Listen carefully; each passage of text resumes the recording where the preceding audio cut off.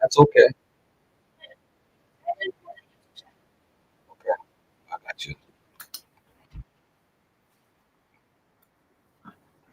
That's okay, Poppy. Allow me to introduce myself. Who knows what dastardly crime might perpetrate next? He's a very clever arch criminal who must be put away. Another innocent victim of suicidal mania.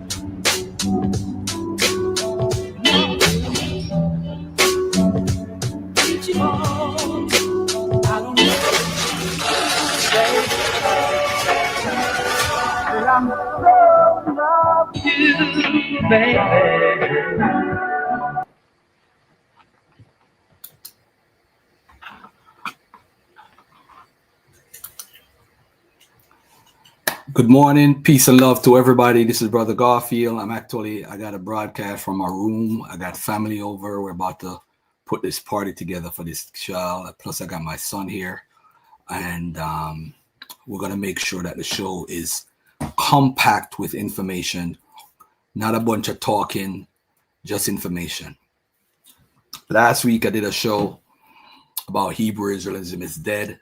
I'm just here because of the after effect of the burial. And I think everyone needs to recognize, whether you agree with Garfield or not, I'm the only person in the community that addresses misinformation consistently. This is why I had a book. I have a book out called The Misinformation of the Black Hebrew Israelites. I see my brother Byron Israel Smith has come on. I don't know why early in the show he wants to address me as a man. But ladies and gentlemen, my book, Misconceptions and Misinformation by the Black Hebrew Israelites, Volume 1. It's on Amazon. It was a #1 bestseller on Amazon for like 2 to 3 weeks. Check it out. Go get it on Amazon. All right. What's up, Israel Smith? What's on your mind so early in the conversation before I start? I just want to. Yeah, hello. How you doing, brother? I'm here from England, so it's not. Oh my God! I hear the accent. Oh my God! Right. How you doing, Garfield? So wonderful. It's right. I'm trying to meet you halfway with this. So when you put the title "One West Hebrew Israelite is Dead," what do you mean by that? Are you saying that the scriptures is dead, or are you saying the doctrine is dead? One West doctrine. I'm saying the One West doctrine that they made up, right, from 1969. Okay. Right, because I do agree with you. Actually, what I believe is that they should reform the doctrine, because I think there's just too much negativity with it. Racism, some of the things like ISUPK, getting white people. You can't be into something. I remember, I'm from England, so we're aware of the same camps what you have in America, they're here in England. ISUPK is in England. IUIC and a couple IUIC. We had the murder. I don't know if you heard about the murder with Joy Morgan. Yeah. Joy Morgan. I was at the funeral. I went to her funeral. I went to the funeral. Rest in peace to Joy Morgan, by the way. I was one of Joy Morgan. Put it on the forefront, and so was Captain Tazaryach at ISUPK. They try to cover it up, allegedly. So that's right. You know what I'm saying? So that's what cults do, though. That's what right, yeah. And it's a shame, really, because, but at the same time now, you can't be into some falsehood, all right, if you believe you're Israel, I haven't got a problem with that. I haven't got a problem. If you worship the Most High, it doesn't matter what color you are. You know, if a brother says shalom to you, whether he's Chinese, white, or I haven't got a problem with that, right? But what them brothers are doing, they're sort of like, it's going down in the same kind of route as the Nation of Islam. It's like a false Islam. I know there's a problem with Islam. Islam over here is kind of like busted over here, to be honest. Yes. Right? A lot of people get stabbed and all that stuff because of Islam. Right. Right. And, you know, with the Israelite movement, you know, with me, even though it's a false narrative, and I do agree with you, it is a false narrative, and there's a lot of holes in it, but they should be conducting themselves a lot better. You understand me? Right? Because, you know, reputation is a big thing. If you open a restaurant, I know you're in New York, if you have a restaurant in New York, right? And it could be the cleanest, best food. But you know what? Garfield's restaurant, we hear, oh, he's one of those black Hebrew Israelite, don't go there, the food, they're nasty, they're poisoning. But that's further from the truth. So reputation to me is a big thing. And the reputation is 0, 0 is very, very low. And then it spins off with what Kanye West said, you know, and so forth. And it's bad. That's all I was saying. So when I saw West, because you know, sorry, I'm trying to say two things at the same time. Sorry. You know, Vocab Malone has just put up a very good video breaking down the history to Abba Bivens. I don't know if you've seen that video. I'm actually going to play that shortly. I'm going to play that video. Yeah. Yeah, he breaks it all down because a lot of, I mean, I don't really like Vocab Malone, but I do respect him for, you know, what he's saying. He's bringing facts, and you can't really hate on the facts, you know, and that. But I mean, the Israelite, you know, especially with what happened with Guerrilla Hebrew, you know, the reputation and stuff is really, really, really bad, and they wanna keep it going. They're angry, the Israelite movement, because he's such a prominent figure in the Israelite movement. They want the circus to keep going. They can't believe it that, you know, there's a homosexual kind of slur to him and that. And it's very, very, very, it's just too much negativity around that. There's people leaving churches saying that they're Israelites and coming in hating on white people, where previously before they weren't hating on white people. That's, you know, what's going on in England. One of the greatest things that I've learned is that whenever, for example, we had the guy Marvin Sapp, I'm gonna talk about it later. Peace and love to my brother Law, by the way, in the building. Shout out to my sister Queen Mika in the building. Shout out to Kwame, Mayat Ra, Everything is Everything, DC, Darius, Lions Times Baby, Shackle, Savio. Shout out to you and your family and what you're going through, by the way, my brother. My heart goes out to you. Lokides Anokis. Let me see what Infinite Minds, Larry P, as always, Fiante for Logic. Y'all need to follow him on Facebook. That's my brother, be dropping mad knowledge. And who else? All right. What I want to say to everybody is this: your belief is not the end all be all. It's not the end all be all. And I'm gonna say that, and I'm gonna play this video just to start off the show. This is how I'm gonna start the show off today. We're going to talk about Pascal's wager. And the reason why I want to talk about Pascal's wager is because people say, well, if I leave the religion, what do I do? How do you know you're worshiping the right God or the proper God? That's your choice that you made. So you want it to be true, but that doesn't mean it's true at all. So I want to start off the show with Pascal's wager. And I'm going to get into the one with Hebrew Israelism in a second. Hold on one second. Where is this video at? Okay. I'm going to leave you to it, brother. I just wanted to say that bit there, you know. I just want to say one thing as well, just before you go in. You know, when you look at to me, the Rastafarian movement, right, is a false narrative. But nobody says anything about them because there's no aggressiveness. There's no, you know, they conduct themselves. I do all the time. Yeah. Right, yeah, right. So yeah, what I'm saying is, even though it's a false narrative, they're not aggressive, you know. If anything, they're kind of respected and liked. It's seen as a soft belief system, if that makes sense, right? Some of them are serious with it, but their reputation is nowhere near as aggressive as the Hebrew Israelites' reputation. Okay, you know, hold on. It's almost embarrassing. It's embarrassing to be associated with them, to be honest. Let me ask this brother a question. Just talking, man. Hold on.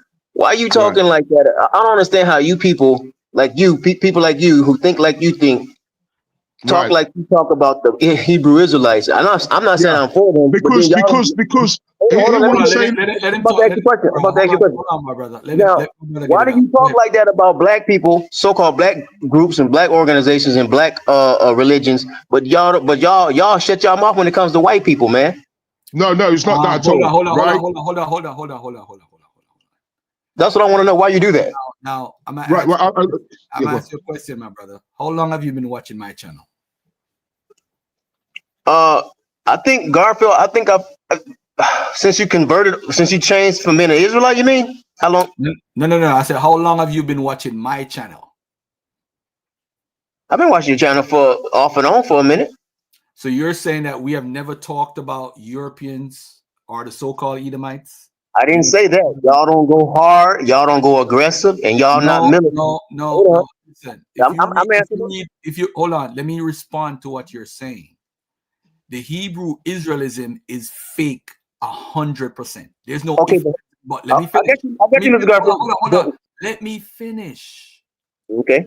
Ask a question. Let me finish. Can I respond on my own channel on my own show without imposing my authority? You don't have to ask me that question. Go ahead. Okay. All right. First of all, the topic today is Black Hebrew Israelism. Now, and One West being dead. It's dead because there's no way to prove it without trying to mix up the Bible and say this means this and this means that interpretation, which is subjective. Anyone can interpret the scriptures. This is why I'm going to talk about how One West copied and stole Black Hebrew Israelism. That's basically what they did. And I'm going to show and prove today some of the examples. A few examples, I'm sure. I'm not going to do for the whole show.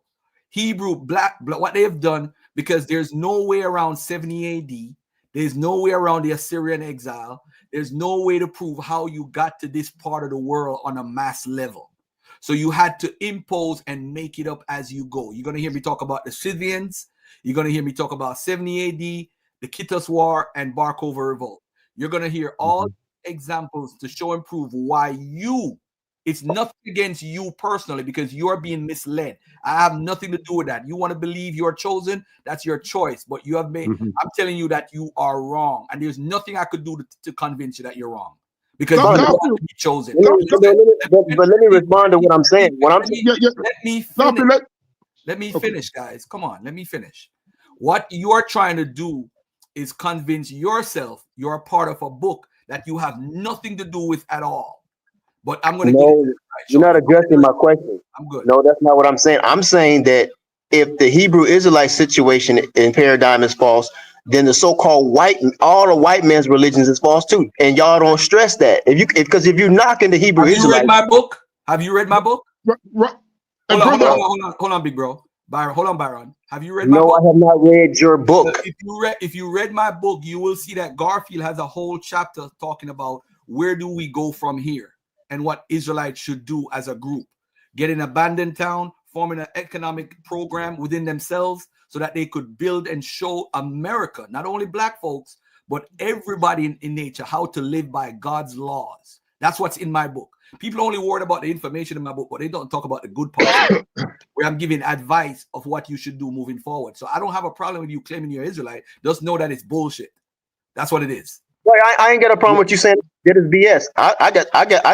I'm saying people should have the same energy for the Pope and his religion, for and for Islam and their religion, and for all the Judaism and their religion. We're not talking about that. We're gonna get to that. We're talking about Israelites today, so no need to complain about who we're talking about. I'm gonna talk about a lot of different people, which I've done for the last 7 years on YouTube. I get you, but how can you talk about bro? I'm Jamaican. Rastafarians want to beat me up right now because I teach that Ethiopia today is not the real Ethiopia, the Bible. That's one of the most disrespectful teachings. My cousin don't talk to me because of that. So if you're saying that we're picking on the Israelites, listen, when I was a part of the NOI, I love when people talk about the NOI because that was my belief. I thought I was a part of the nation of Islam. I thought I was representing God's man on earth today, Farrakhan. I was standing firm. Bro, I used to call white stations and cuss them out for Farrakhan, bro. I was deep in NOI. I know what it's like to be in a cult. I know what it is. Yes, it is, Darius. Yes, it is cloud chasing. That's what YouTube is about. YouTube is about cloud chasing. It's about getting people to watch you to talk about other people's shit. When hold on a second, bro. When me and Son Netto was getting involved, I was getting views 500 to 700 people watching my live because they want to see me and Son Netto fighting. They want to see us going back and forth. We love mix up. We love drama. This is why I put Gorilla in the Hebrew's name in it. It's clout chasing. I don't care what Gorilla Hebrew do. That's his business. Ain't got nothing to do with me. But I know y'all love drama. That's what black folks love. We love drama. So of course I'm going to talk about the Hebrew Israelites and expose the false teaching because that's what I'm knowledgeable about. Ain't none of y'all can research like me. That's why when I drop knowledge, they pay attention. I'm like, damn, I hope nobody watches Garfield because boy, he's oh man, he's tearing us apart. Bro, stand on what you believe and just hope that Garfield ain't got no daggers for you today. Stand on your belief as a man on your 10 toes. But just know, I know it's bullshit. I know it's bullshit 100%. No ifs, ands, and buts. It's bullshit. Okay, but it's the same. But I'm saying you cannot knock Hebrew Israelites without the simultaneously knocking Judaism. I am. But you can't tell me how to run my show. I'm talking about the Hebrew Israelites around me who's teaching false teachings and trying to bring people into their cults and then have them doing all type of stuff. That's why there's a Gorilla Hebrew. That's why there's General Yohana and all these people who are recruiting to get people and get money in so that they could be this superior leader like a Farrakhan. This is what I blame the Nation of Islam, man, because if Malcolm X did not explode with popularity based on teaching the Bible, none of y'all would want to be no damn group. Y'all copied the Nation of Islam and then copied British Israelism and fed poor people knowledge to make them feel like they're what they're not, what they're chosen. Program. The church too, Muslims too, everybody's a part of a awareness program. The Israelites hold on, that's not true history. Israelites was out before the Nation of Islam. That's where you're wrong at. Hold on. No. It's not about no. Let me ask you a question. Who is the most successful organization out of the black church? Outside of the black church, what is the most successful organization amongst black people? Black out of the side of the black church? Outside of the black church. You talking about black religions? Or just outside of the black church, which group has done more for black people and has been more popularized by amongst black people? The Nation of Islam. I'm not talking about who was first. What happened is they saw what Malcolm X did with Elijah Muhammad's teachings. He's using the Bible to attract people. Leave the church, join us. NOI. Hebrew Israelites, leave the church. They ain't teaching the Bible right. Join us. That is the basis of Hebrew Israelites. This is what it's called. Hold on. You see my brother in the chat, Darius says cloud chasing provides him dopamine. Yes, it does, Darius. Thank you for pointing that out. But Darius, whenever the Hebrew Israelites do a show, they always got to mention Christians and they got to mention homosexuality. They accept to get you to come out of the church to join them. It's a recruiting process. Malcolm X said, oh, he used to stand up outside the churches. Oh, you see, your church is teaching about Jesus coming back. Ain't nobody coming back. Come join us. Elijah Muhammad would sit you in heaven at once. That was one of the teachings that attracted me so much. The message to the black man. He said, join the Nation of Islam and we will sit you in heaven at once. Sit you in heaven at once. That's right away. You're back in heaven because heaven and hell is on earth.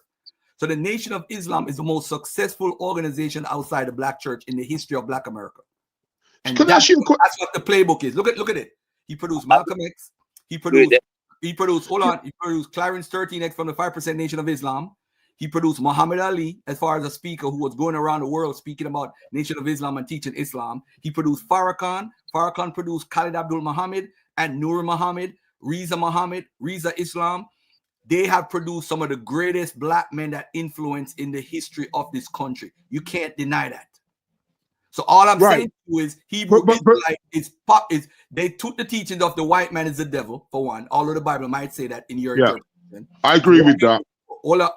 And what happened is they're using that teachings of the white man is the devil and blaming the Christian church and the same way the Nation of Islam did. It's the same playbook. So if I want followers, I just go at the church and try to grab the people from the church to come join with me because I got the ultimate truth. It's cloud chasing. It's cloud chasing. It's cloud chasing and a false narrative. Yes. Hold on 1 second. Jazadek, I don't know who you are. Introduce yourself and tell me what's popping. Hey, what's up, yo? What's up, Joseph? Hey, Garfield, I just think you mad, bro. I just think you mad because nobody wants to listen. Nobody wants to listen to you. Good. Do you have any information to add? Israelites. Do you have any information to add to the? If you're talking about I'm jealous and mad, that's fine. I'll take that. I'm jealous and I'm mad. But what about the information? You see, that is where I am at right now. I'm with the information. I don't have to be mad. Can I ask you a question, Garfield? Okay, you've got this knowledge and everything. But you left. You said you was a part of the Nation of Islam. Yes, why sir. did you leave? Why did you leave the Nation of Islam? Because you found out it was a false doctrine. I got caught up in something very personal between Farrakhan and Khalid Abdul Muhammad, and I had to make a choice. I'm going to make a choice. I'm going to rock with Khalid. My first son is called Khalid Malik Reed. Malik is king. My second son, who's right here, is Amir, is the prince. There's an Islamic influence on how I name my children. They're given Muslim names. So Khalid means warrior. Malik means king. And Malik is off of Malcolm X. Those are the people that influenced me to join the Nation of Islam. Khalid Abdul Muhammad, who I stood on post for, who I was willing to take a bullet for. I also stood on post for Farrakhan, willing to take a bullet for that man because of my belief and what I think they stood for. I had to make a choice between both of them. And what happened is the Nation of Islam, what they do is as you join, they put you to work. So you can't be unemployed and be the Nation of Islam. So you got to support. You know, they're very strict about those things. They'll bust you down if you're not supporting your kids and all that stuff. They're very strict. So what happened is they used to put me to work. I'm working on Spike Lee movies. I'm going security at the Source Awards. I'm doing all of this stuff. So I really never had the time to recite and get my X. But the point is, I was caught up in the controversy of picking a side, and I didn't want to pick a side. So I just you believed in the. I worked my way out and walked away. Right. Okay. So that sounds like a political thing why you left, right? But do you believe in the Quran? That's the question I'm asking. The Quran? No, I don't. No, I don't. Oh, so, I look at it as a theological political book, just like the Bible, theological political book. That's all I look at. Right. So you know, the brother asked me to make it clear to everybody.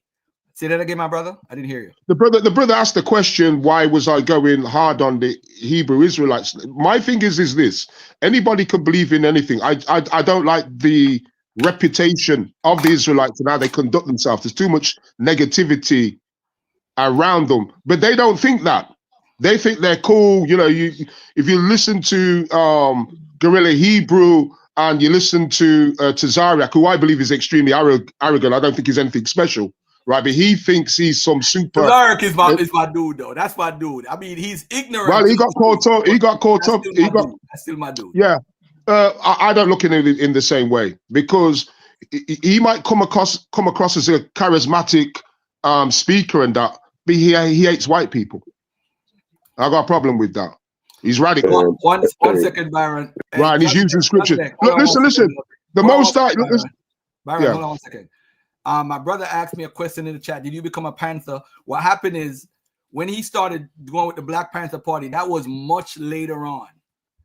He had an organization that I was a part of as far as I was a part of the Black African Holocaust Council. Khalid Abdul Muhammad was a member.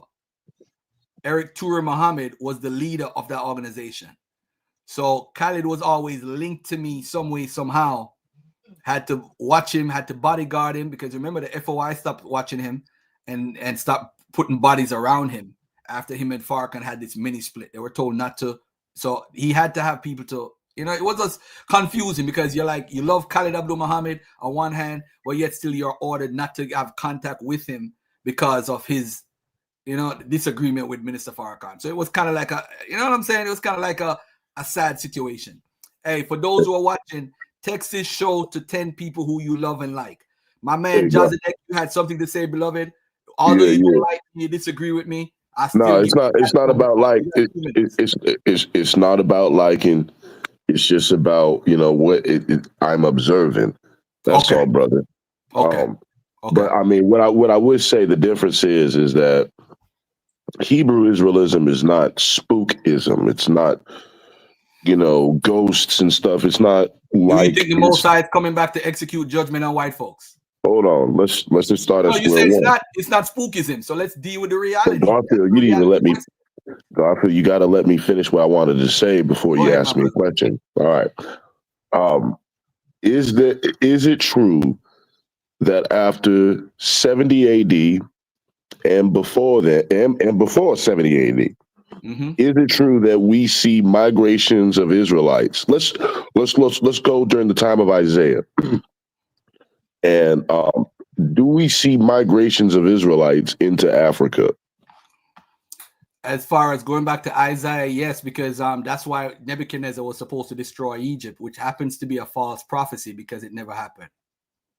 So yes, Okay, that's fine. That's fine.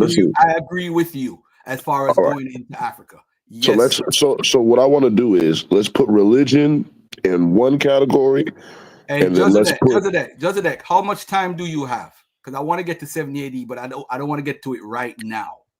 But you have information? Because what I'm going to do is I'm going to put a map on the screen and show you 70 AD, how the world looked at 70 AD. And I was talking about since the time of Isaiah. Do we see migrations of Israelites moving into Africa? And you said yes, and you said yes, and this is documented history. But okay, that's fine. So I just want to separate the two. Let's not deal with religion. Let's just deal with the Hebrew Israelites when it comes to ethnicity. The map. Hold on a second before we get into this black-white argument. I want to ask you where, if in Isaiah they went into Egypt, what happened when they went into Egypt? When Alexander went into Egypt, or when the Israelites went into Egypt, where did they go? Ricardo Robinson, peace and love out of UK. Peace and love to you, brother. Where did they go, my brother? Where did they go? According to the text, according to the Hebrews, according to their text, it doesn't really specify. It just says that they were in Egypt, and it says that God got mad because they would go to Egypt for help. Jeremiah 43 and stuff like that. And Ezekiel 29. So basically, he sent Nebuchadnezzar to work for him to destroy Egypt. That's the prophecy out of Jeremiah, Ezekiel's mouth, and Isaiah. It never happened. So actually, those three are false prophets. I'll get into that another time. I did talk about it last week, but I do want to say to you, let me ask you this. Are you living in the Western world right now? Are you in the Americas? I mean, yeah, but even so, I think this is all irrelevant. It's a simple question. I don't want you to tell me what state you're in. I just want to know if you're in the Americas. That's all I want to know. Yes, and this question is irrelevant. No. The reason why I'm asking you, because if you identify yourself as a bloodline Israelite, can you give me the route that you came? You don't have to tell me. I'm not worried about you coming out of slave ship and identifying whatever. I'm talking about before you got to West Africa and where you come from. Can you identify how the Israelites traveled to where you got there? Yeah. Go ahead. Explain to me. Well, so you know that when we got taken into captivity, we didn't just come from Africa. You know that, right? Okay. That's fine. Do you claim to be a part of a tribe? Like an African tribe? No. Do you claim an Israelite tribe? Well, I mean, if we're Jews, then that would mean that we come from one of the 12. So I suppose. Which one do you claim? I want to know. Do you claim to be a part of a tribe? I mean, I wouldn't know specifically what tribe. No. All right. So you're not a part of a camp. I mean, for argument's sake, let's just say no. Oh, you're not. No. I want you to be honest to yourself. I don't want you to say your camp name, but I just want to know if you're a part of a camp, a One West offshoot. I would just say for right now, I'd say no. Let's just deal with the fact that did the Jews migrate into Africa? No, Joseph, we're gonna have a back and forth with both mics open so that we're on the same page. Keep your mic open. I don't want to restrict you from saying what's on your mind. You said you're an Israelite, so you don't know which tribe you're from, but you claim to be an Israelite. Okay, so if you claim to be an Israelite, how did you get to America? Are you a descendant of slaves that came off the slave ships? Correct. According to my DNA, I'm trying to tell you something. Just hold on. What I was trying to say was, according to my DNA, we came from Portugal. We were taken from the Portuguese Jews. We went into captivity, and it says that we came over here. So that's my history. Your history says, hold on. Your history says what? Well, I mean, my family And the DNA says that we're from Portugal. We're Portuguese Jews. What is your paternal marker? I would have to get it. It was like E. Let's see. I took it. I wrote it down. Give me a second.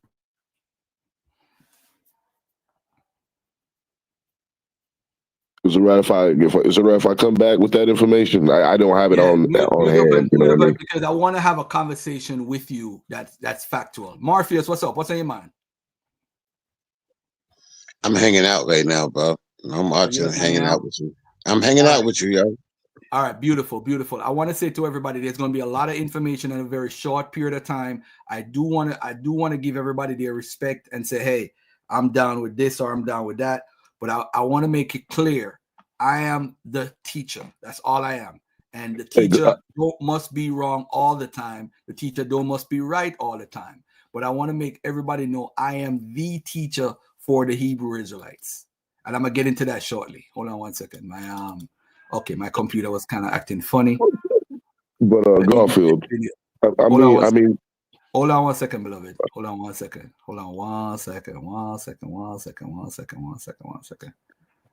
Is this the video?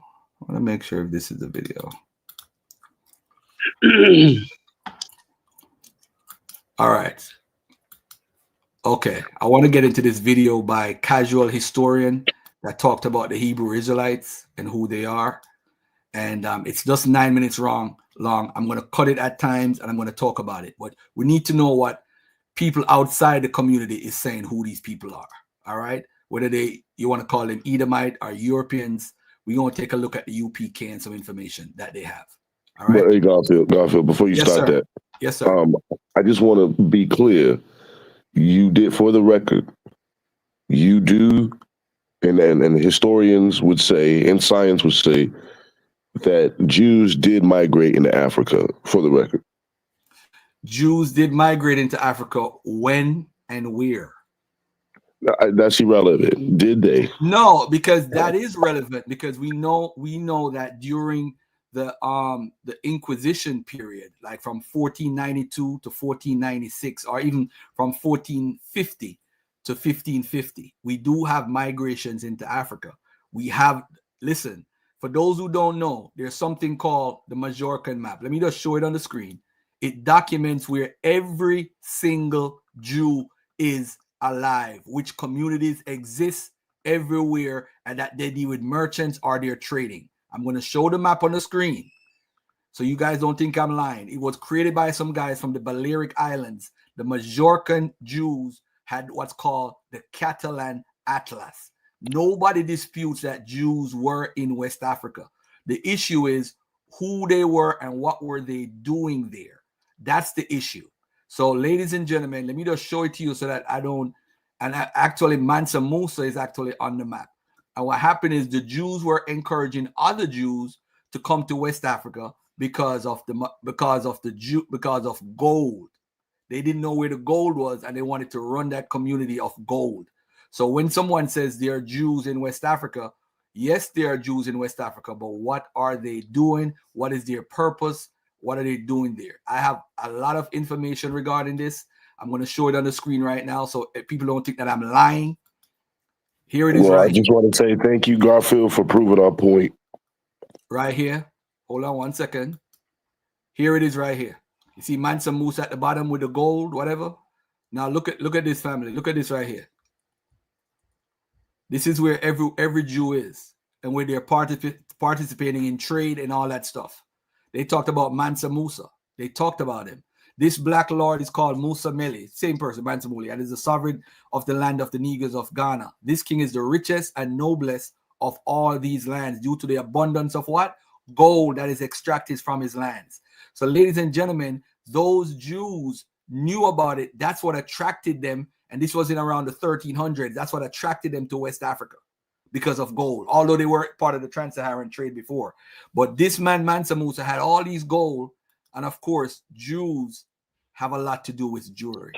Well, anyway, I'll just say this. I'll just say this for argument. Hold on, Tazaryach, I'm going to let you talk. I don't have a problem with you talking. The point is, show me the Jews that are involved in these maps are that went to West Africa. We have in Senegal, they were protected by the Muslims. They were given dhimmi status or protected status. So they could trade whatever they're trading. They're given status all over Senegal. And when the Portuguese came and said, yo, why you got these Jews here who we kicked out? They said, nah, we protecting these Jews. The Muslims held them down. So they were given protected status in Timbuktu, Mali, in different areas of West Africa because they were merchants. Now, these Jews, did they get on the slave trade as slaves? No. Some of them started sleeping with African women and produced a Luso-African class. That Luso-African class became the ultimate middlemen for the slave trade because when they had sex with a king's daughter, they became good friends with the king and the relationship got tighter because now you slept with my daughter, I'm a F with you with this trade. So when they started trading humans, the Jews were the middlemen, and some of the ships that they controlled were Jewish, were controlled by Jews also. So that means the Europeans got the bodies courtesy of some of the Jews. Not all Jews were involved, but some Jews. So that's what they were doing in West Africa. They weren't slaves. And in fact, we have records of them hitchhiking from Amsterdam back to West Africa. Ain't no black man or African that was enslaved could say, hey, I hitchhike a ride. Yo, I need a ride to Africa. Let me jump on the ship for a minute. You couldn't do that. So at the end of the day, these Jews, good point, Colonel GT, they were practicing, they didn't believe in the New Testament. They were practicing rabbinical Judaism. Now, I want to move on to another point. Jazadek, what do you want to do? Because you're going to throw me off before I play this video. I just want to say thank you. Okay, what I wanted to say is that, for the record, you do believe that Israelites were in Africa, and that's what the Hebrew Israelites say. Now, you may disagree with everybody in the movement. And here's one thing that I will say, and this is what they teach. I don't know if you're familiar with this, but you do know that they teach that not everybody that's in these camps are Israelites. They teach that some people who believe and some people who are in that movement, you're not even Israelites. So you have that agreement with them as well. And I'm trying to show you that you really don't have too much disagreement with the Hebrew Israelite movement. I think you're more actually aligned with them than you realize. Not true. That's, you made that up. You made that up. The Jews, you gotta show me Jews that came on the slave ships as slaves. You can't produce that. I mean, we can. Hold on. Keep the branch. Jazadek, you said you can produce it. Produce it. Ding, ding, ding, ding, ding, ding. Hold on a second. I forgot to do one thing before I started the show. Hold on 1 second, my brother. I forgot to do one thing. So typically, I would have time to gather my stuff. Hold on. Bro, don't do that. Speak the truth. You need to understand this. Shot, no, I can't miss. Are you just talking? Never, I do this here often. One of the biggest mistakes you ever could make is disrespecting the greatness. You may have never heard this before. One more for the playlist. Tell them what to do. This is what we're gonna do. Speak the truth. Speak the truth. You need to understand this. Straight shot, no, I can't miss. Are you just talking? Never, I do this here often. One of the biggest mistakes you ever could make is disrespecting the greatness. You may have never heard this before. One more for the playlist. Tell them what to do. Cool. Thanks, kudos, real talk, not for the pseudos. Trust the kid, real talk, I debunked the myth. Sit still, don't run from this. That's a wise man told me. Watch for the fakes and the phones, you gotta be cautious. Listen and open your conscience. People be talking in nonsense, chattering, that's when the daggers are stopped. Okay, this is what we gonna do. Speak the truth, speak the truth. You need to understand this. Straight shot, no, I can't miss. Are you just talking? Never, I do this here often. One of the biggest mistakes you ever could make is disrespecting the greatness. You may have never heard this before. One more for the playlist, tell them what to do. This is what we gonna do. Speak the truth, speak the truth. You need to understand this. Straight shot, no, I can't miss. Are you just talking? Never, I do this here often. One of the biggest mistakes you ever could make is disrespecting the greatness. You may have never heard this before. One more for the playlist, tell them what to do.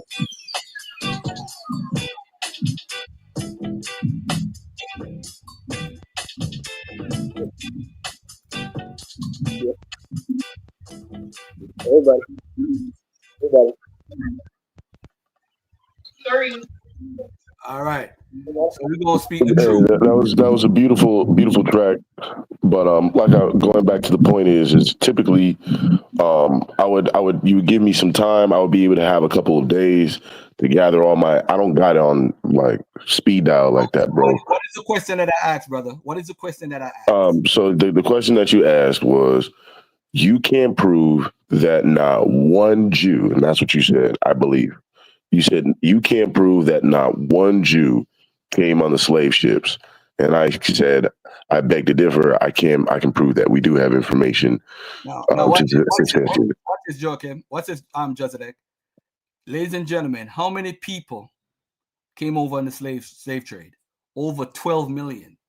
And my brother needs time to show and prove that Jews came over on slave ships. Why do you need time? That's easy. Out of 12 minutes. First of all, the reason why. Tazaryach, hold on, brother. He can provide one. So you know what, bro? I'm going to put you down. When you're ready to have the conversation and have the source, you could come back on my panel. Not people ruled by blood. Hold on, Branch. Not people ruled by blood. What's up? What's on your mind? Kwam Yasharala, death to the heathens. I don't know what that means, but what's on your mind? We are the true nappy brews according to the book. Okay, so all right. I'm gonna keep you on the panel. All right. So Tazaryach, I'm gonna make it clear. Oh, that's that's Rob Boyd. I didn't even recognize his voice. Yeah, I knew that was Rob Boyd. Yo, I didn't know it was him. That's me. Yo, I know him for over 10 years. I didn't even know that was his voice. That's crazy. What up, bro? Ain't nothing, man. Where them nigga brews from last night, bro? Where they at? Yeah, Panah ran as he saw you jumped on stage. But let me just play this video real quick, get this out the way. This is my first video today. This is the explanation by the Black Hebrew Israelites by a casual historian. Let's check him out. You said? No. Why would I care? Check out the video. Which one? The one with all the anti-Semitic comments. Do you realize how little that narrows this down? Wait, no. You don't mean... Oh, God. No. No, not again. Why? Why does this topic keep getting more relevant? At least you're making money from it. I wish. The United Music Group's got that video copyright cleaned out the wazoo, so no, I'm not making any money off of it. But what if I made a second video? I got it! Hey there, if you found this video, then you're probably curious about all of the anti-Semitic crap Kanye West has been spouting recently. Well, I made a video about this a few years ago that goes into much deeper detail than this video does. But if you're looking for just the basics to get you started, this is the video for you. Okay, then let's start with the basics. What do we call them? Well, they have gone by a number of different names over the years. The most commonly used ones today are Hebrew Israelites or Black Israelites, but I prefer to go with Black Hebrew Israelites. This is a term these groups used to use themselves, and it's the most commonly used term among scholars, and it's what you'll find on Wikipedia. Okay, then what do they believe? The exact details of what they believe vary from group to group, but the common root belief is that the slaves brought to America in the Atlantic slave trade were descendants of the biblical Israelites, which makes African Americans today descendants of the biblical Israelites. This is why you'll see many of them say, blacks are the real Jews. This belief can be called Black Israelism. Israelism is a belief that a certain group is descended from the biblical Israelites. There are other famous Israelisms, such as the Anglo-Israelites, who are mostly white supremacists, as well as Mormonism, which believes that the American Indians are descendants of the Israelites. Their explanations for how this happened vary, ranging from Jewish refugees fleeing Judea after the destruction of the Second Temple, who then settle in West Africa, to some that believe that the events of the Bible actually take place in West Africa, but white Christians systematically erased their true history. The evidence for, well, any of these theories is rather lacking. There have been no DNA studies linking peoples of West Africa to Jewish populations anywhere else in the world. The closest you get are some older studies connecting West African tribes to Arab haplogroups, which is easily explained via the Arab conquest of the 7th and 8th centuries, as well as the Arab caravans trading across the Sahara. When it comes to their Israelite ancestry, the BHIs can be placed into one of two broad categories, inclusive and exclusive. The inclusive groups believe that both dark and light-skinned Jews are legitimately Jews. The exclusive groups, however, reject the legitimacy of lighter-skinned Jews, labeling them as false Jews. They will often make references to the synagogue of Satan to explain their existence. I could go into more detail, but I already have a video doing that. So let's go into what their ideological beliefs are. The movement began in the late 19th century, with numerous self-professed prophets claiming that God had told them about their origins. Most of these early groups were Christians who incorporated Black Israelism into their teachings. They were heavily influenced by the Seventh-day Adventist movement and very easily fell into the wings of charismatic Christianity. Later groups, however, would begin rejecting Christianity, abandoning the New Testament entirely. This creates another two broad categories for the Black Hebrew Israelites: Christian BHIs and Jewish BHIs. This is determined by which scriptures and texts each adopt. Among the Christian BHIs, we have two camps: those that retain the entire New Testament, and those that reject the books written by St. Paul, whose epistles do the most work in differentiating Christianity from Judaism. Among the Jewish BHIs, there are those who reject the Talmud, referred to as Tanakh-only BHIs, and those who recognize the Talmud, called Talmudic BHIs. And then there are the 7 books of the Apocrypha or Deuterocanon. Most, but not all, Christian BHIs like to incorporate the Apocrypha into their scripture. I think this is partly because most Black Hebrew Israelites grew up in Black Protestant households in which the Bibles don't contain the Apocrypha, thereby adding to this mystique of there's a truth being hidden from you. There are also Jewish BHIs that incorporate the Apocrypha as well, despite most traditional Jewish denominations not including them. When you look into the BHI movement, you'll see they borrow ideas and concepts from other movements, Israelism being the most obvious, as well as teachings about divine gifts such as prophecy or the speaking or understanding of tongues, which is borrowed from charismatic Christianity. They also like to lean on the work done by non-religious movements, such as the Hoteps. The Hoteps are a whole other can of worms that I don't feel like dealing with here. The short version is that they believe that the ancient Egyptians were actually black. They base this on the existence of the Nubian dynasty, which came out of modern-day Sudan, and their leaders are depicted with dark skin. But it was a single dynasty that's not even included in the numbered dynasties of Egyptian historiography.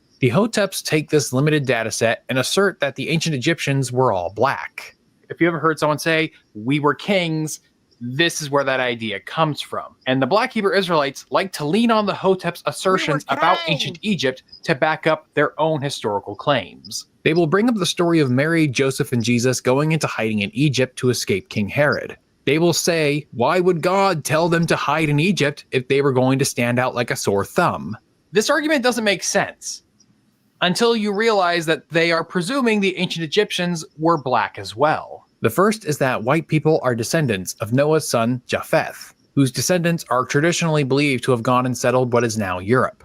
Now, the Bible is silent on skin color. It's not really something it cares about, but the Black Hebrew Israelites will claim that there are clues hidden in the text, or that the references once existed, but white Christians rewrote the Bible to cover it up.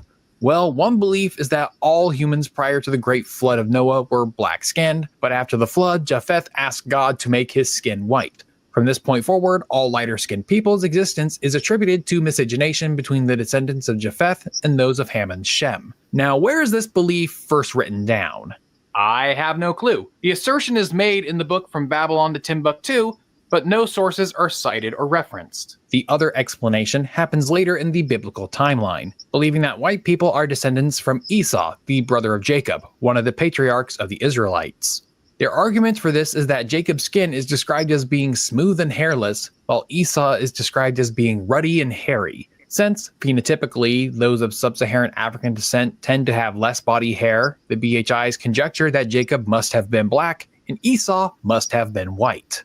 Another category to explain is the origin of white people, which, depending on who you ask, you'll get a different explanation, but there are two popular theories. There is a more nefarious motivation behind this belief, because among some biblical scholars, Esau is believed to have been the forefather of the Edomites, who are portrayed in the Bible as one of the arch nemeses of the Israelites. The book of Obadiah describes the Edomites as proud, violent, and indifferent to the fate of Israel. King Herod, who tried to kill Jesus, is believed by some to be descended from the Edomites, and God promises them a divine reckoning. Because of the violence against your brother Jacob, you will be covered with shame. You will be destroyed forever. And this, of course, plays into the history of racist discrimination in the United States, which explains the some of the more boisterous street preachers you might hear. Now, this was just a quick and dirty introduction into the Black Hebrew Israelites, but if this video has whetted your appetite, then I suggest you watch my 2019 video for a deeper dive. And if you're new to this channel and you've enjoyed this and maybe some of my other videos, then I would like to ask you to subscribe to the channel. Click the bell icon to turn on notifications, as well as clicking the like button and leaving a comment down below and sharing it. That tells the algorithm that this video has high engagement and is worth sharing. And if you've been here for a while and you're already on board with what I'm doing here at Casual Historian, then I would like to ask you to take a survey down in the description below. The 2022 Casual Historian Audience Survey. I use that to help collect information about what my audience would actually want to see in the coming year. So if you want to influence the kind of videos I make in 2023, fill out that survey. And I'd also like to thank my patrons for being a steady support for the channel over the last few months as we've been dealing with some very rough algorithm. All right. So I know everybody want to jump off mic. The fucking bomb. Hold on.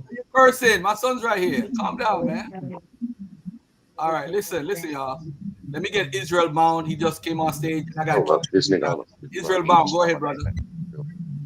What's up, Garfield? What's up, King?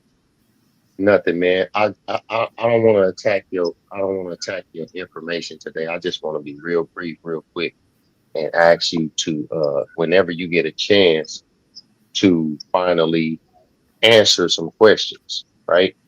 Namely 3. Hey, and then the white boy just put up one of them. Do you concede that Egypt was not black like the white man just said? Okay, good question. Just to let y'all know, I don't deal with the whole color thing of black or white because that was anachronistic.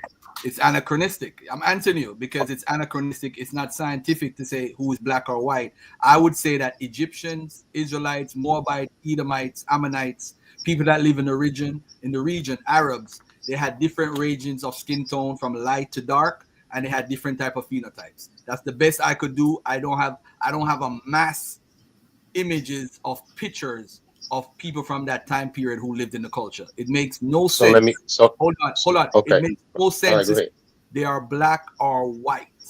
I think to sound good, we say Egyptians are black, and of course I do think a lot of dark-skinned people in Egypt was dark-skinned. But hey, that's just my personal thing. But I can't prove it. Mm-hmm. Okay, that's cool. So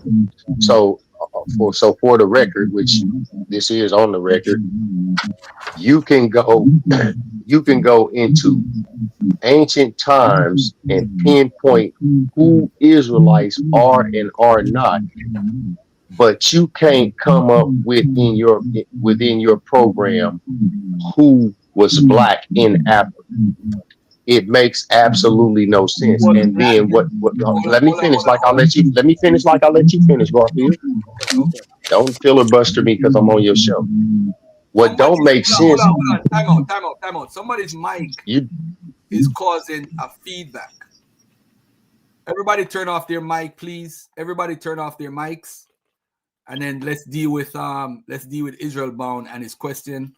And I'm gonna respond to him in an academic sense because I'm not going to argue a point that I can't prove 100% that everybody in Egypt was black, everybody in Israel was black.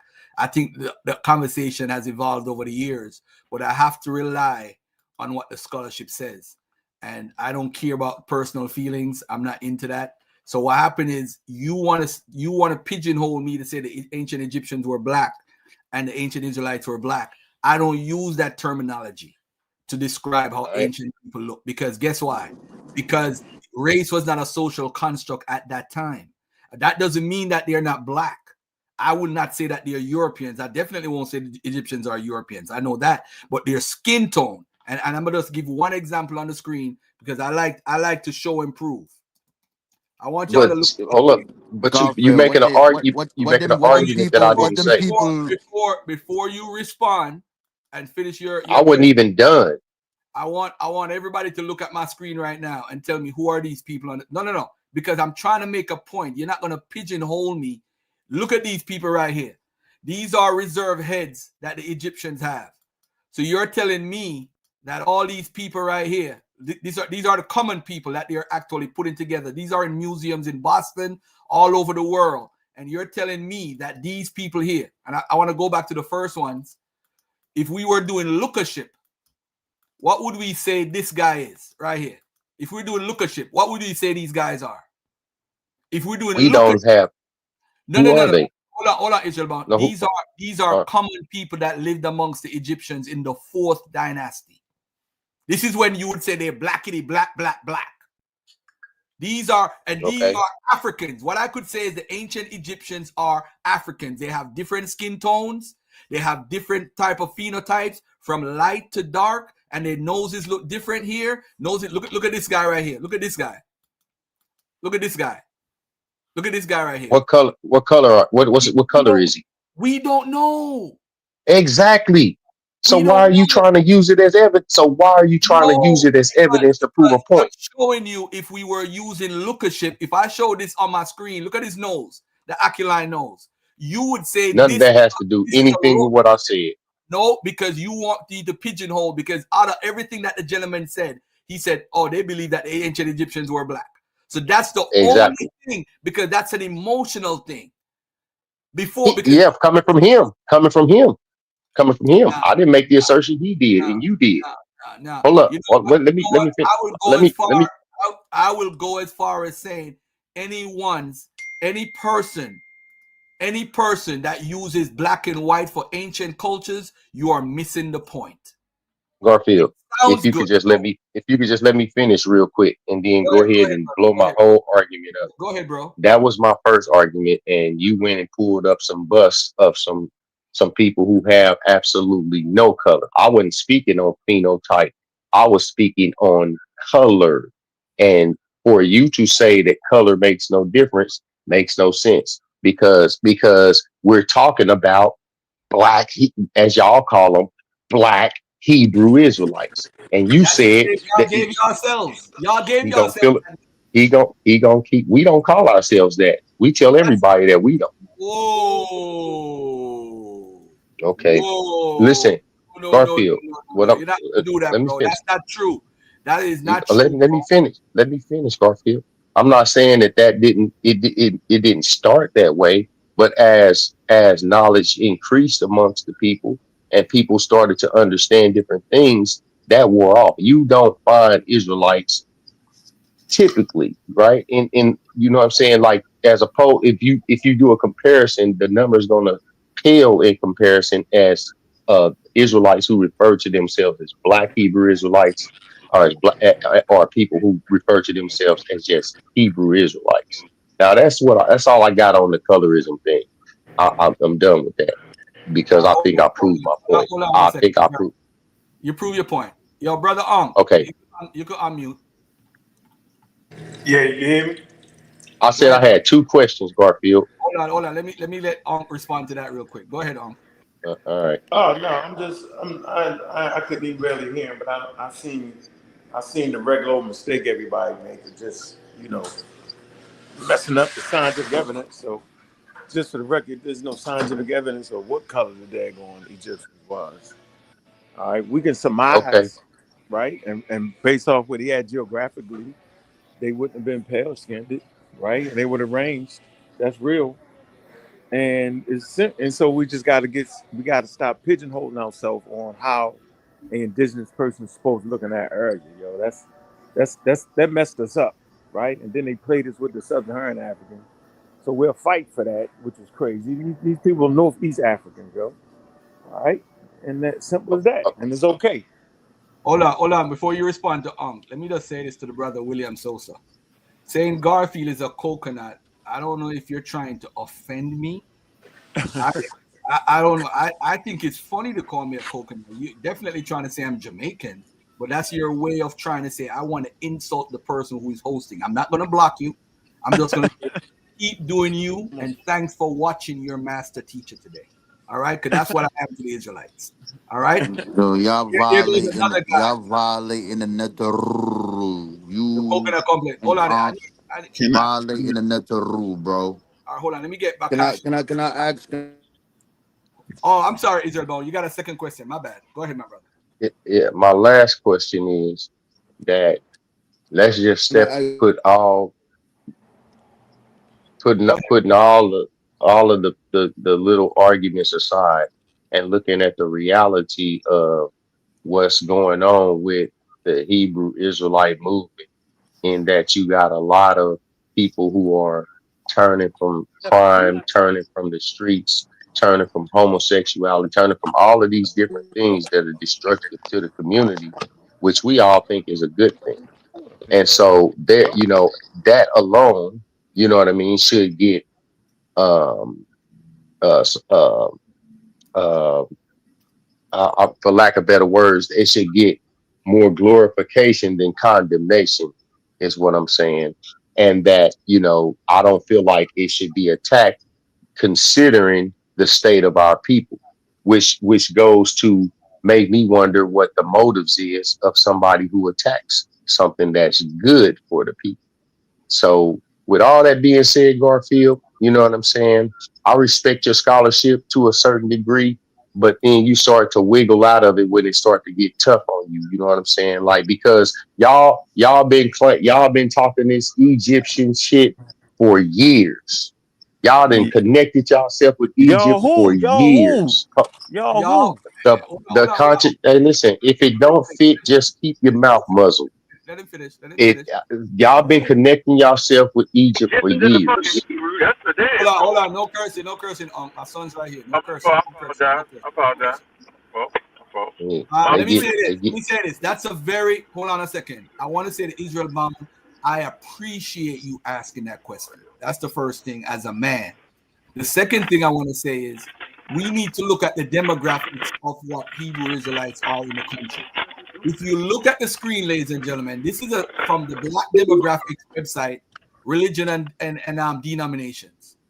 The Hebrew Israelites would fall under unknown or a non-denominational or not non-religious. They would fall under a category, which would be 1% of the population. So 1% of 50 million, right? I want to make it clear to everybody. 10% of 50 million is 5 million. So 1% would probably be about 500,000 people. I don't think the Hebrew Israelites are even over 100,000. I don't even think so. But what happened is because of YouTube, you see, the majority of us who grew up in the West grew up under a Christian culture, Judeo-Christian society. Now, the issue here is you just said that. What about the brothers? You're going to have to show me which community is doing this for the people, because a lot of camps claim they do stuff, but they do it probably for 2 or 3 people and act like they're doing it for 5,000 people. We need to stop this, that they're doing for the people. Now, my brother said, Garfield, why would you come at people who are doing good? Why do Israelites go at Christians every day? Every Hebrew Israelite video, the Christians. We debunk the Christians. We do this to Christians. Oh, they got homosexuality. So they're trying to pull people out of the church to join their movement. I haven't heard you, Israel Bound, ask the question, why are Israelites going at Christians when Christians own hospitals, when Christian groups are providing food and shelter for the homeless, when they're providing jobs, they're providing GED programs, they're providing health programs. I mean, they're doing everything possible on earth. When you go and have a baby, you don't have a baby at a Hebrew Israelite hospital. Can I answer that? Hold on a second. You go to do it at a hospital where it's owned by, controlled by the so-called Edomites or the Jews that you call them. What I'm saying to you guys is, don't blame me for trying to point out misinformation. Today's show is about One West Hebrew Israelism is dead. This is just a continuation of last week. One West teachers stole and copied from Edomites. That's what we're talking about. So I'm going to get to everything that I've ever benefited in this country was church affiliated. I will never knock the church for what they're doing. If I have a problem with their theology or their teachings, sure, I'm going to talk about it. But we can't step aside because people are lying. This is beyond teachings now. This is a lie. It's not an issue of, oh, I'm a born-again Christian, because you're just converting. The issue is with the Hebrew Israelites, it's a lie. Now look at Darius, right? Look at this guy right here. He said, pedophile. Hey, you don't want me to bring up Grla Hebrew. You don't want me to bring up the guy in the arm that killed the babies because the babies, he thought the baby was gay, the 4-year-old baby is gay. You don't want me to bring up all type of freaky stuff they're talking about, General Yohana. You want me to bring all of that up? There's good and bad in every community. Good and bad in every community. Look at Polite. Polite was a part of the conscious community, whether we want to claim we're part of it, and look where he's at right now. We don't support what Polite did. We don't.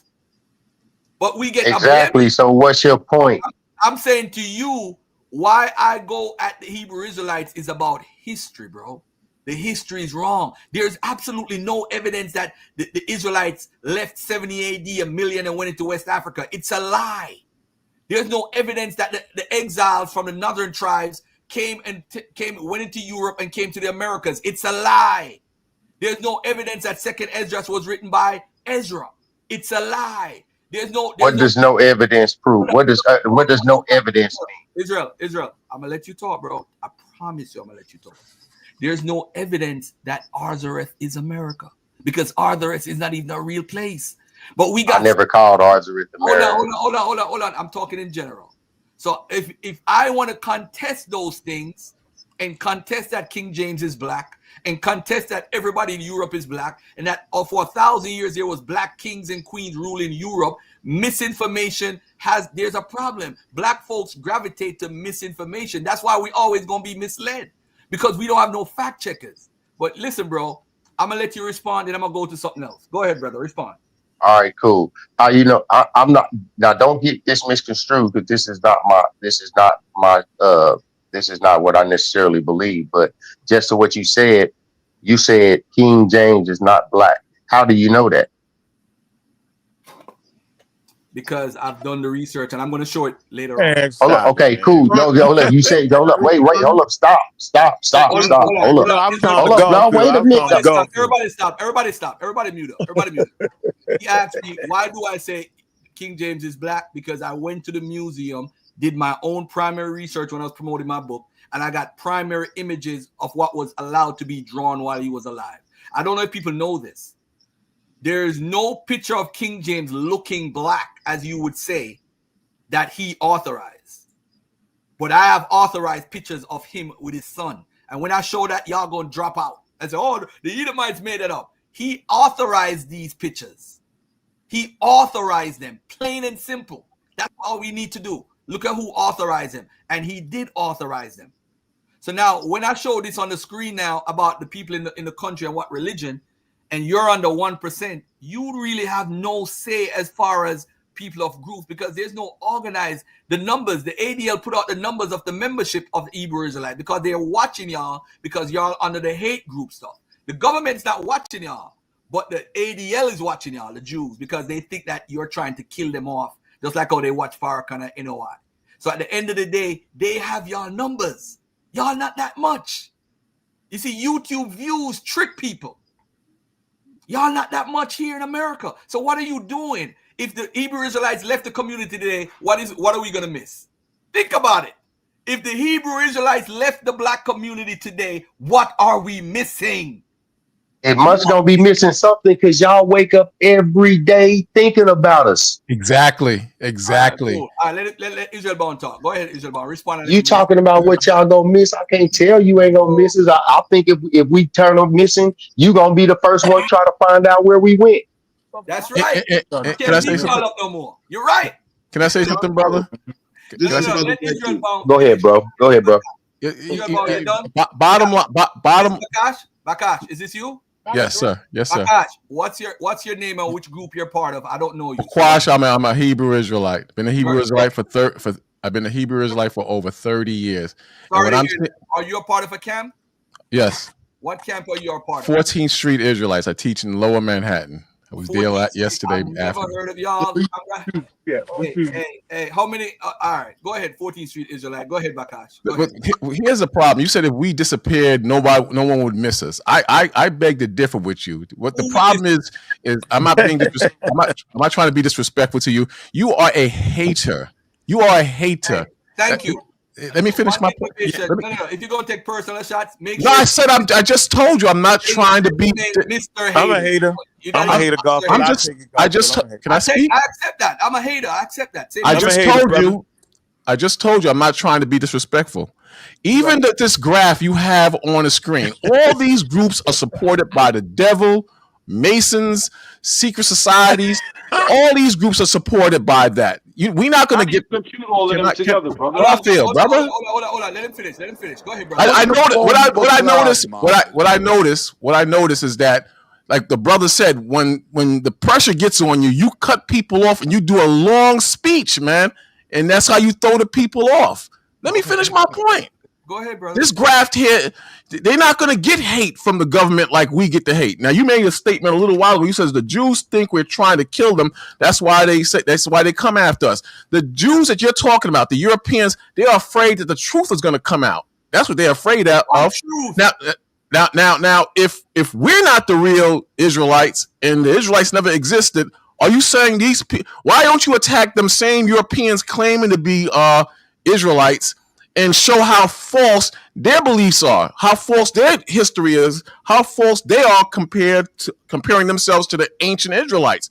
You will never do that in a large scale. People will never do that because they have the power. Just like the people on this graph are controlled, they have the power. They will never be attacked like that, us. You understand?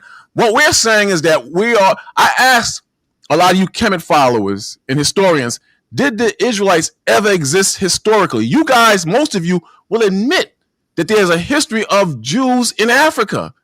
All right. Black Jews. And then I follow up with my question. Time out. Hold on for 1 second. First you of all, want me to get a chance to cook, yeah, that's what he does. He stops you. That's his game. Bakash, hold on 1 second. Hold on. First of all, everything you said was almost 99.9% of what you said is wrong. But let me finish my wrong, though. At least let me finish my wrong. But you can't let me finish my wrong? We got over 10 people on the panel. Relax yourself for a second. I can't remember everything. My memory, I'm getting old. My memory. I'm gonna help you out, Garfield. Let him talk. I got you.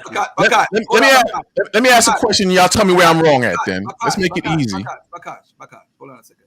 You said you're a 14th Street Israelite. Do you follow One West? Are you an offshoot of One West Hebrew? Yes, I am. I go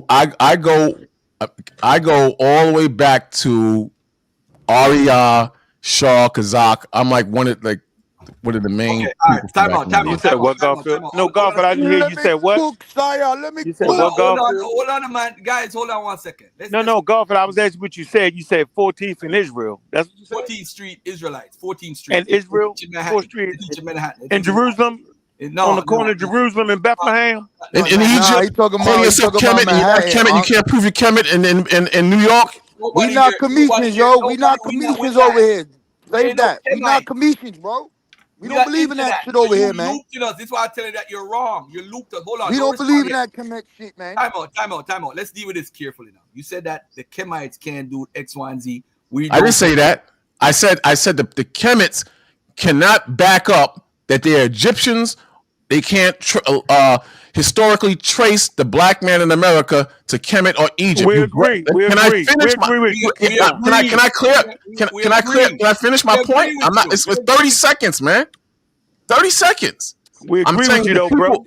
I'm saying to the people who claim to be Kemet. No, but we agree with you. So why you keep saying it? We agree. You're right. He asked me a question. Stick to your thing. Go ahead, brother, because we agree with you so far. You asked me to stick to something. I'm responding to. I won't say nothing. I'm trying to respond to what he's saying to put something on the table. Okay, Bakash, you said that you're 30 years, right? I have a question for you. Do you believe that the Israelites left 70 AD and ran into West Africa? I believe that. All right. Do you believe that the after the Assyrian exile, some of the people, the tribes, ended up in America because they came through and Tazaryach is America? Do you believe that? I believe that as well.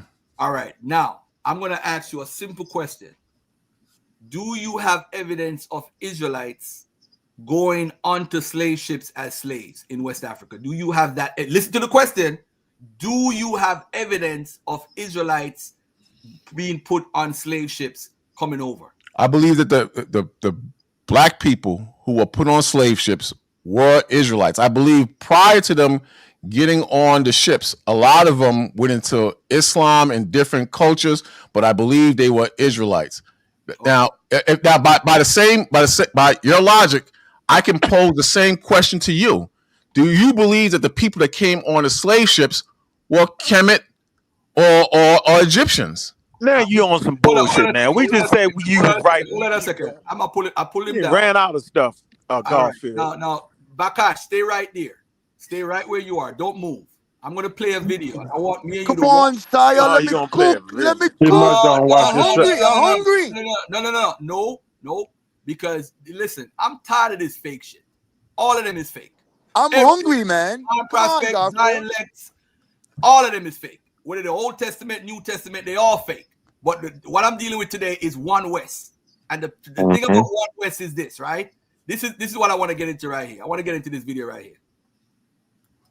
This video right here. We're going to play this video, and I want Bakash to respond to this video right here. You going to let me respond?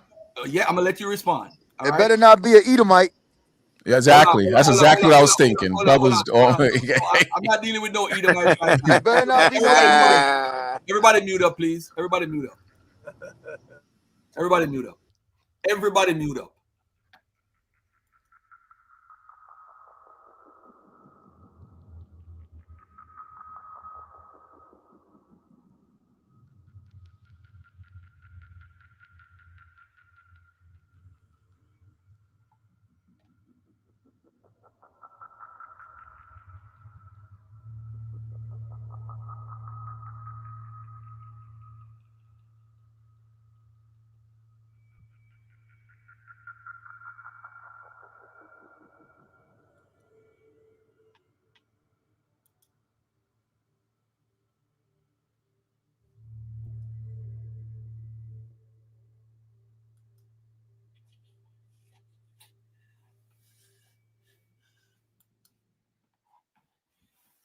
God is going to send his decree in these last days, and that is to totally annihilate America. America will be blown off the face of the earth by the year 2000. It's talking about Judgment Day. Christ is coming back on the white horse. And he's coming back. And he's going to take down the white man, the Edomites. That's why your Pope is down in the ground. It's going to happen by the year 2000. You ready? That's it, yeah. These places that's going to be hit in this thermonuclear war is America. America's going to be wiped off the face of the planet Earth. That's going to take place before the year 2000. That's right. That's going to take place before the year 2000. That's right. That's going to take place before the year 2000. That's right. America has less than 628 days. America has less than 628 days. America has less than 628 days before this country is taken out in thermonuclear destruction. This kingdom, America, is going to be destroyed before the year 2000. Evil kingdom that God spoke of in the Bible. And all you so-called white people, your condemnation, you are condemned to what? Hell. And you're going to be in hell, you're going to be oppressed before the year 2000. Christ is going to come back. Museum America is going to be destroyed before the year 2000 by thermonuclear destruction. Now, let me stop the video right now. So while you were teaching in 1995, 30 years ago, you're saying that you were a part of a group that had a false prophecy. Are you saying what happened here? Because I need some here to find out what happened. Can you break that down for me, Bakash? Sure.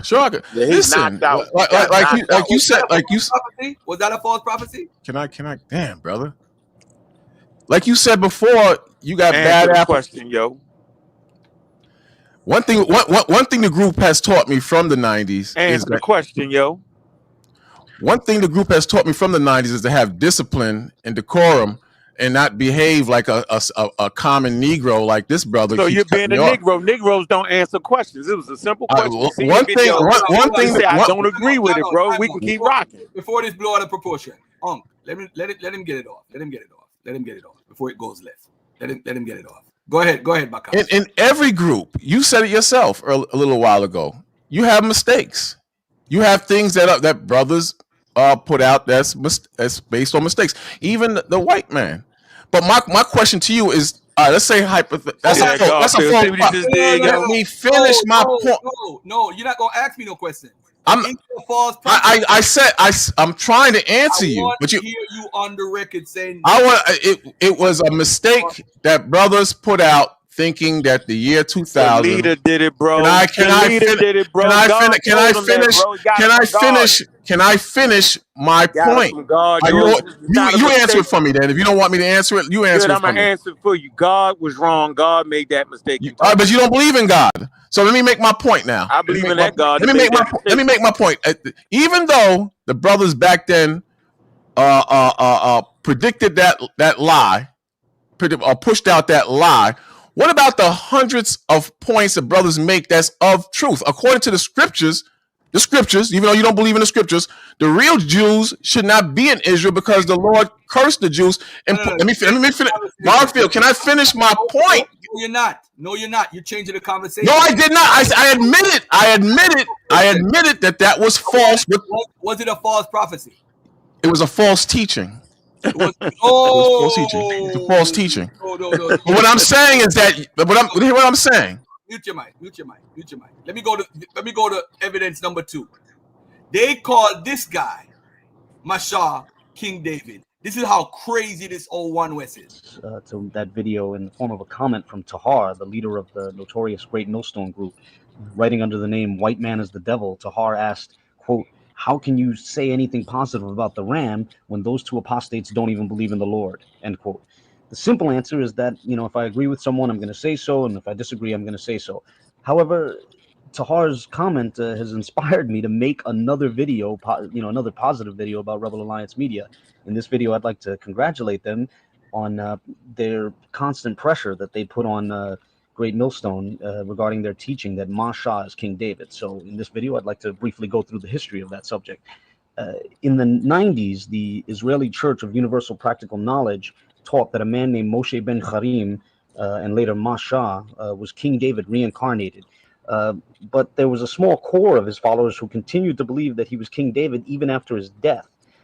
Most of those men, if not all of them, are in the Great Millstone Group today. So consider some of these clips of GMS members still saying that Mashah is King David a decade after he died. All of a sudden, they made everybody swear that Mashah was King David, which he is King David. I'm just going to come out and say it, man. Fuck it, okay? Because that's what I was taught. I'm going to stick to what I was taught, man. He is King David. I don't give a goddamn about nobody liking it. He is King David, man. All right? Let me say this. Now, I was there when Mashah was in there, and that's the king of Israel. That's King David, right? Yep. Now, I'm not going to push that thing because that's a thing among us, right? Among the old cats. Me, this brother right here, we go back years, all right? And we got a little treat for you brothers today. We're going to just go into show you a clip of some of our elders and the truth, beginning with Mashah. And for those of you that can receive it, that is King David. We don't really push that out too much because we know that brothers really can't handle that. Yeah, for those of you that can receive it. Right. For those of you that's on the level. Now, the gentlemen in Rebel Alliance Media started making videos demanding that GMS prove their claim that Mashah is King David. This was a fair request when you consider that GMS always quotes 1 Thessalonians 5:21 to everyone else, demanding that they, quote, prove all things, end quote. And the scripture says, prove all things. Yep. All right? Consider these clips of the gentlemen in Rebel Alliance Media pressing GMS over the course of several months on their teaching that Mashah is King David. Makadabi, we want to answer from Makadabi. Tahar, if you listen, you can answer them. We want to answer from Makadabi. We want proof that Mashah is King David. This is 2009. You still believe Mashah is King David, man? Listen, you guys are insane. You are mentally insane. And you guys make no sense. You coming at the Tazaryach here because he's claiming he's the Holy Spirit. But yet, all of you guys subscribe to the ideology that Mashah is King David. This is outrageous. We want to answer. Prove to us Mashah is King David. Wow, you guys, and on top of that, the Marsh King asking, Mashah King David. Mm-hmm. Why did he? Right. How is that a stupid question? That's what you teach. We actually have footage of you guys, saying, well, if you can receive it, Mashah's King David. If you can receive it. So we're trying to receive it. We're trying to at least receive an answer. Right. If we could receive. Stop that crap. If you can receive it. See, the reason why you don't understand is because you can't receive it. Just fundamental questions regarding their faith. You know, we want the evidence. We want the proof that Masha is King David. We want some kind of scriptural evidence. Prove to us how is Masha. Just for the record, for everybody that's watching, when they say King Masha is David, like he's David reincarnated, he was supposed to destroy the world too. There's another prophecy. That's what I was trying to get the clip for, to show the prophecy of King David, whatever. I didn't get to that part. So that was another prophecy by the one Westers. And the truth of the matter is, that was another failed prophecy. So we should have been let go of these dudes from way back then. But we playing this game with their recycling. After they had the prophecy of 2000, that should have been an end of one West, because guess what? Any prophet that says he's saying it from God and it doesn't come true, it is not from God, and we shouldn't listen to that prophet. And in fact, the Bible says, if I remember correctly, in Deuteronomy 18:18-22, you're supposed to kill that false prophet. Just like how Elisha stayed with the Baal prophets and chopped their heads off. So at the end of the day, you are following a false doctrine, Bakash, or whatever your name is. And now, how do you even try to reinvent yourself to try to con people to be a part of a movement with full of false prophets and false prophecies? Where's he at? Oh, he ran off? Oh man, he's gone after I went to my. So keep the branch. I know you don't support this whole Masha stuff, right? You are Israel bound. You also don't support that, right? That's what I do support. That man is dead. And the man who called it, you remember the man who called himself the comforter that they were speaking about? Tazaryach, yeah. Yeah. What happened to him? What happened to him with what? Where's he at now? He died. He passed away. Yeah, he passed away. And he died. Yeah, on April Fool's Day. So you can talk foolishness all you want to about the Bible and say what you want to say. Polite shot the Bible up.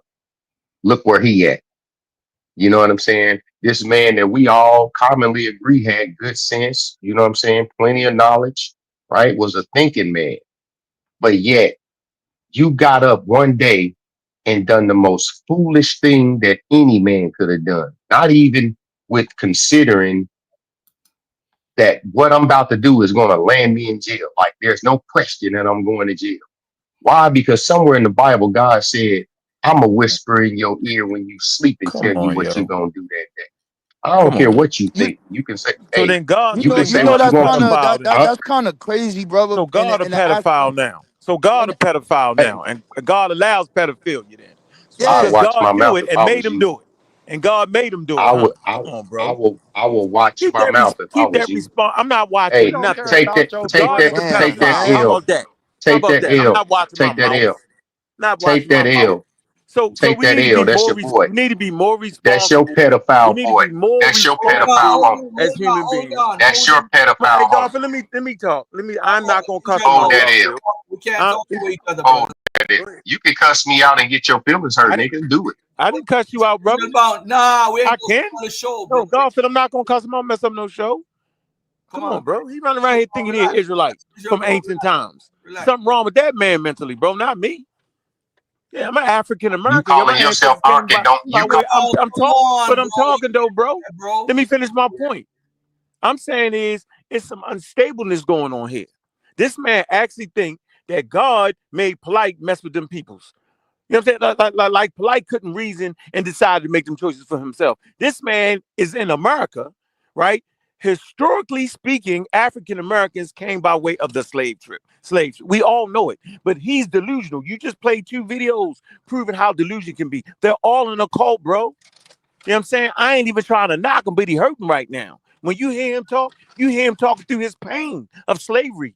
The only reason he want to be a Hebrew Israelite because he done fell into the white man nonsense that the God of the Bible is the God of the whole world. Anybody that can read know the God of the Bible is not the God of the world because those Hebrews didn't know the whole damn world. The world is a very, very vast place. And prior to people circumnavigating the globe, nobody even knew how vast the world was. So no, we're not the Hebrew Israelites and we're not the Egyptians, bro. We're Western Central Africans, yo. Now you take that L. Thank you, Garfield. I'm right here, brother.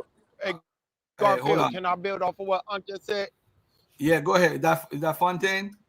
I think Fontaine No, wanted this to go. Savio. That's Yeah, man, Savio. you That's keep Savio. skipping Messiah, yeah, because Hey, we're go ahead, go nappy. ahead. I've been I'm skipping. I know you're at work though. I thought you was at work. I'm gonna be Going yet. quick. I'm I'm gonna on be there. quick. I'm on my way. All right, go ahead, go ahead. Get you out the way. Let's get this crazy guy out the way. Come on, go ahead. Yeah, man. Yo, this Go is ahead, Ra. yeah, I'm just saying, bro, like, even if you use that, what you said, oh, look what these dudes who talk about the Bible and they false teachers, the person who brought that shit to the West, the person who made it famous, King James, the person who made companies, the Virginia company to enslave the Native Americans, these people broke every goddamn law in the book under the goddamn cross, under it. And they still here chilling. They chilling. You making false prophecies about them getting up out of here, but they have raped, murdered, killed, bestiality. They have done everything under the name of that book, and they still chilling, laughing. Some God this is. Some God this is. And then for the is this the brother that was talking about One West? That was him, or that was the dude that left? That's the dude that left. Backlash. Oh man, I wanted to get him on the American side. But anyway, this is for the No, people. no, God got him out of there. God snatched him Yeah, from the thing. I'm That's why he this floating is down the this for river. this for the American side, right? So if you're looking at One West, that shit got an origin, right? You know about the commandment keepers. We know who the person is. Frank Matthews. Who was his teacher? A white man.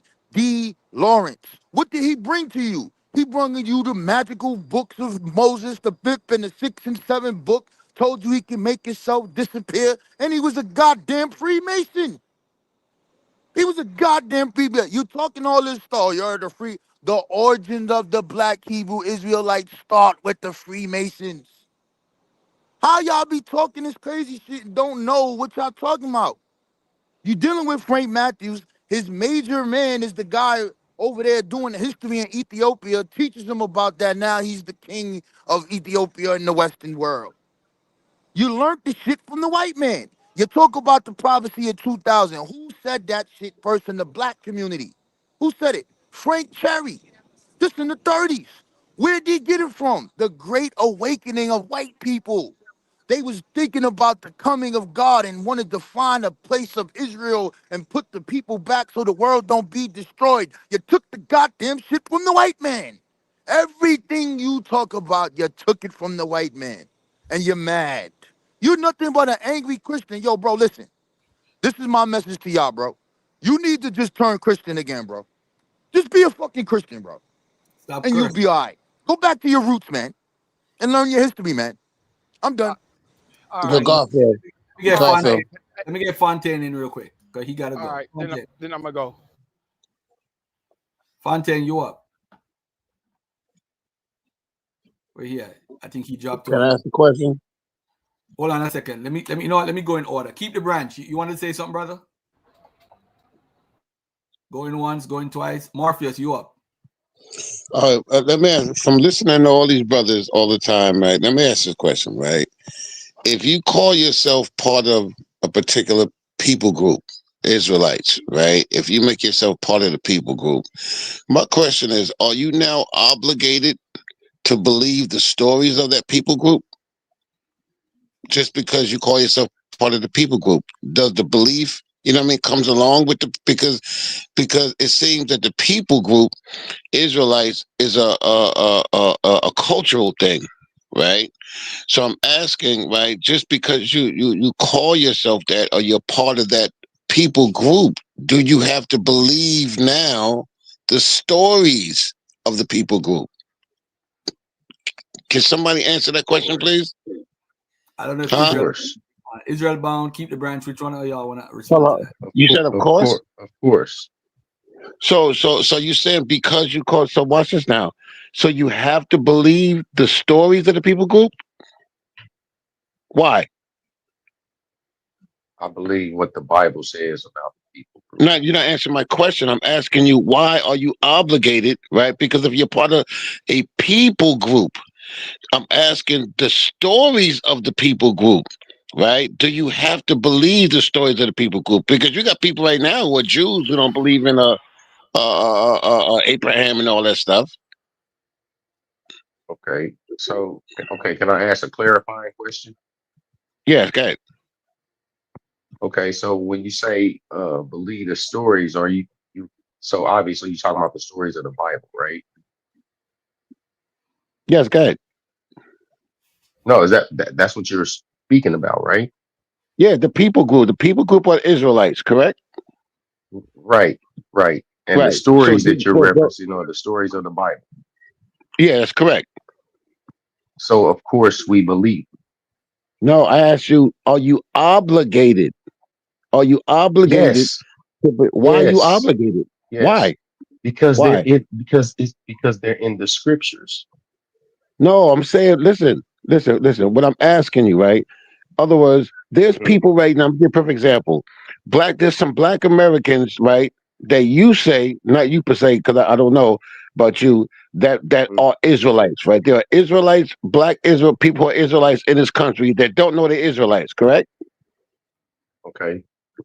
Are there Israelites in the country that don't know they're Israelites?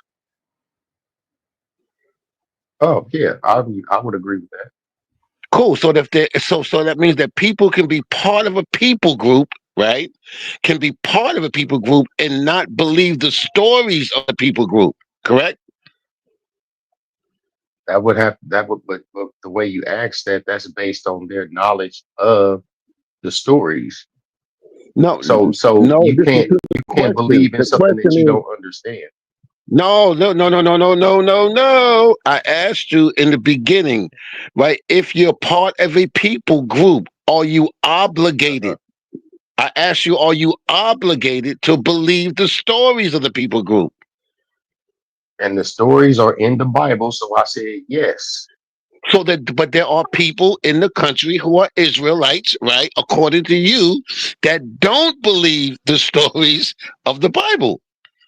So you're not obligated. Why? Okay, I'm saying so. Why?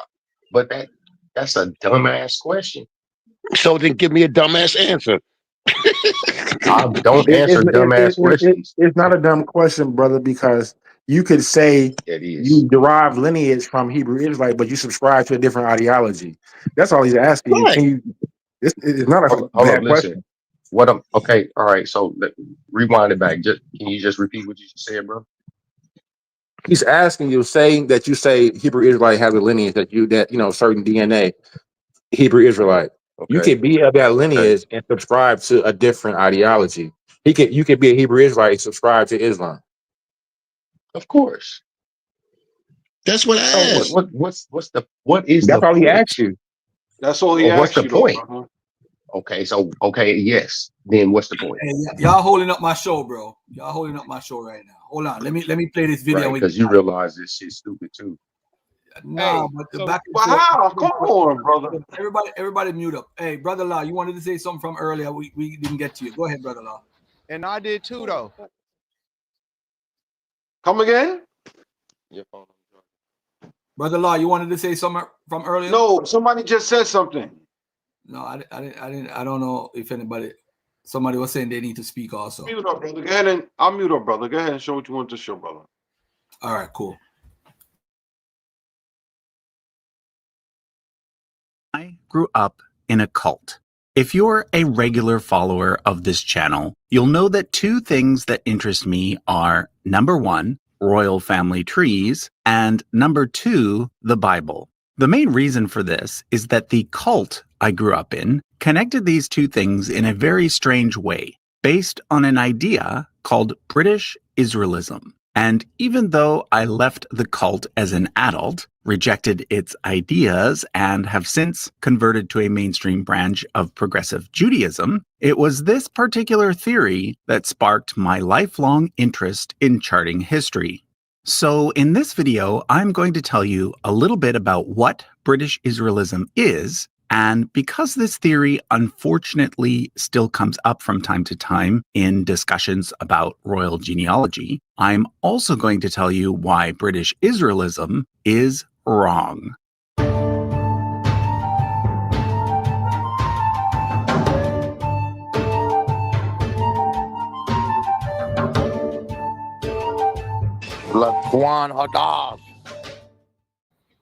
Dead. The cult I grew up in was called the Worldwide Church of God. It actually no longer exists, but Several offshoots from it do. Collectively, the ideology of these groups is called Armstrongism, named after the founder of the Worldwide Church of God, Herbert W. Armstrong. In this video, I'm not going to go into great detail about the differences between a cult and a religion, but generally speaking, cults have the following 4 characteristics. 1. A single charismatic leader who is the ultimate authority on all things, and whom the cult members follow unquestionably. 2. Almost perfect uniformity when it comes to beliefs and behaviors. Critical thinking skills and differences of opinion, even on minor issues, are actively discouraged, usually by means of strict rules, a rigid hierarchy, and subtle brainwashing techniques. 3. An elitist attitude combined with separation from the larger society. In other words, there's the belief that the cult is right and everybody else is wrong. Even in cases where the cult members don't actually live together, they are usually encouraged to spend most of their time doing cult-related activities and to limit time spent with outsiders. Finally, 4. Weird or wacky beliefs that fall outside of generally acceptable societal norms. Now, for some people, any kind of belief in God is considered to be a weird or wacky belief. But regardless of your position on that, believing in God is in fact a generally acceptable societal norm, as is going to a place of worship, praying, and singing religious songs. But cults tend to go beyond this sort of stuff.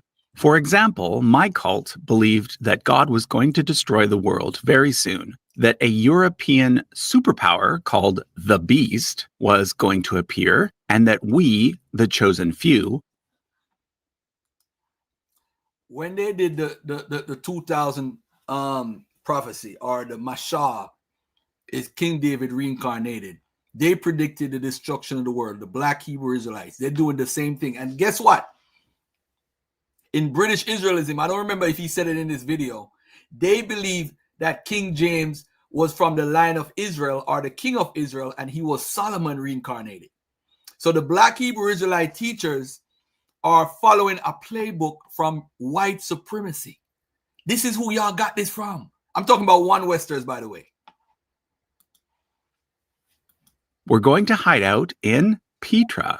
But one of the other weird and wacky beliefs that the Worldwide Church of God promoted is something called British Israelism. The idea first became popular in the 1800s, and today it is still being promoted by groups such as those that follow a white supremacist ideology called Christian identity. But during the second half of the 20th century, which is when I was born, it was primarily associated with the Worldwide Church of God, due to a short book written by Herbert Armstrong called The United States and Britain in Prophecy. So now let me give you a brief overview of the theory. In my biblical genealogy series, I talked about how Jacob had 12 sons, and how the descendants of those sons eventually became the 12 tribes of Israel. Well, around the time that the biblical story moves from legend to real history, the ancient Israelites lived in 2 separate kingdoms. The southern one was called the Kingdom of Judah and was comprised of 2 tribes, Judah and Benjamin, whereas the northern one was called the Kingdom of Israel and was comprised of the remaining 10 tribes. The northern kingdom was conquered first by Assyria, and a portion of the population was carried off and settled elsewhere, whereas the southern kingdom was conquered a bit later by Babylon. Some of the Judahites were carried off too, but they were later allowed to return under the Persians, who called their land Judea. Eventually, the people living there became known as the Jews, and history is pretty clear about what happened from this point on. There was the Maccabean revolt, the wars with Rome, and then eventually the Jews became scattered throughout Europe and the rest of the world.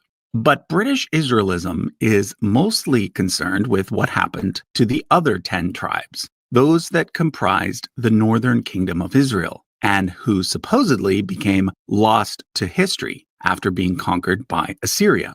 There have been numerous theories about these so-called Lost 10 tribes, with British Israelism being only one of them. Other theories include one in which the Japanese are the descendants of the Lost 10 tribes, and another, mostly associated with Mormonism, in which certain Native Americans are the descendants. But according to British Israelism, the Lost 10 tribes migrated north and then west around the Black Sea, eventually ending up in northwestern Europe, where, for example, the tribe of Reuben became the nation of France, and the tribe of Dan became Denmark. But British Israelism is primarily concerned with 2 out of the 10 lost tribes, Ephraim and Manasseh.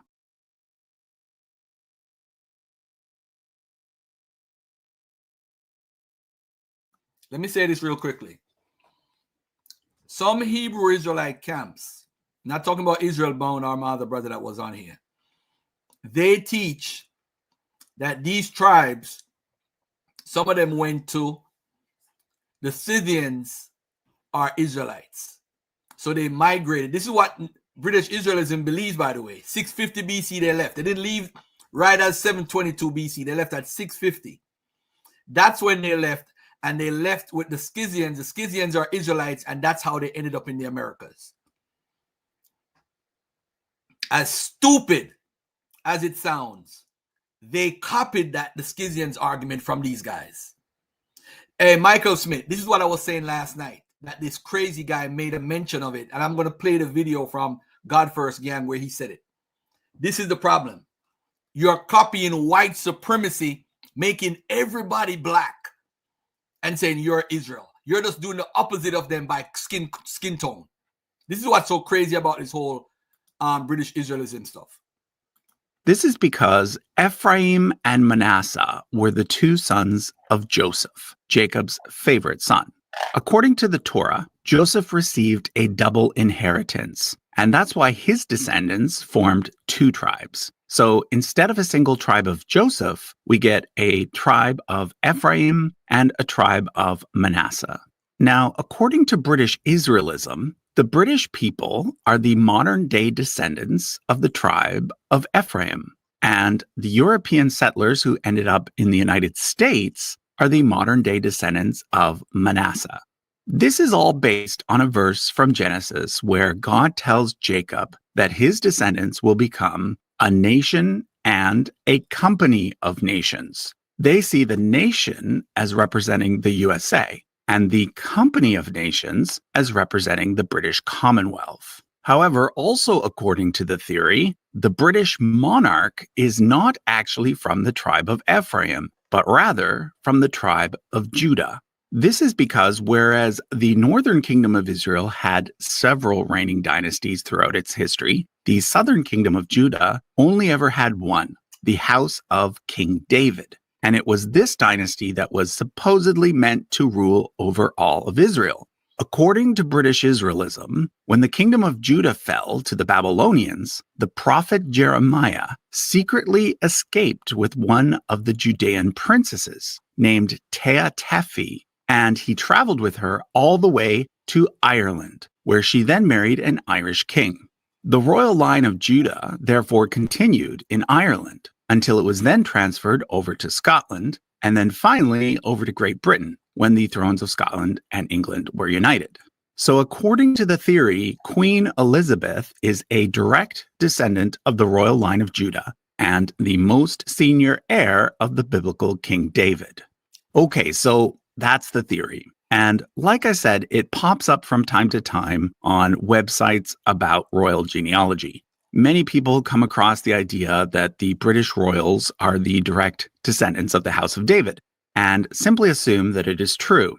Some even use this fact to try and connect their own family tree all the way back to Adam and Eve.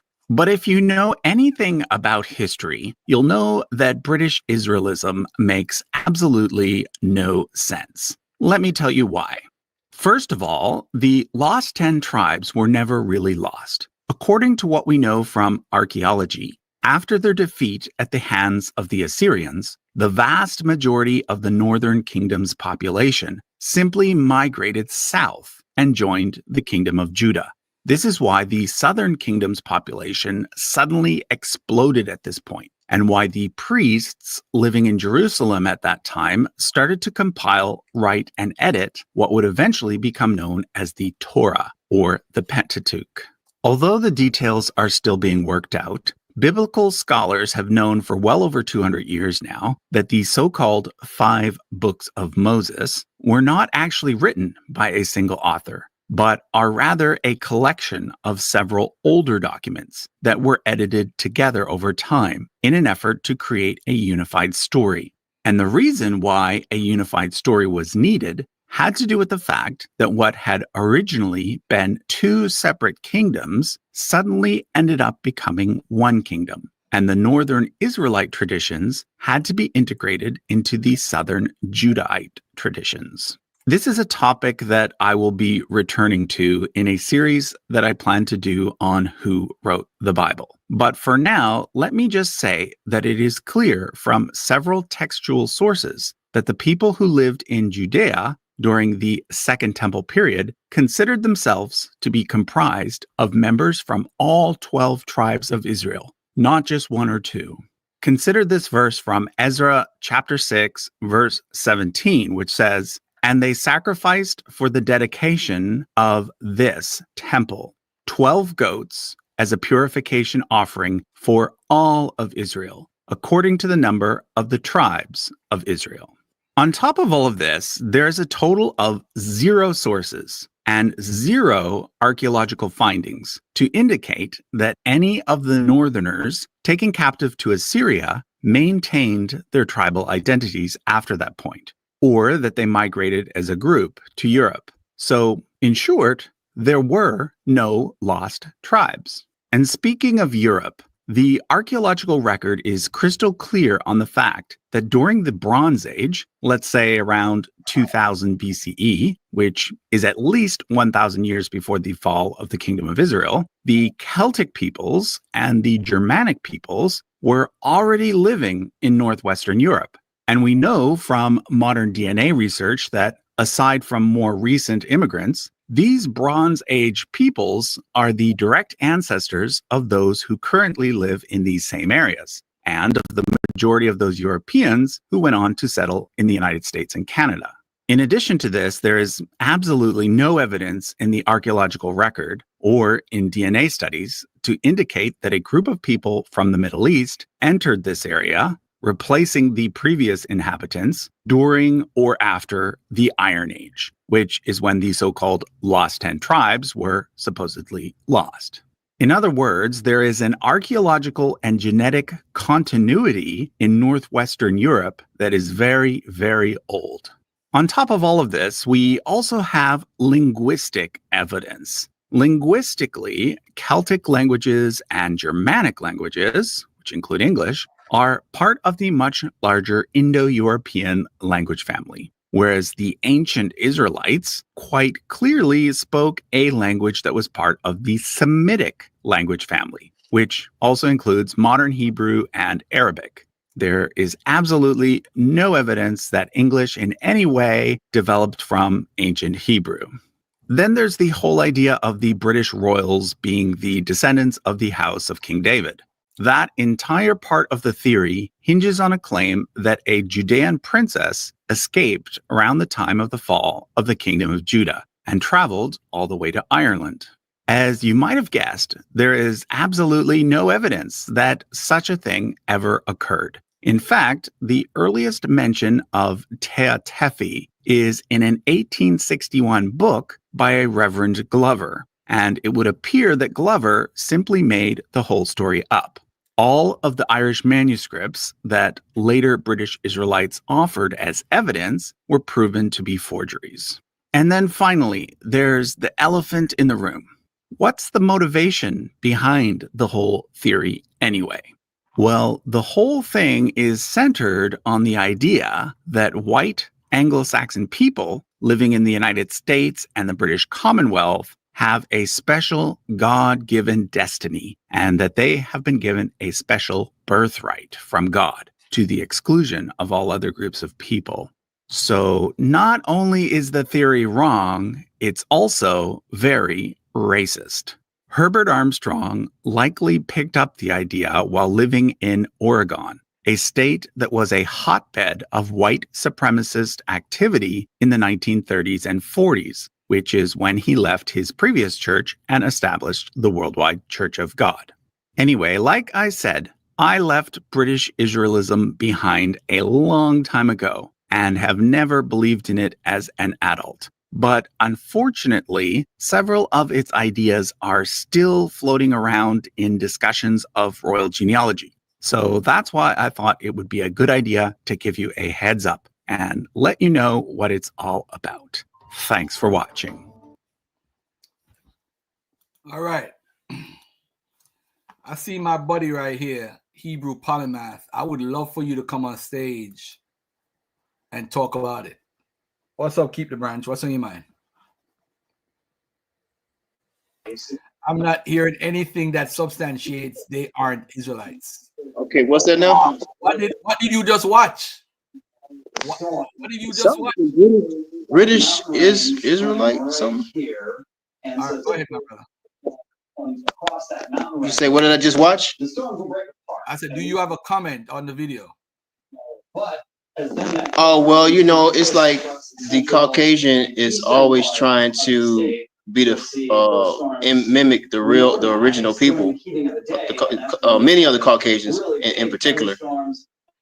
First of all, turn your background noise off before you come on my ear, because I don't know if I'm gonna get a strike for whatever you're playing in the back, but you can't do that, my brother. My fault, sir. My fault. Go ahead. Is that better? Yeah, go ahead. Yeah, no, the Israelite thing, they just trying to, just like a preemptive strike to be the people of the book, and they know that they're really not. That's all that is, man. They're not the real. What's a preemptive strike? What are you talking about?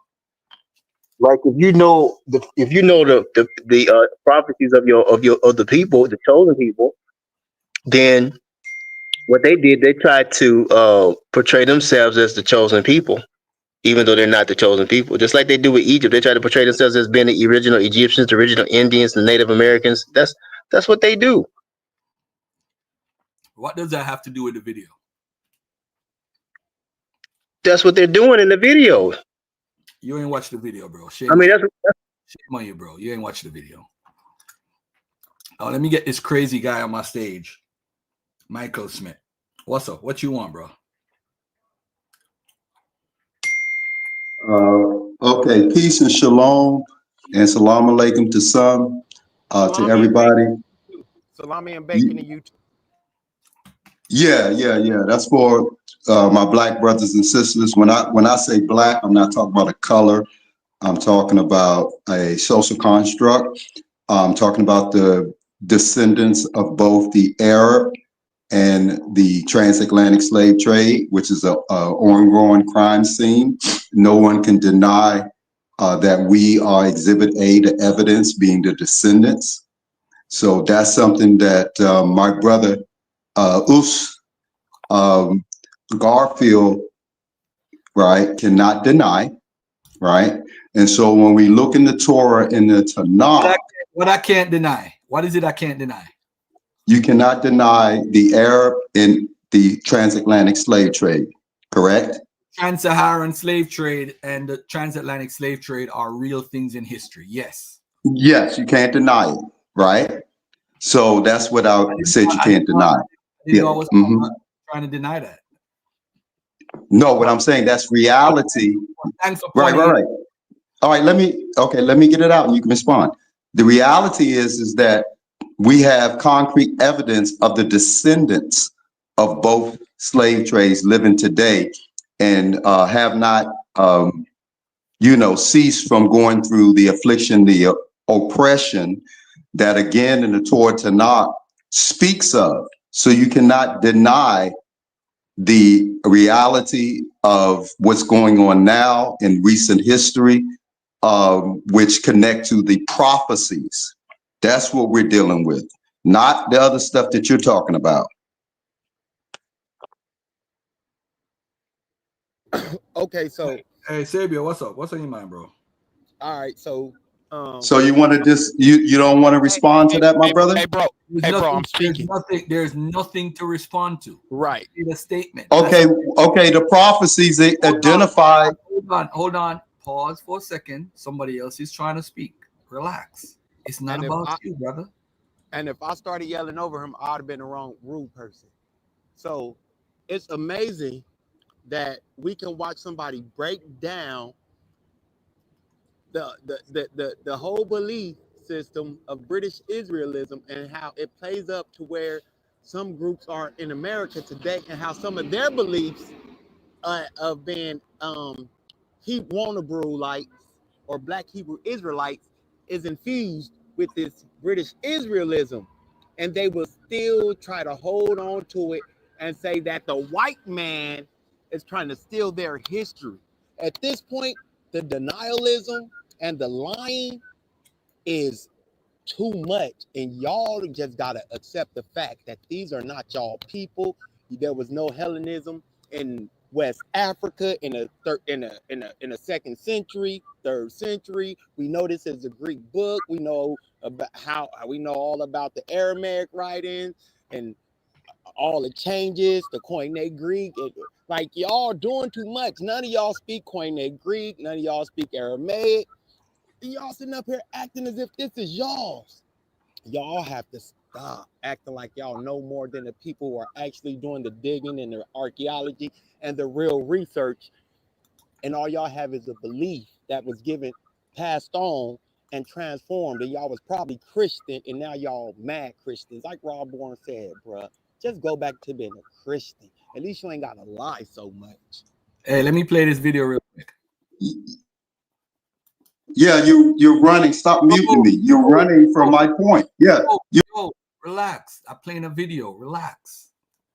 Let it roll, get bold. I just Whoa, I forgot I had it right here. Soul in control and effects. So what the heck? Rock the discotheques and this groove is what's next. This is what we gonna do. Speak the truth, speak the truth. People need to understand this. Straight shot, no, I can't miss. Are you just talking? Never, I do this here often. One of the biggest mistakes you ever can make is disrespecting the greatness. You may have never heard this before. One more for the playlist, tell them what to do. This is what we gonna do. Speak the truth, speak the truth. People need to understand this. Straight shot, no, I can't miss. Are you just talking? Never, I do this here often. One of the biggest mistakes you ever can make is disrespecting the greatness. You may have never heard this before. One more for the playlist, tell them what to do. Cool, thanks, kudos, real talk, not for the pseudos. Trust the kid, real talk, I debunked the myth. Sit still, don't run from this. That's a wise man told me. Watch for the fakes and the phones. You gotta be cautious. Listen and open your conscience. People be talking that nonsense, chattering. That's when the daggers are stopping. Okay, this is what we gonna do. Speak the truth, speak the truth. You need to understand this. Straight shot, no, I can't miss. Are you just talking? Never, I do this here often. One of the biggest mistakes you ever can make is disrespecting the greatness. You may have never heard this before. One more for the playlist, tell them what to do. This is what we gonna do. Speak the truth, speak the truth. People need to understand this. Straight shot, no, I can't miss. Are you just talking? Never, I do this here often. One of the biggest mistakes you ever can make is disrespecting the greatness. You may have never heard this before. One more for the playlist, tell them what to do.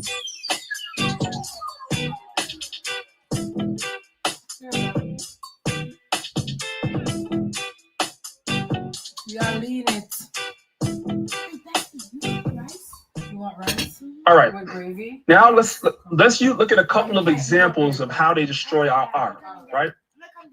Both of the guys on the screen are supposed to be a guy by the name of Ethelbert, which is one of the great progenitors to the Anglo-Saxon kingdom. On the left-hand side, you have a picture of Ethelbert that was painted in the mid-1400s and sits at the College Chapel of Oxford University, right? This is Ethelbert, right? But on the right-hand side of the screen, you have the same guy. If you look at the writing above the thing, it's telling you that that is Ethelbert too. But he has woolly hair, a full nose, and big lips. So the question is, if Ethelbert, one of the progenitors or forerunners of the Anglo-Saxons, if he was really a white man, then why did they feel the need to change the image that was found on the coin to the image that's found on the left, which is a Renaissance image? Why did they have to change the image of somebody to white that was already white? Now, is there anybody that can't see the guy on the right is black? Everybody can see that. So they've been destroying it. And this is, by the way, in England. This is early England.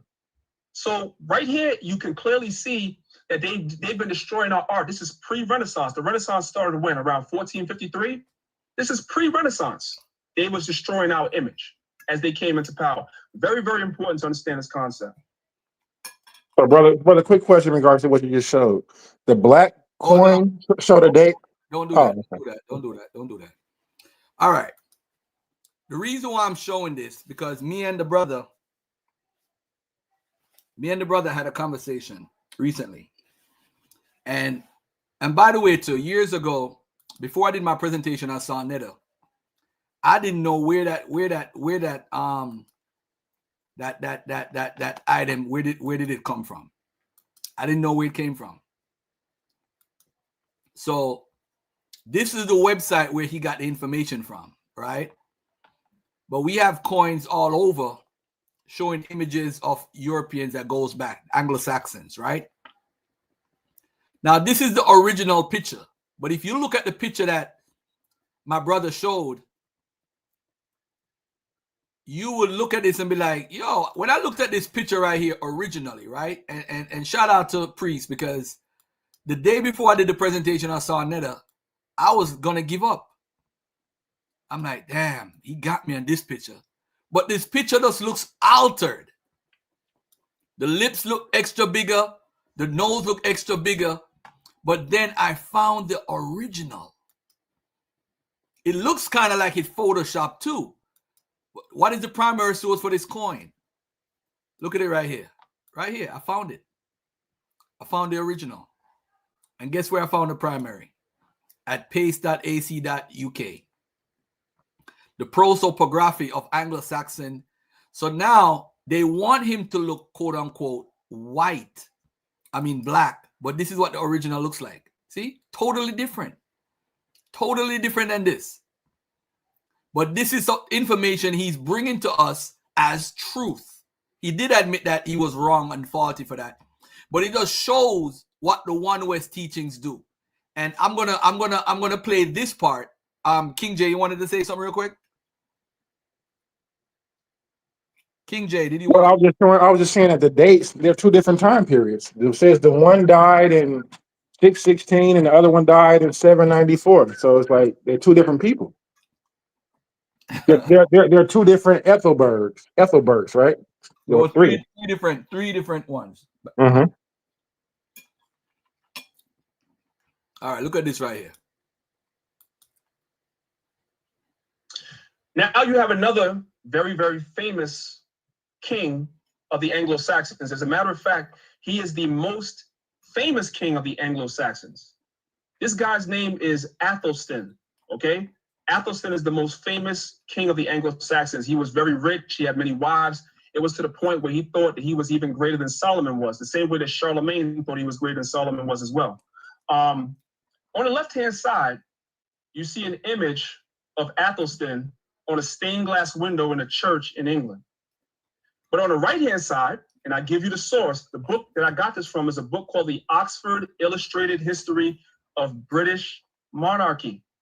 On the right-hand side, you also see the image of King Athelstan and Saint Cuthbert. Now let's start on the right-hand side. Look at Saint Cuthbert. Look at his face, look at his neck, look at his feet, look at his hands. That's a black man. And he has an afro. And the same thing goes for Athelstan. Compare his face to St. Cuthbert's face. Compare Athelstan's face to the white garment that he's wearing. It's clear that he's a black man with an afro. Now again, because they were whitewashing and Renaissance in the pictures, you could clearly see that they was messing with this picture, but it still remains black. They weren't able to completely destroy this. And this is not meant for public consumption. So they put it in historical books. By the way, when you get the cover of Oxford Illustrated A History of British Monarchy, and you can actually Google it yourself when you get a chance, when you get the image, they make sure that black people will never pick that book up and buy it, because the images on the front are all Renaissance images. So a black person will never pick up the book and look through the book. But when you get this book, there's a lot of black icons, statues, coins, and pictures of the British kings and rulers all throughout that book. But you'll never pick it up if you don't research. You look at the cover and be like, that has nothing to do with us, all right? Next slide. Now, this is a close-up again of the picture of Athelstan and St. Cuthbert, right? And Athelstan was the greatest Anglo-Saxon king that ever lived. Now, I want to go into a little bit of the etymology of the word Anglo-Saxon, because it is taught in this country that when you hear the word Anglo, it's automatically associated with white people. But that's for people that don't study. The word Anglo actually means angelic. And the word Saxon breaks down to sons of Isaac. Who was the angelic son of Isaac? The angelic son of Isaac was Jacob. Remember, Isaac had two sons, Jacob and Esau. Esau was rejected. Jacob was chosen. So Jacob is the angelic son of Isaac. The original Anglo-Saxons were dispersed Israelites. They were so-called black people. The word Anglo does not mean white. That is a lie. When you This is so bad. Things like surnames and other things, you're going to find out that that word Anglo-Saxon has nothing to do with white. Who wants to go in, James? Yeah, look, obviously he doesn't know that the Angles and the Saxons were two Germanic tribes out of the three that went into England. My whole thing is this. It's like, I don't even understand. And plus, Athelstan probably wasn't even the greatest Anglo-Saxon king. That's probably Alfred the Great. But like, when it came to like them saying that he's black, when Hebrews say that you are what your father is, why don't any of them bring up who King James' father is? They do. Because we know who he is. We know what he looks like. I'm gonna show you how they beat you up on that. I'm gonna show you what they do. Okay, I didn't know. Let me know. All right, watch this. You remember British Israelism, the sons of Isaac, and by the way, the word Isaac would be Yitzhak from Hebrew. But what happened, ladies and gentlemen, he got this from Herbert Armstrong. British Israelism. That's where they got that teaching from. Nobody's teaching that but them. So when the elders was doing research, they said everybody's black. But look at this guy right here. Is he black? Look at this. Look at this right here, family. Isaac equals Saxon and British, mean men of the covenant. By removing the letter I from Isaac, Herbert Armstrong. What did the guy say in the video British Israelism? Most of this is pushed by Herbert Armstrong. So where did you get it from?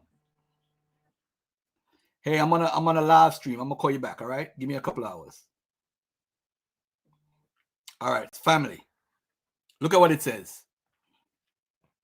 It derives the word sack, which combines the word son to form Saxon, i.e. British. His logic is that I should be removed as the Hebrews omitted the vowels in their writing.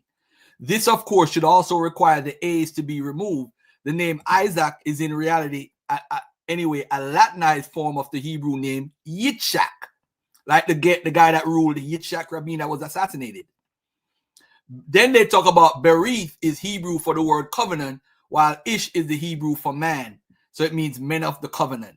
Bro, they stole this from British Israelism. And what priest Daniela is trying to do is trying to make it true and right because his elders taught it. He wants his elders to be right. Hold on one second. Anglo, we could know what Anglo-Saxon is. And by the way, too, this person on the right is not a black man. This is obvious. Oh, they were trying to whitewash it, but they didn't finish the job. That's what he's saying. Ladies and gentlemen, he teaches this. These guys are not white. They're trying to whitewash it. Yo, these elders got these Negroes messed up in their head. So this is what they're teaching black people, that white people is really black. This is what they're teaching. Look at it. There you go. Here's a close-up. See the white ball spot? Oh, he's saying that they whitewashed that and that they didn't finish the job. You can see the dark pigment on top of the lighter pigment. You can obviously see that. Priest Daniela is the scholar when it comes to the Anglo-Saxons. But ladies, why are they talking about the Anglo-Saxons? Because the Anglo-Saxons are the root to the British people and they think that they have a bloodline that goes to Queen Elizabeth. So they have to mix with the Anglo-Saxons. But Garfield did one better in this shit right here. Look what I did. I found the Anglo-Saxons that actually drew themselves. Did you hear what I just said? I found the Anglo-Saxons that actually drew themselves. Ladies and gentlemen, this is sad. This is what their biggest, I think Priest Daniela is probably the greatest teacher that they have over there in Israel. And look at the errors that he's making. I ain't got no problem with him. But look at this right here. Garfield found the Bayeux tapestry. Ain't nobody ever saw this before. This is the primary source for the Anglo-Saxons. Why would Garfield show this? Because this shows them drawing themselves. Garfield ain't got to make nothing up. They are drawing themselves. This is in the museum. See, I got it from the Bayeux Museum. Look at them. They were able to. They're sewing. This is like a thread. It's like a cloth, and they're sewing the history on the cloth and the storylines on the cloth. So you can't say the Anglo-Saxons are black because they drew themselves this way. I'm not saying that they're white. But they drew themselves. They're enemies. And they drew themselves. You tell me how you get to them being black. Where y'all do that at? Where y'all do that at, family? How do you get that they're black? Only in the black Hebrew Israelites. Look at the soldiers. Look at the soldiers. They black. They blacker than black. Look at how black they are. More black people, as I put in my presentation. More black people. They are drawing themselves and their enemies. Look at that, Edward IV. That's a beautiful black man right there. Beautiful. This is black people. This is our people. They're hiding it. We can't trust the white man. But why do you trust the sources from some white men, but not other white men that disagree with you? Your methodology is the problem. Look at this. These are the black guys. These are them N-word dudes. These are them niggas. This is what you guys teach, One West. Are these our people? Where did they get these images from? What they're drawing of themselves? More white folks. Look at this. Oh, man. Garfield, pseudo scholarship at its best.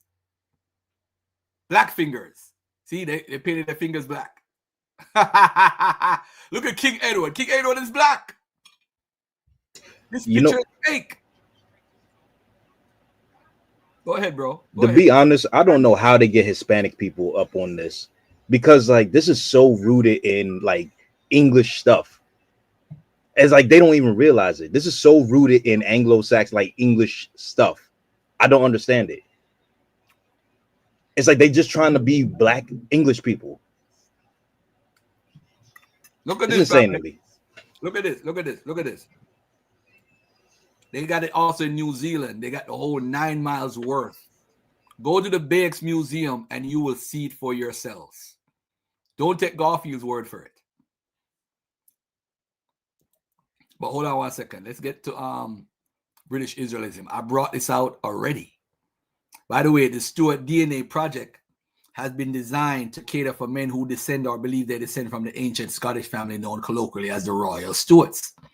This family started out in Scotland when the first of the line, Walter FitzAlan, was appointed High Steward of Scotland under King David I. His descendants became hereditary High Stewards or whatever.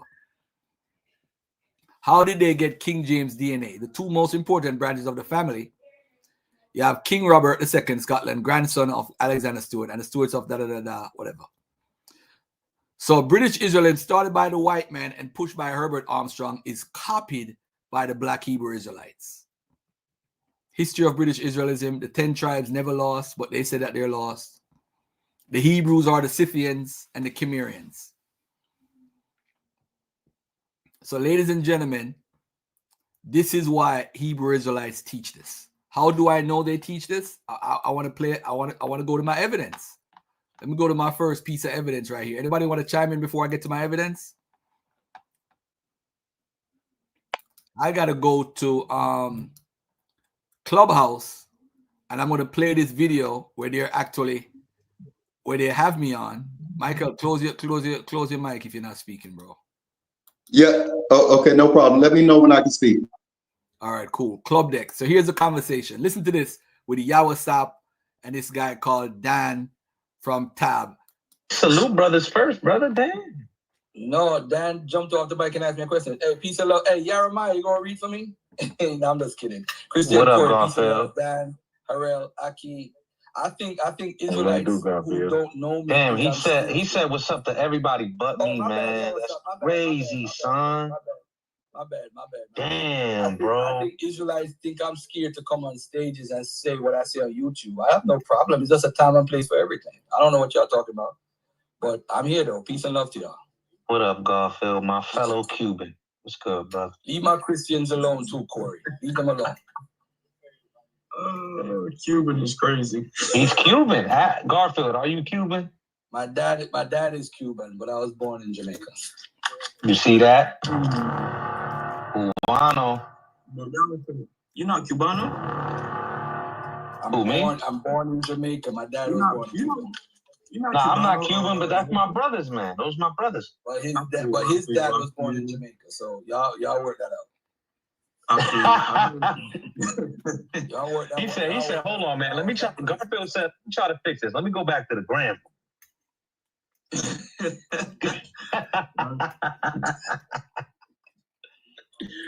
Oh my gosh, yo. I don't know why Garfield said people are afraid. Elia said, you saw what Elia said, Dan? You saw what Elia wrote? He said, Garfield is mad, he's got his butt whipped by Panah and Iz.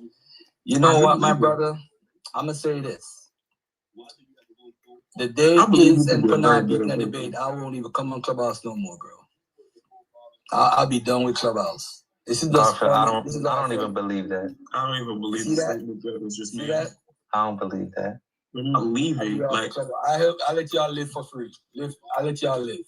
I don't. That last part, I definitely don't believe at all. One of the points I made, Dan, is that the Assyrian exile is being taught by you guys is wrong and incorrect and not historical. So my challenge is to any Hebrew Israelite that could prove that after the Assyrian exile into Assyria, that y'all went somewhere else. That they went somewhere else, and not second Esdras. Who teaches that? Who teaches that? Y'all don't teach that. You don't leave from the Assyrian exile and go to Archaeology? Y'all don't teach no. That? Second Esdras? Y'all don't teach that? Yeah. That way.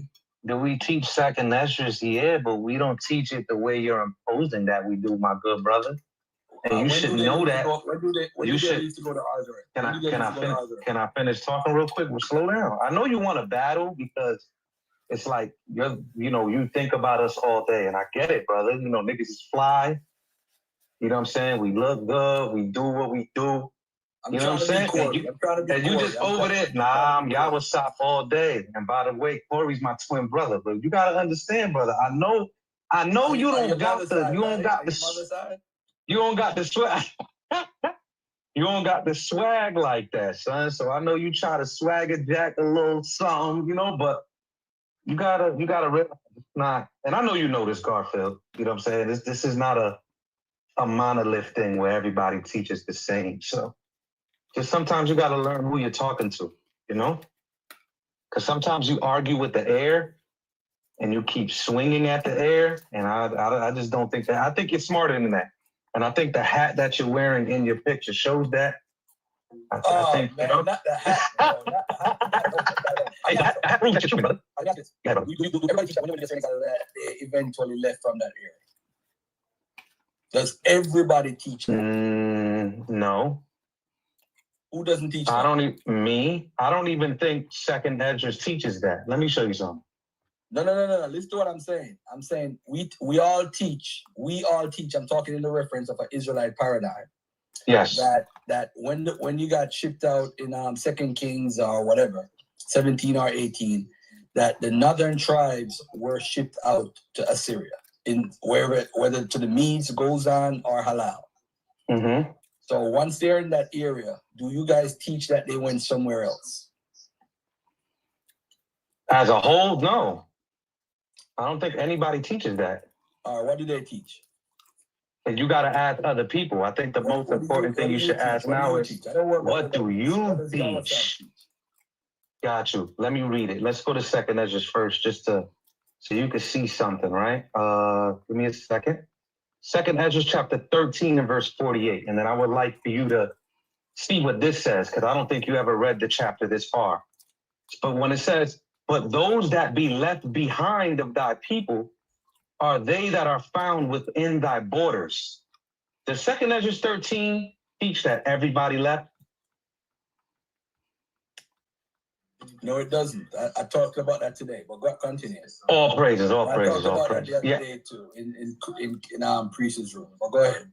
All praises. I believe you. I believe you. You know what I'm saying? I believe you. I don't think you're a liar whatsoever.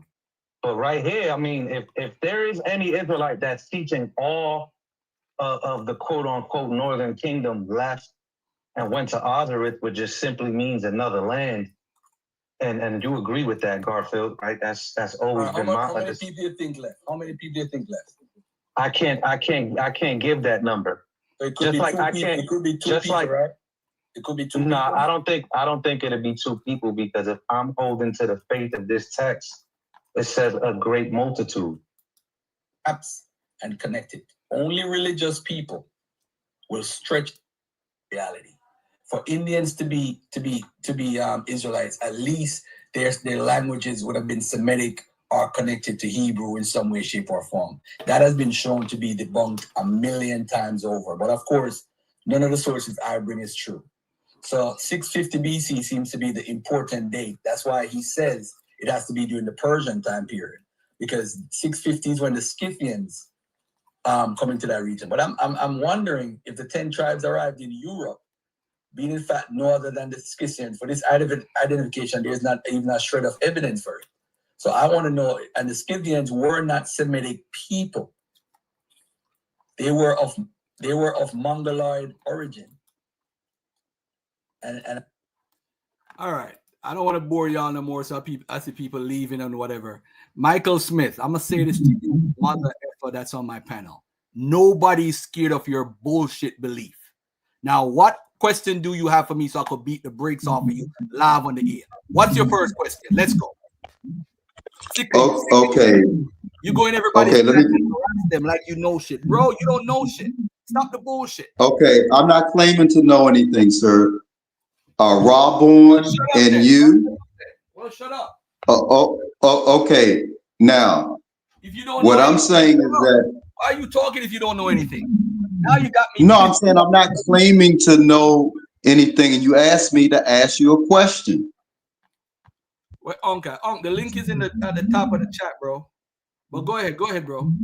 Okay. So what I'm saying is that what identifies us as Israelites, black people, are the curses and the prophecies which perfectly describe the error in the transatlantic slave trade and their descendants.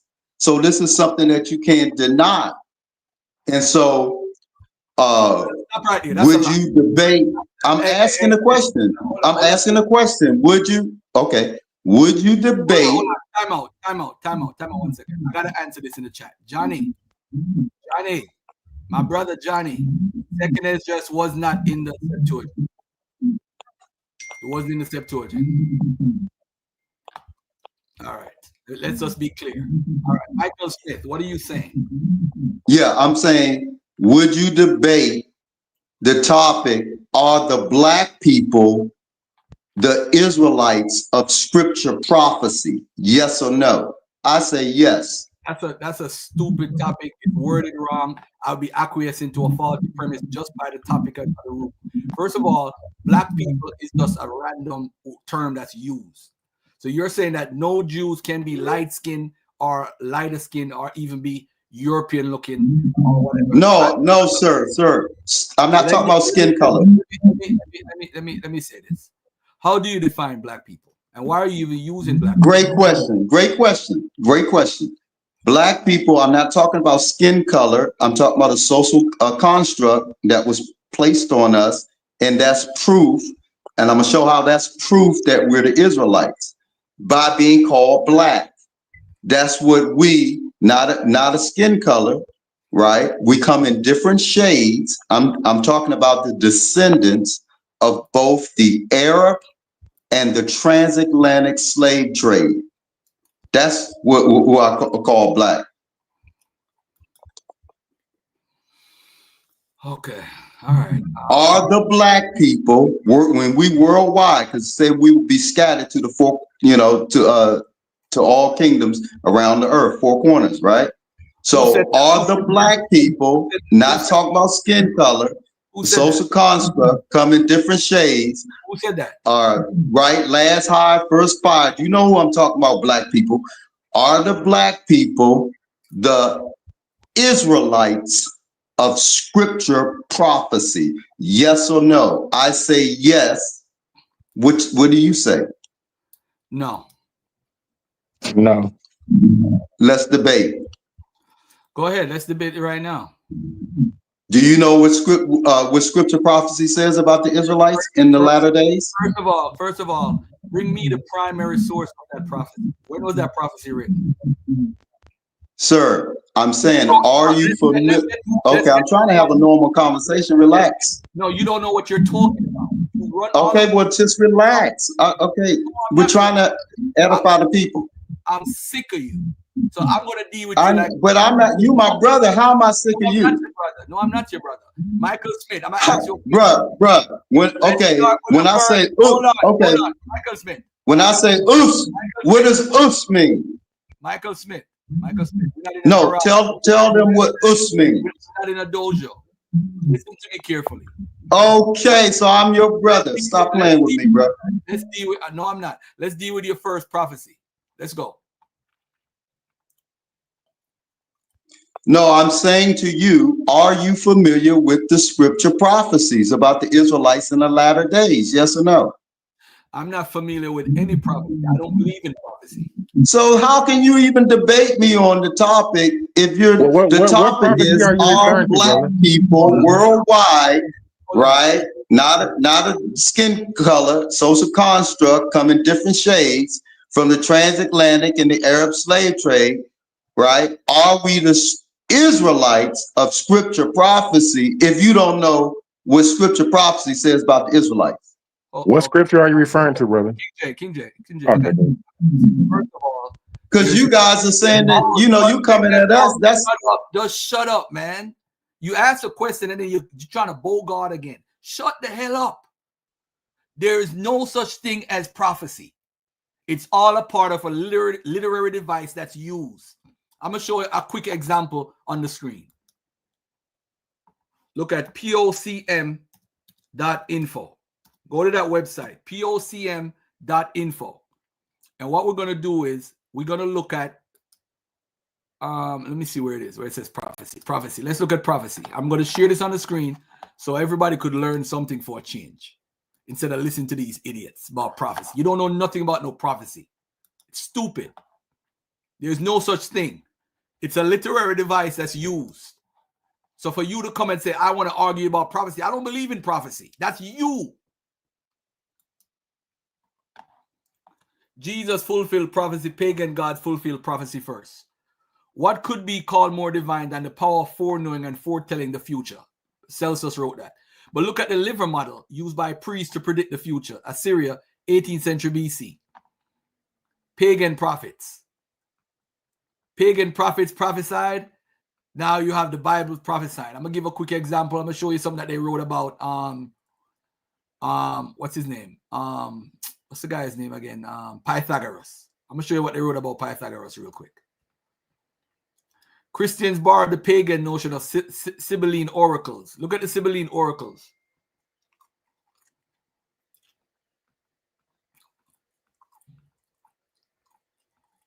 Pythagoras. The Pythagoreans are said to have predicted many things, and Pythagoras' predictions always came true. Ladies and gentlemen, let's start a movement where we are going to start following Pythagoras, because all of his prophecies came true. You see how stupid that logic is? So you could read something in Pythagoras or what they said about him, and then all of a sudden now all prophecies everything that he prophesied came true according to their historical account. The prophecy you're going to show me, you have no primary source for it. You don't even know when it was written. So how are you going to know it's a prophecy?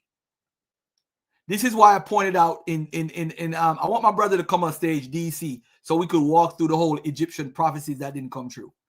Look at it. Pythagoras. Chances are you think of Pythagoras as the son of a bitch who invented geometry thingy. Pythagoras was also a guru who founded a philosophy religion, gathered disciples, performed miracles, and made prophecies. Pythagoras had the power of God in him. How do we know this? His prophecies all came true. That's how. Because I'm sure you're dying to know. Here's the Pythagorean theology about how prophecy worked. The Pythagoreans also assert that the whole ear is full of souls, and that these are those that are counted demons or heroes. They are the ones that send down among men dreams and tokens of disease and health, the latter not being reserved to human beings, but being sent also to sheep and cattle as well. They are concerned with purifications, expiations, all kinds of divinations, oracular predictions, and the like. The life of Pythagoras. So they believe Pythagoras, all his prophecies came true. Apollonius from the 1st century, he had the power of prophecy. Other people in other cultures had the power of prophecy, not only the Bible. Christian prophets foretold the future. Pagan prophecy readers and sibyls and the Pythian priestess and the priests of Dodona, Claras, Branchia, Jupiter, Ammon, and multitude of others, and Pythagoras and his disciples, foretold the future first. So why you tell me about prophecy when every culture do it? It's a literary device. It's not real. Nobody believes in prophecy. Anyway. Yeah. Well, it's not for, yeah. If I can say real quick, it's not for, I want to respond to you. It's not, thank you. It's not. Hold on one second. I am done with that topic. Do you have another topic? So you are going, so you're going to decline. Okay, no problem. Another topic. What topic? Okay. Sir, the only thing I want to talk about is true freedom and real justice for all Black people. And I wanted to debate you, right? But you decline, which is your right to decline. You decline, no problem. Hold on. I'm talking about one West Hebrew Israelite is dead. One West teacher stole and copied Edomites. That's what I'm talking about. Now, DC, do you want to come on the panel? Because I'm not going to argue with you in the chat. Because this is easy. All right? Listen, you can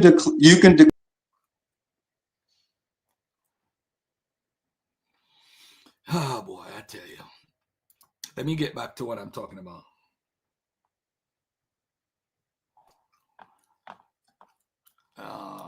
Let me get out of Clubhouse. Let me show this on the screen. Somebody asked me to show a picture of King James or an image of King James when I was talking to my brother Priest Daniel, right? If you look at this image right here, it's originally of King James. This is not a painting. For all the Hebrew Israelites that like to use this image, it is not a painting. It was done by Simon van de Passe. This is Simon van de Passe, also you doing an image of King James right here. This is King James right here, family, right here. Do you accept the same guy who drew the one before?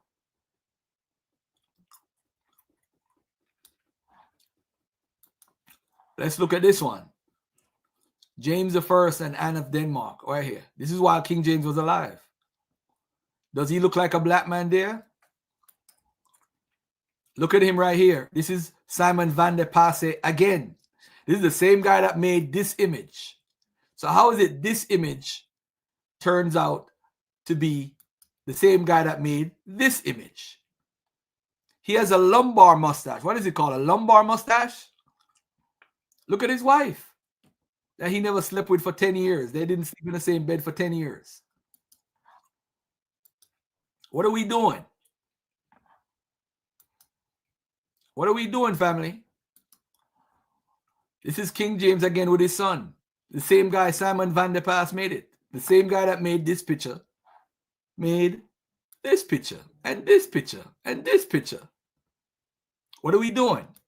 What about this one? Look at the mustache. This is the real picture, not the darkened version you see on the internet. Is this your average African American? Look at the lumbar mustache. Not saying black men can't have lumbar mustache. Look at the features. Look at the eyes. Look at the straight hair. He had brown hair, by the way, too. I'm just saying, we use pictures. If we have the proper picture, we'll see not the darkened one that Hebrew Israelites put on the internet. This is obviously a European man. Obviously. That's in print right there, Garfield. How you doing, Garfield? I'm good, brother. And that's the print. The print. That's the print. That's the print. Did you hear me? Yeah, of course. I know. I agree with you 100%. Yeah, and they don't understand what the print is. The print has hatching and cross hatching on it. Cross hatching, and it's done. It's an engraving. It's done with an engraving, right? So they're gonna print it off. If you're talking about the paintings, I think the Hebrew Israelites need to study some of the like how do you become the court painter? They'll chop your head off if you mess it up. So as racist as England was, they're never gonna let a black person be in charge of the kingdom. Y'all tripping. They're poisoning them in the sleep. Hold on a second. Michael Smith, come back on the panel. Because I'm gonna block you out of my life. If you don't come back on my panel, don't come back in my chat. Okay. Now with King James, one thing we do have to understand with King James is King James and the 47 editors. Translators. Oh, no, not editors, translators, right. Let me put translators. 47 translators. And they're always white. How about that? So let's say King James black, but all the translators is white. Now what? King James wasn't a translator. So how does this blackness translate to the translators?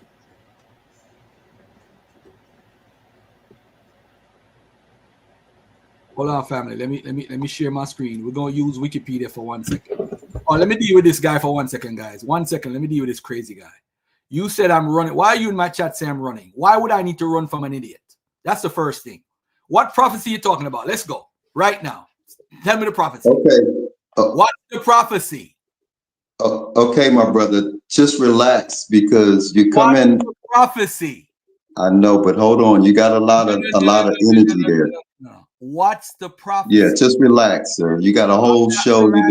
What's the prophecy? But you melting down now, bro. Stop. Yo, later, bro. I ain't got time for you and your bullshit. Look, you're really missing the point, though, Garfield. What point am I missing, my brother? Nobody will. It's not wise to waste time on something like the Torah and the Tanakh if it's false. Why even waste your time trying to prove that it's false?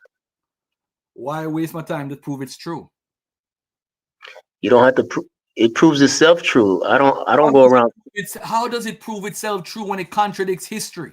What are you talking about? Right, you're saying it contradicts history. You just won it. Okay, let's look at it. All right, let's start off with this. The Cyrus cylinder, right?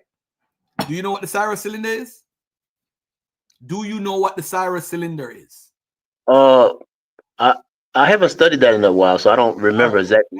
Let me stop sharing. Let me school you for a minute. Well, what that got to do with what I'm talking about? No, what I just said? Because you say it proves itself. So I'm gonna let's go. Hold on. Let's go to Daniel. Daniel 5. Nope. You can go there if you want, but you're not going to prove it's false. Hold on a second. How would someone prove it's false? Because this is going to be your last day. You got to show me what your method is. Can no white man or black man prove that the Torah is false? All right. Okay. Can't do it. Let's look at it. Let's look at what you're saying. Let's look at what you're saying, and let's make sense out of this nonsense. This is Daniel 5. I'm going to ask you a question. This is verse 30 and 31. In that night, so let's look at this right now. Then commanded Belshazzar, and they clothed Daniel with scarlet and put a chain of gold about his neck and made a proclamation concerning him that he should be the third ruler in the kingdom. In that night, Belshazzar, the king of the Chaldeans, was slain. Now, do you know who Belshazzar is? You said Belshazzar was slain? Yeah, the king of the Chaldeans, of Nebuchadnezzar's kingdom. They're talking about Babylon, the king of Babylon, Chaldeans. They call him Chaldeans too. He was slain. Belshazzar, the king of the Chaldeans, was slain. And look at what it says. It says, Darius the Mede, or the Median, took the kingdom being about 62 years old. All right. Now, I'm going to ask you 2 questions. Was Belshazzar slain when the Persians came in? And did Darius the Mede take over the kingdom at that time? The kingdom of Babylon was taken over. 2 simple questions. Yeah, everything that's in that chapter and verse is true. How do you know it's true? What's your methodology? How do you verify this? Whether you like my method or not, you're not going to like my method. I'm asking a simple question. What is your method? My method is very simple. Okay. Scripture confirms scripture. That is, one prophet or that same prophet, depending on how long it takes for that prophecy to come to pass, will confirm, and history that's written in the Torah will confirm what the prophet had already, what he said. So you don't need. For those who are listening to this craziness on my channel, you will never come back on my panel, because I'm sick of people who believe the Bible that go around and talk all this bullshit about prophecy and all this shit and can't prove a goddamn thing. You want black people to join your wait and see program. Fuck out of here. We ain't joining that shit. We ain't joining that shit. We're not joining that bullshit. We're not doing it. Now let me say this to everybody that's watching. Can I jump in? How do I verify this information? Hold on. I'm sick of these niggas, man. No, we need them. Let them be the punching both. bags. We need them. You and me both. We need them. I like them. Watch this, family. The first thing that's wrong is Belshazzar was not slain. When was he slain? And by the way, Belshazzar was not the king at the time. Cyrus. We know in history that Cyrus came in and did what he did. It was no Darius the Median. Darius is the title, and there was no Darius at the time. The first Darius is Darius the Great at 522 BC. There's no Darius the Mede. The person who is writing made it up. How do we know he made it up? Let's look at the scripture. Let's look at the scripture real quick. Let's go to Jeremiah. Not the scripture, not the literature. Jeremiah 51. He said the Bible, so I'm gonna show him why it says that. Jeremiah 51.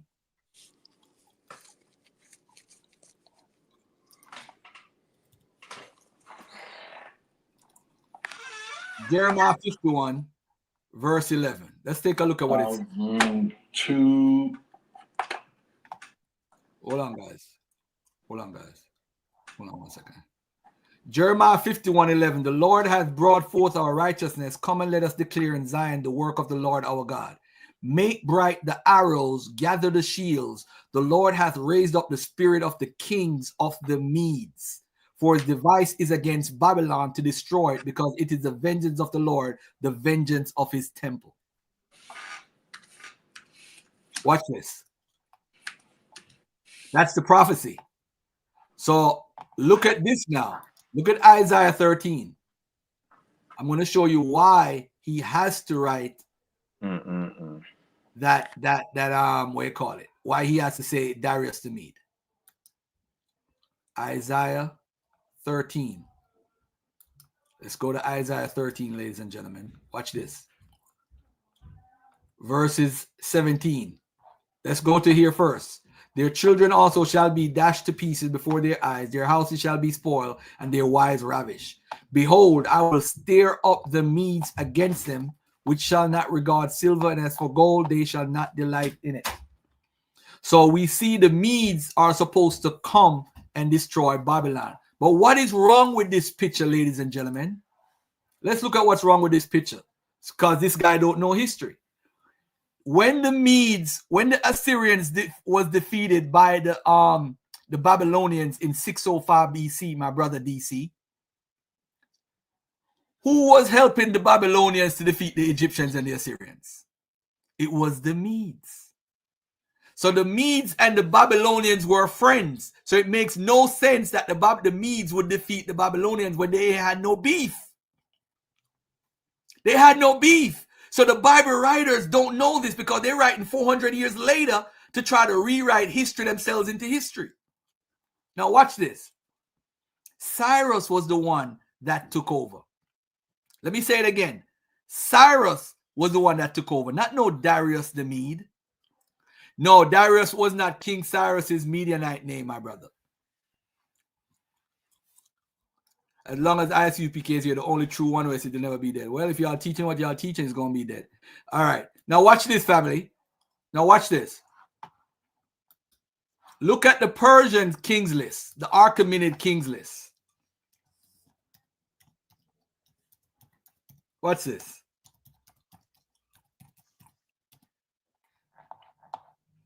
The Achaemenid dynasty, right? I'm going to share it on the screen and show y'all what history says and why the Bible is wrong. You as a Bible believer cannot say the Bible is wrong. Look at this right here. First, you had Cyrus the First. Let me see if y'all seen what I'm seeing on the screen. Cyrus the First, ladies and gentlemen. Look at it right here. Then you have Cambyses.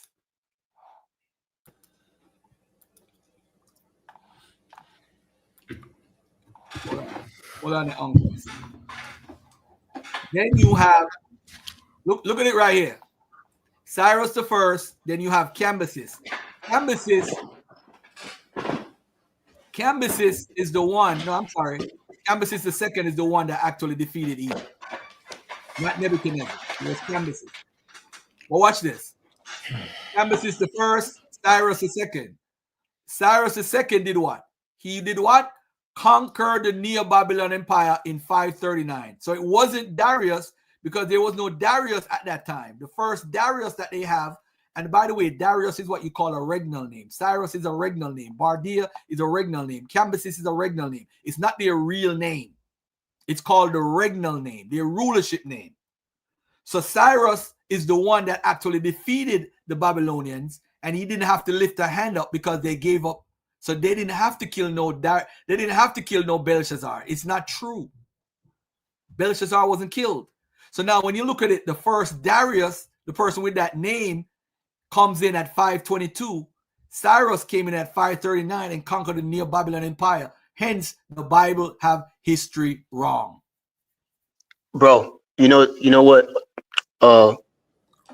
Garfield, if you got an issue with the prophecies, why don't you give us your premises and stuff like a week or two in advance, and then when you do the show, we can knock you down with the truth of these prophecies, man. But you come on the scene, we don't know what you.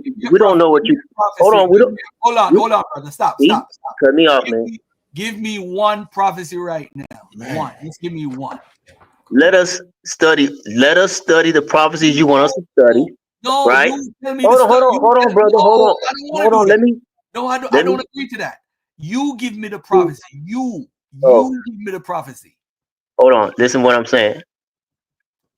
If I have a subject matter that I study or I want to present, then I will be more prepared for it. But you want us to elaborate on all these prophecies you keep bringing up. Some of these people may not know these particular. They might know some other prophecies, but so if you really want to debate, a legitimate debate or a conversation, let us all study the subject matter that you're going to deal with prior to, and we'll be ready for you, and we're going to make you look like you don't know anything, just like you don't know. Now let me ask a simple Can I get question. in, Garfield? Go ahead, brother. Let me calm down. Can you take it off the screen? I want to have a nice conversation, bro. So who was talking? Keep the branch of Aya. That's who was talking. Yes, sir. What's going on, man? How you doing, bro? So, okay. So there's a premise going on here, and I think you said it, that the Hebrew, that the Bible is history, right? Correct. The so-called Old Testament is 100% complete history. It got the most accurate history on the planet, on the earth. I mean. Okay, so can we start? Can we start from the Garden of Eden? Can we start in there? That's fine. I mean, wherever you want to start. So I'm asking, where is that? Where do you think that's at? And Garfield, if I'm wrong, please help. Where is that at? Do you know? On Earth. Since the Bible is real history, then there has to be a place. Where's that place located at? Do you know, brother? Yeah, the Garden of Eden is real, and whether people agree with the location, okay, that's a matter of opinion right there. But the Garden of Eden, I just asked you where was the location at. I'm not saying what, I agree. I want to talk with you. It's gonna be in Africa. it's in Eden. And where's Eden? Where's Eden at? What continent would it be on? Do Well, you know? at that time, there was no continents. Okay, all right, stop. Free bet. So you basically saying it was one continent? There was this one landmass. It was called the Earth, the dry land, All right, according to. hold on. Hold Okay, on, let me so finish the answer. According to Genesis chapter 1 and I think chapter 2, it was this dry land. It was not separated. The Pangea had Pangea, or the separation or dividing of the lands had not taken place yet. you know what, brother? I Pangea. appreciate that. Come on, Pangea, no. Kyle. Pangea. Come on, hey Sabio. You know how long I done waited for 2 hours to talk, yo? I I like it swear, when I waited for talk 2 because hours. he don't mind asking the questions and listening to the answers. I waited Y'all for other 2 folks. long hours, yo. 2 hours, yo. I done heard y'all playing the Bible. Now I just want to have an intelligent conversation. So, okay, I accept Pangea as being a historical a piece of scientific evidence that we can actually sink our teeth into. So we agree with Pangea. Can we agree on that? That there was such a thing called Pangea because the pieces fit back comfortably together. All the continents, based off of movement, will fit together. So we agree to that, correct? Yeah, we down. All We right. down with that. Yeah. We down with that. So here's the issue. Here's the issue for me. Do you know the date of Pangea? Since you named actual scientific quote unquote theory, Pangea, right? There's a date and time attached to that. Okay. No doubt. There would All be. right. There would be. If someone knows that that is a Hebrew scholar who studies that information. In fact, the Jewish No, I know what community. the date is. No, relax. I'm No, saying I know what the date is. I'm just letting you know you can't say Pangea, then make up your own dates. Because then I'm I saying agree. you're not doing it right. Now Hold on, I you agree with just you. right. I So agree with that. You can I can't. give the date? Can I give you the date? I don't agree with your date. No, okay, but you have to because you agree with Pangea. You get it? I know. I said I don't agree with your date that you're going to present. No, listen to me. You have to agree with the date because the way we can verify Pangea is through the date because the continents are actually moving. You get it? That's all I'm No, saying, bro. Without howling, screaming. If you're gonna say Pangea, well, no, I then don't holler and scream. I know I'm what not. I'm saying. Scientists understand how it is. They understand what Pangea is. That's all I'm trying to tell you, bro. I'm not gonna let you say Pangea and we both agree, and then you make some shit up about it. Then it's not fair no more, yo. Then you just I agree doing with that you, thing. but I didn't do that. I'm saying it happened. It happened. We will have to look at the Hebrew date, but it was not no 20,000 or 100,000 years ago. It was not You're like right. that. Correct. It was 350 million years ago. Correct. Right. I disagree with that date. Oh, okay. Based off of what science did what paper are you looking at that would Good. say they can't track the movement of the continents because they actually can, and that's how they come up with a date. So at Okay. 350 million, hold on, 350 million years ago, there aren't any Homo sapiens sapiens, there aren't any mammals. So now you got me fixed in a time when men was created before there were even mammals. That's all I'm saying. So don't use that. That's the point I'm making. Stick to the biblical literature. So if we stick to the biblical literature, then you would have to be honest without no howling, screaming, and getting mad, right? That I agree that the biblical text is a tribal Hebrew story. It's their story. Can we agree that it's their story? We don't gotta bring no science into it. It's a Hebrew story. Am I wrong with that? It's a Hebrew Israelite story. Am I right or wrong with that?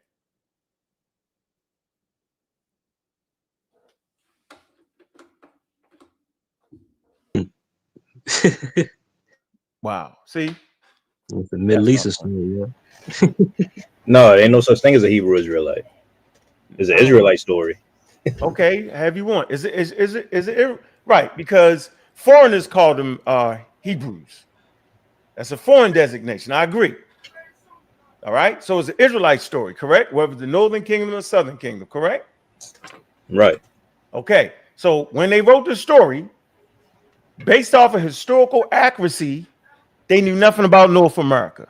They knew nothing about Australia. They were strictly talking about their world. Can I agree to that? I wouldn't even think it's about historical accuracy. They're just trying to convince themselves of that they belong in this particular land because they got it. So I know, but this conversation ain't for me and you.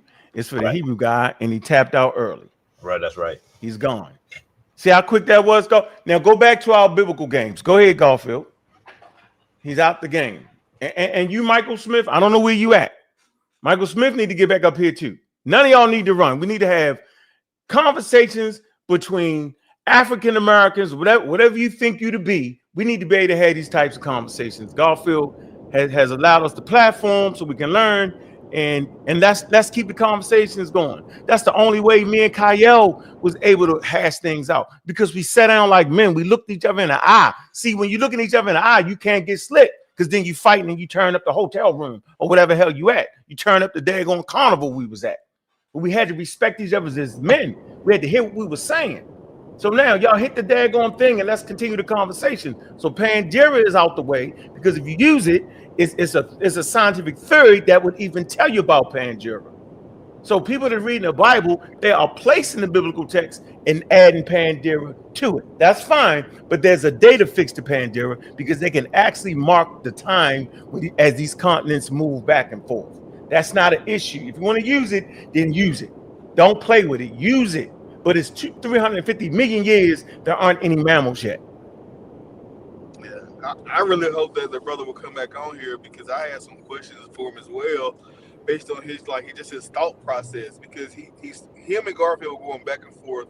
He made the claim that all the prophecies in the Bible were correct. Then, when presented with the evidence, he then moved the goalpost to present more evidence, and then he's going to come back in a week to rebut it. But that negates the fact that before he even started the conversation, he believed and he said emphatically that all of those biblical prophecies are accurate and correct. So that would mean that he had to have done some type of process of verification prior to making that statement, and he clearly didn't. But I don't get it. I get it. So I what happened? want He them to ran? believe. Did I he want run? them to believe. Did he run? Yeah, of course. I beat him out. Yeah, of course, Garfield. Because my thing you do is, anything else, okay, go ahead, finish your point. I'm just saying, my thing is, right? If they believe the story, they believe the story. Okay, but they can't make us believe it like you said. And so, if we talk about humans on Earth, then there has to be a way to separate beliefs. So that they're basically saying that they got the only God on Earth. But go ahead, Garfield. All right, my brother DC, man, the loyal listener and student, because Garfield is the teacher in the community when it comes to the Bible stuff. And my brother said, why is Jeremiah 46 a failed prophecy when Jeremiah 46:2 literally says it's for Pharaoh's armored battle of Carchemish? The battle of Carchemish was not Egypt's war. And also the battle of Carchemish, Nebuchadnezzar was not king at the time. If you look at the prophecies regarding Jeremiah 43 and Ezekiel 29 to 32, you will see that he's talking about when the Jews, when he left Tyre, he was Nebuchadnezzar II, the king of Babylon. During the time of Carchemish, that was 609 or 605 BCE. He was not the king. So this is not even talking about, this is a whole different topic you're talking about, where the Assyrians had a war with the Babylonians and the Medes. It's a total different war, man. What's up, Dre?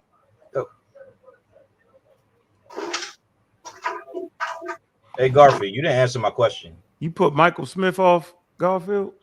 Michael Smith, what? Hey, Uncle, I'm still here, man. You still there? You putting that in the chat? Well, what in the chat? So you don't understand dating? Is Michael Smith still on the panel? No, he's not. Damn. Oh, that's James. Yeah, but you ain't answer my question, Garfield. What is your question, beloved?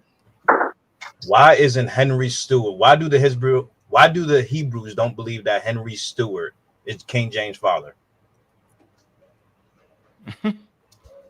James Stewart. I don't know, bro. Maybe you could teach me something, man. I don't know. That was my question before, because you said that They have an yeah. ancestral Yeah. Let me get it for you. Let me get that. That was his father's name, right? Henry Stewart. Henry Stewart, Lord of Darnley. Let's Google Lord Darnley. Lord Darnley. Because you are what your father is. I'm gonna show you why. I'm gonna show you why. We in England, right? Are we not? Don't we know European hit? Like, are we really? It's a shame that we know European history. I got you though. This is why. I'm gonna show you why. I'm gonna show you right now. Arguing with no African Americans over the kings in England. It's something you don't debate. Hold on a second. I'm gonna show you why. And the only king we know is Mansa Musa, and he's before the slave trade. What? The only African king that most people know is Mansa Musa, and he's before the transatlantic slave trade. He's the king of He was the king of Mali. Yeah, come on, yo. Hold on 1 second. Hey guys, I said African king. Stop for 1 second. 1 second, guys. Look at this. You asked me why they don't believe Lord Darnley is what you call it. This is why. Because they have a doctored image. This one that shows him with a little afro that they doctor up. Hold on, I'm gonna show you what they do. Let me see it doctored up. So this one they said that's him, Lord Darnley. That's the real picture of him. But ladies and gentlemen, to Priest Daniel and all of them, when was this picture put up by the folks? It was by an unknown artist, and it's not even a painting. It's line engraving, cross hatching, and this is in the mid 17th century, 1750s. And it has to be fake. Because it's not fake. It's not fake. It's not fake. Look at the hair. What's wrong with the hair? That's how Europeans' hair be. Mm-hmm. No, it's not fake, but they have a doctored picture of him. There's a doctored picture of Lord Darnley they're using, similar to this one. Make it big, though. That's not doctored, though. You saying that's doctored up? No. Oh. You can look at another one. They got one going around. Okay, so should we waste time arguing? Now I don't want to say waste time. Like they like that's not even Hebrew Israelite history talking about King James, yo. That's got to be an African American thing trying to do something crazy. That's them. They don't the kings and queens of Scotland and all that. Nobody's arguing that. Hold on. Come on, Garfield, you've been to the daggone thing, bro. Like, if them people ain't been, yo, then they need not to even have a conversation. Come on, bro. Hold on. Look at this. This is the picture that they're using. See right here? This one right here. This one right here. See? They said, that's him. He looks black. He got curly afro. Yep, that's him. Bro. They got us. Yeah, but why y'all arguing about stuff like that? The real Israelites don't even teach that stuff. So it's the logic, gentlemen. So when you're in a cult mindset, the information, it matters a little bit, but it's the logic that you do draw the connections. That's where the issue is, because a lot of these people they have a false narrative or a false logical basis in their head for extrapolating this information. I know, but bro, I just said the real Israelites don't even teach that King James was a black man. No true Scotsman's fallacy. No pun intended. Hey, take the thing off the screen for a minute, Garfield. So y'all back on here. So if King James was black, what does that have to do with the translation of the Bible? Right? How does King James being black or from deep Sudan have anything that he couldn't read Hebrew? He was not a translator. Right? That's reality. King James was not a black man. That's the part. Bro. Hold on for a minute, bro. You might not say that, but people say it. Let's say he is. How does that help him translate? Does the melanin in his eyes make him read Hebrew? There's no king on record of King James being able to read Hebrew and translate. We have all the translators, and none of the translators, none of them was African at all. So come on. So what's the point in that? Well, the logic behind that is that because if they acquiesce to the point that King James being white, then that means that they have a white version of their preferred text. Go by near where you are. And so they have to make King James and those people in Europe white so that they can make themselves draw that connection based on the premise laid through British Israelism. Not they have to make all the people white. I mean black. Well, that's what I'm saying. We Israelites, the ones that believe in the Torah and the Tanakh, most of us or all of us don't even teach that King James was black. So we don't even care if he's black or white. It don't even matter. So we back to you. Yeah. Was we talking about the Garden of Eden, me and you, or that was another guy? Yeah. We were talking about the Garden of Eden. Okay, so we're gonna move Pandora out the game because you don't agree with it. No, I do believe in the dividing of of the No, land. listen, let me tell you why you can't. Because there's a date to it. Because It that's the is. only way we even knew the shit divided. Right? No, Because that's not once the only way. No, do, no, no, do no, you sir. know? Okay, there's some shrimp that reside on the coast of Africa that also reside, I believe, in North America. The same species. And the only way it could have been is they was connected. So we understand it's a scientific theory, bro. Okay. And I am telling you there's a data fix to it. And I'm saying there is no mammals at this time. So let's move to science. I don't even want to talk scientific right now, but I cannot allow you to introduce a scientific concept like the universe or Pangea, or I don't even want to hear you use the word humans. Because once you do that, we have dating processes, we have information, we understand that humans evolve, life evolves. Now, let's just keep it biblical. So you basically don't know what the Garden of Eden is. You say there wasn't no split in the continents yet, and you claim the Bible say that. I've never heard a person say that. Never. Well, okay. Wait a minute. So what are you? So you saying that?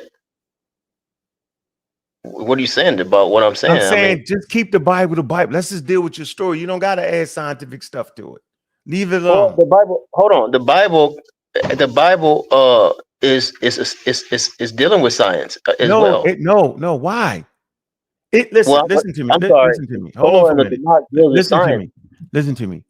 The Torah and the Tanakh is the product of people that lived at a particular time, bro. Okay? And I'm trying to educate you to know that we understand what humans basically understood at certain time periods. We understand when humans were hunter-gatherers. Okay? We understand when there was no Israel nation yet. They were nomadic people, bro. Right? We understood this is not a stage joke where African Americans just routinely mess up history, bro. We're not them dudes. So I'm saying is I'm not tripping off your Torah. I'm saying keep it real. And I'm saying if you believe yourself to be that, let's have the serious conversation. So at 600 BCE, Israel ain't pushing scientific innovation, yo. Matter of fact, it's 600 BCE. Garfield will tell you they don't even have a written text about none of the shit they talk about, bro. Because I can take you to the oldest Hebrew writing, and it don't look like what they're using in the Torah now today. Right? You got Old Hebrew, you got Hebrew, you got Phoenician. It comes from the Proto-Phoenician script, which comes from the Proto-Canaanite script. That take it all the way back to the Egyptian writing, the Proto-Sinaitic. Who taught you that? No, it's not the who. No, I don't say the white person. If you say that, no, it's not about white person. I'm just want to know who taught you that. Man, me and you could read it. We don't need. But guess what? I read something too, and what I read don't teach me. Hold on, let me just say this. What I read don't teach me what you just said, though. See what I'm saying? No, I'm saying the origin. You have the origins of writing, bro. The origins of writings don't come from the Egyptians. Never said it did. Okay, so where does it come from? I'm saying the origins of writing. They claim it to be in at least two different places. Over there, we're in Mesopotamia and in the Nile Valley. Okay, and that wouldn't even be the origins. Hold on, that wouldn't be the origins of it because you would have to go back a little bit deeper in time. You had to go to writings on not writings, but symbols and stuff, right? So you start early humans start off with symbols on caves. Okay. So if you're gonna deal with that, right? Then the question would be, why would God create a Torah in the Hebrew script, right? That comes from older scripts. Why would God even need any of that? And then why would God even need science? So you don't gotta fight for science. Just fight for your Hebrewisms. Hold on, it's not about we don't fight for science. That's ridiculous. Science why you keep talking about it then? Hold on. Well, actually, what is science? Do you know what that word means? It means to know. Okay, so the scriptures is information given to us, and it's the truth that's being revealed to us. This is the knowledge. No, that's not science then. No, science is to know. Hold on. Listen, hold on, bro. Listen, I cannot allow you to mess up the definition. The definition is to know, not to know the scriptures, not to know the holy writings. It's wasn't to gonna say know, that. it's Cut me to off. know and understand natural phenomenon. So if you're going to talk about natural phenomenon, then we'll talk about science. If you just want to talk about knowing scriptures, then we're talking about just knowing two separate things, bro. I cannot let you play that game. Well, hold That's on. not If you fair for going this but if conversation. y'all, but if you want to be wise as you appear, try to appear or I'm not appear appearing to to be be. any of these things, bro. Okay, so I watch don't this. know no more than you. I just know a little bit more about what the hell I'm talking about. And you Well, keep hold on. crossing into my lane. That's all. Okay. So you said knowing, and it's dealing with natural Natural phenomenon, right? phenomenon. That's it. Okay. Watch Nothing this. else. How you Yeah, gonna have we natural? Listen, there's something greater than natural phenomenon. What That's about that? fine. What No, about that? that's for Okay. your So book to answer. no, Listen, no, no, no. That's for no, you to bro. answer. Because you No, said, it's hold on. not. No, it's Yes, not. it is. No, listen, let's be real. The Let me tell you why Torah though. should answer that. Do you get what I'm trying to say? I got you. I got you. But I'm The asking signs, you, how you signs gonna deals with the know? natural world, not the supernatural world, bro. Religion Okay, deals with but the supernatural. That's your job. hold on, wait a minute. So how you expect for me to understand fully the natural phenomenon when you ain't giving me the force that's behind the natural phenomenon? No, Come that's on, your man. job. No, You that's get your it? job. No, You the it's not, because scientist. science don't claim to know shit outside the natural world.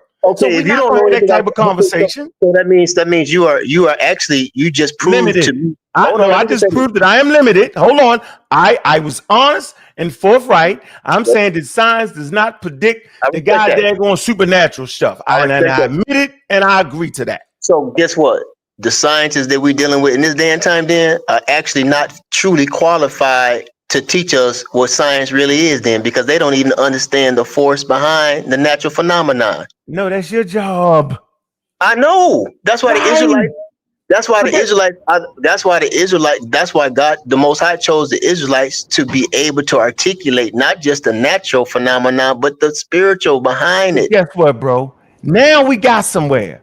And I appreciate the conversation. So now here's where the conversation begins. So I am telling you that the Hebrew Israelites are not the first people on earth to talk about the supernatural world. Okay, you got Okay. thousands of tribes. Hold on, you got thousands of clans, thousands of tribes that talk about the natural world. They just in a long line of Homo sapiens sapiens to talk about the natural world. Can we agree to that?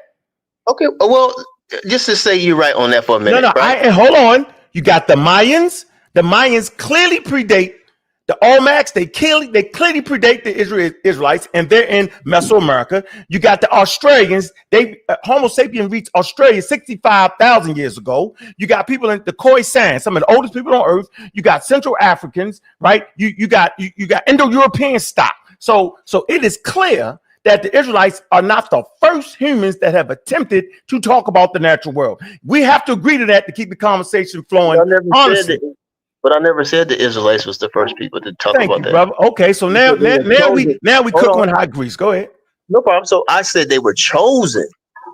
Fine. Eventually, they were chosen to be the representatives to help people understand the type of questions that you be asking me. We were chosen to be able to communicate that information. That's fine. Okay. Now, where did we get that from?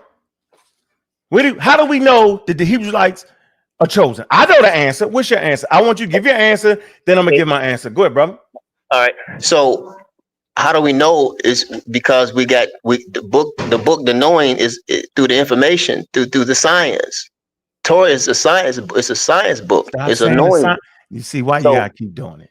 but hold on, I'm just answering your question. So that's how we know. We know through the book. Okay. That's how. Through the book, right?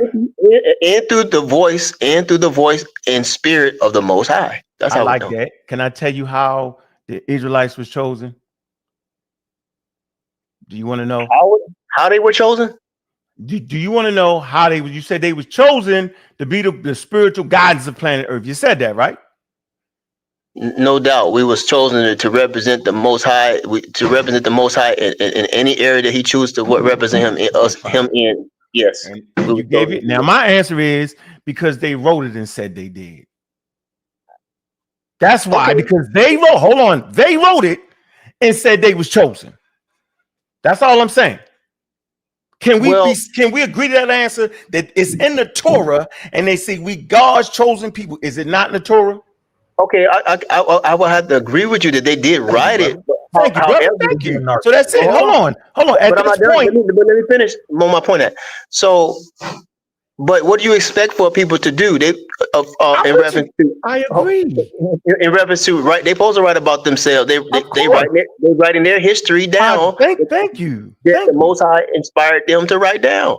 Let's slow it down. They're writing their history down. They're not writing the world's history down.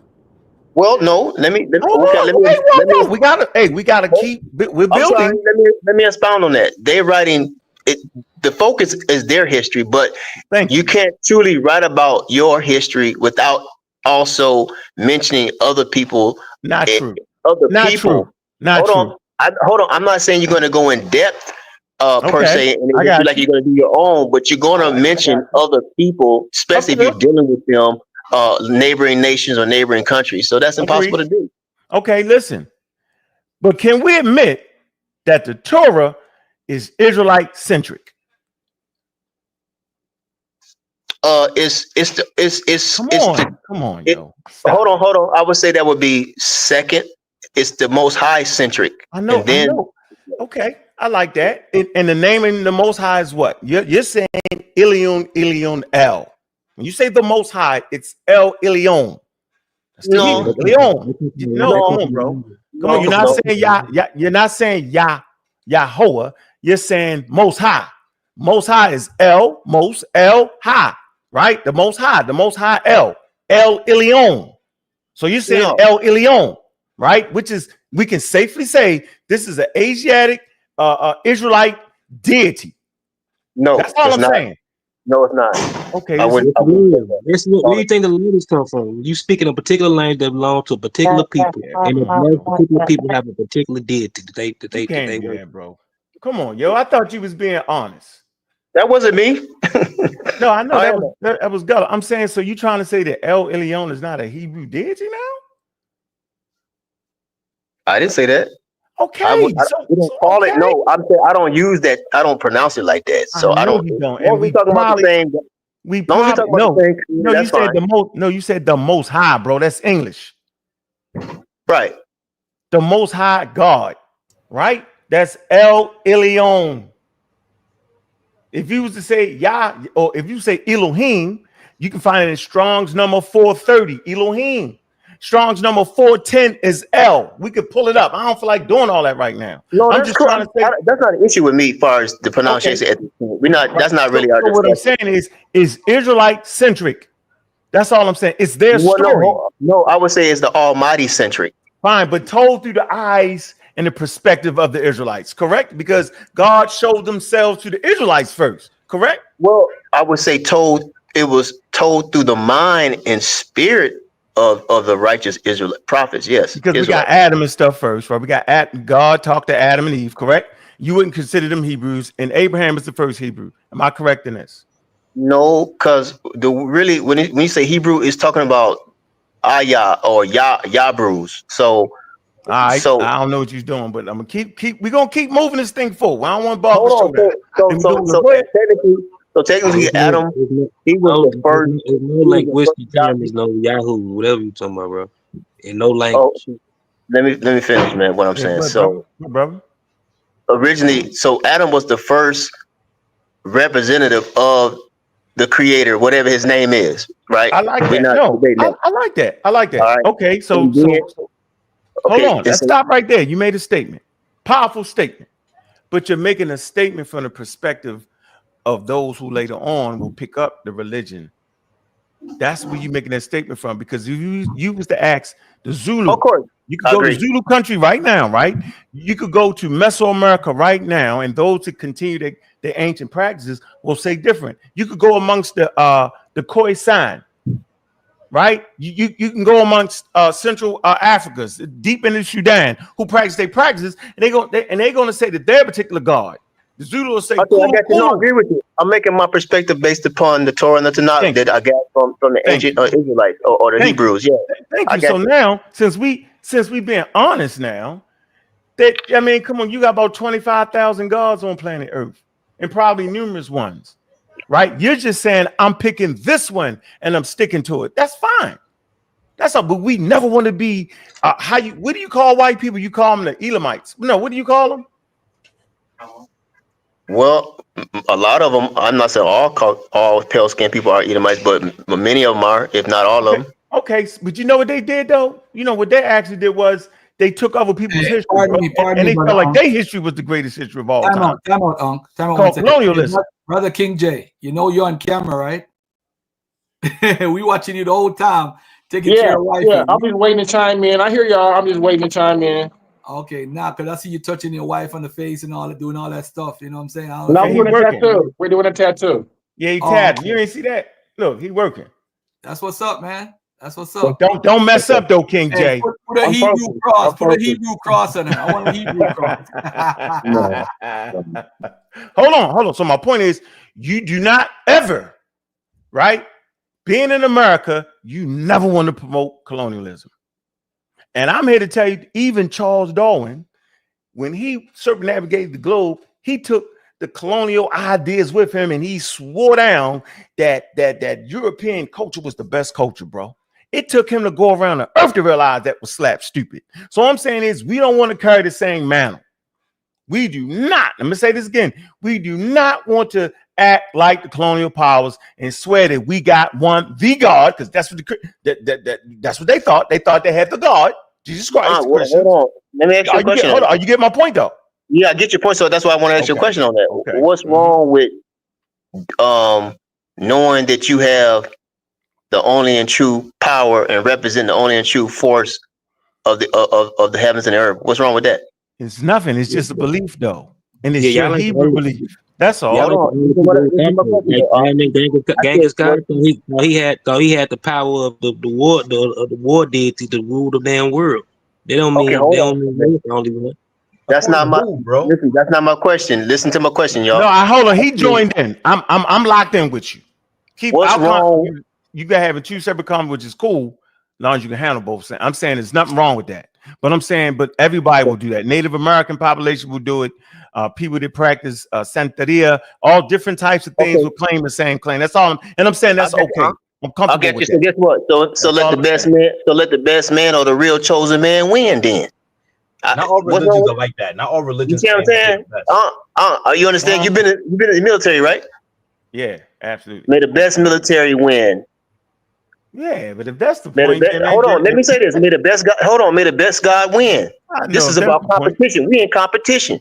Yeah, that's fine. Yeah, guess what we learned. So watch this. So so-called Negroes do not stand up and be who they called to be. How they gonna ever be on top?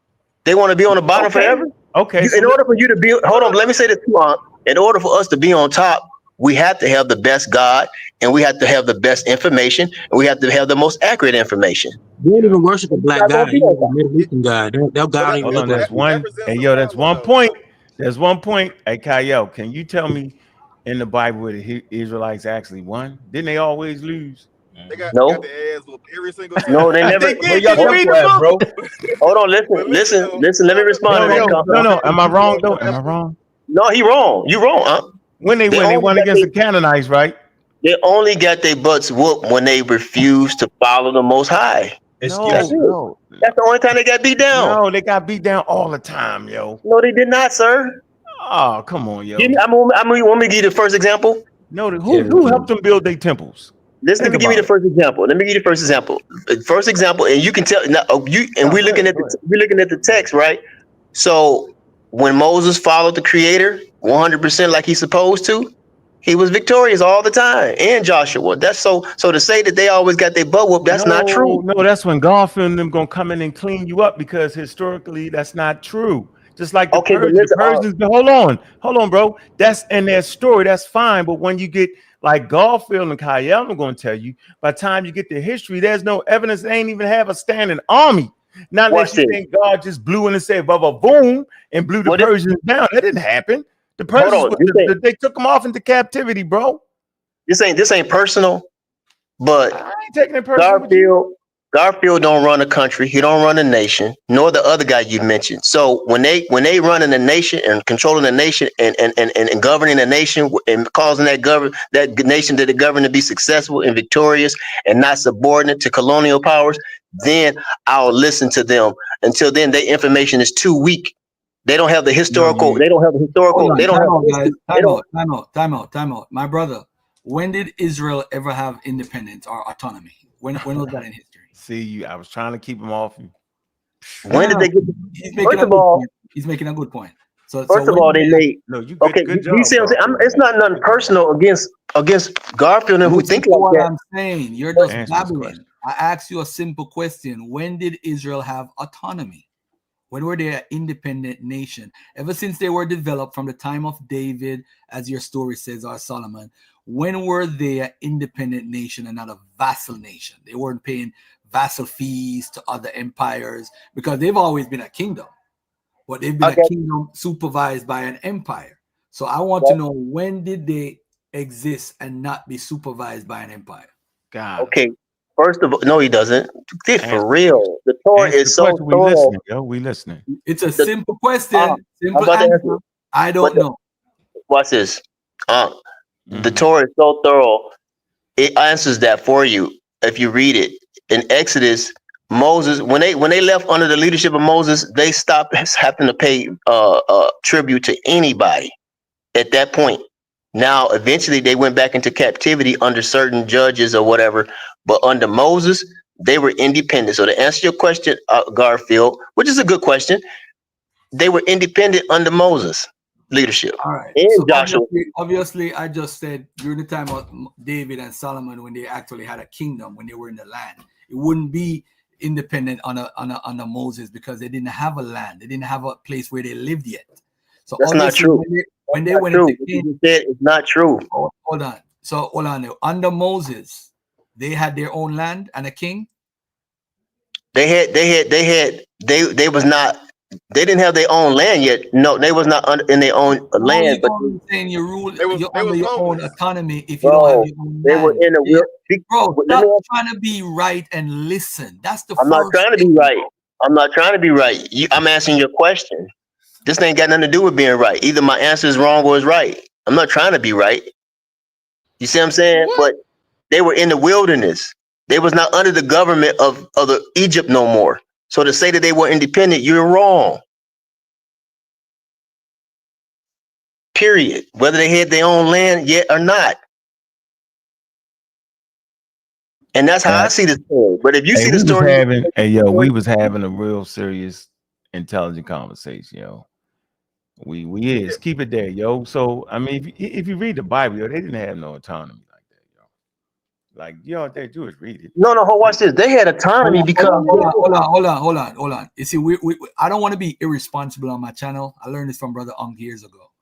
We don't push misinformation to people. All right. So if we are wrong, we correct each other. If Kayal come on and say, Garfield, no, you're wrong, bro.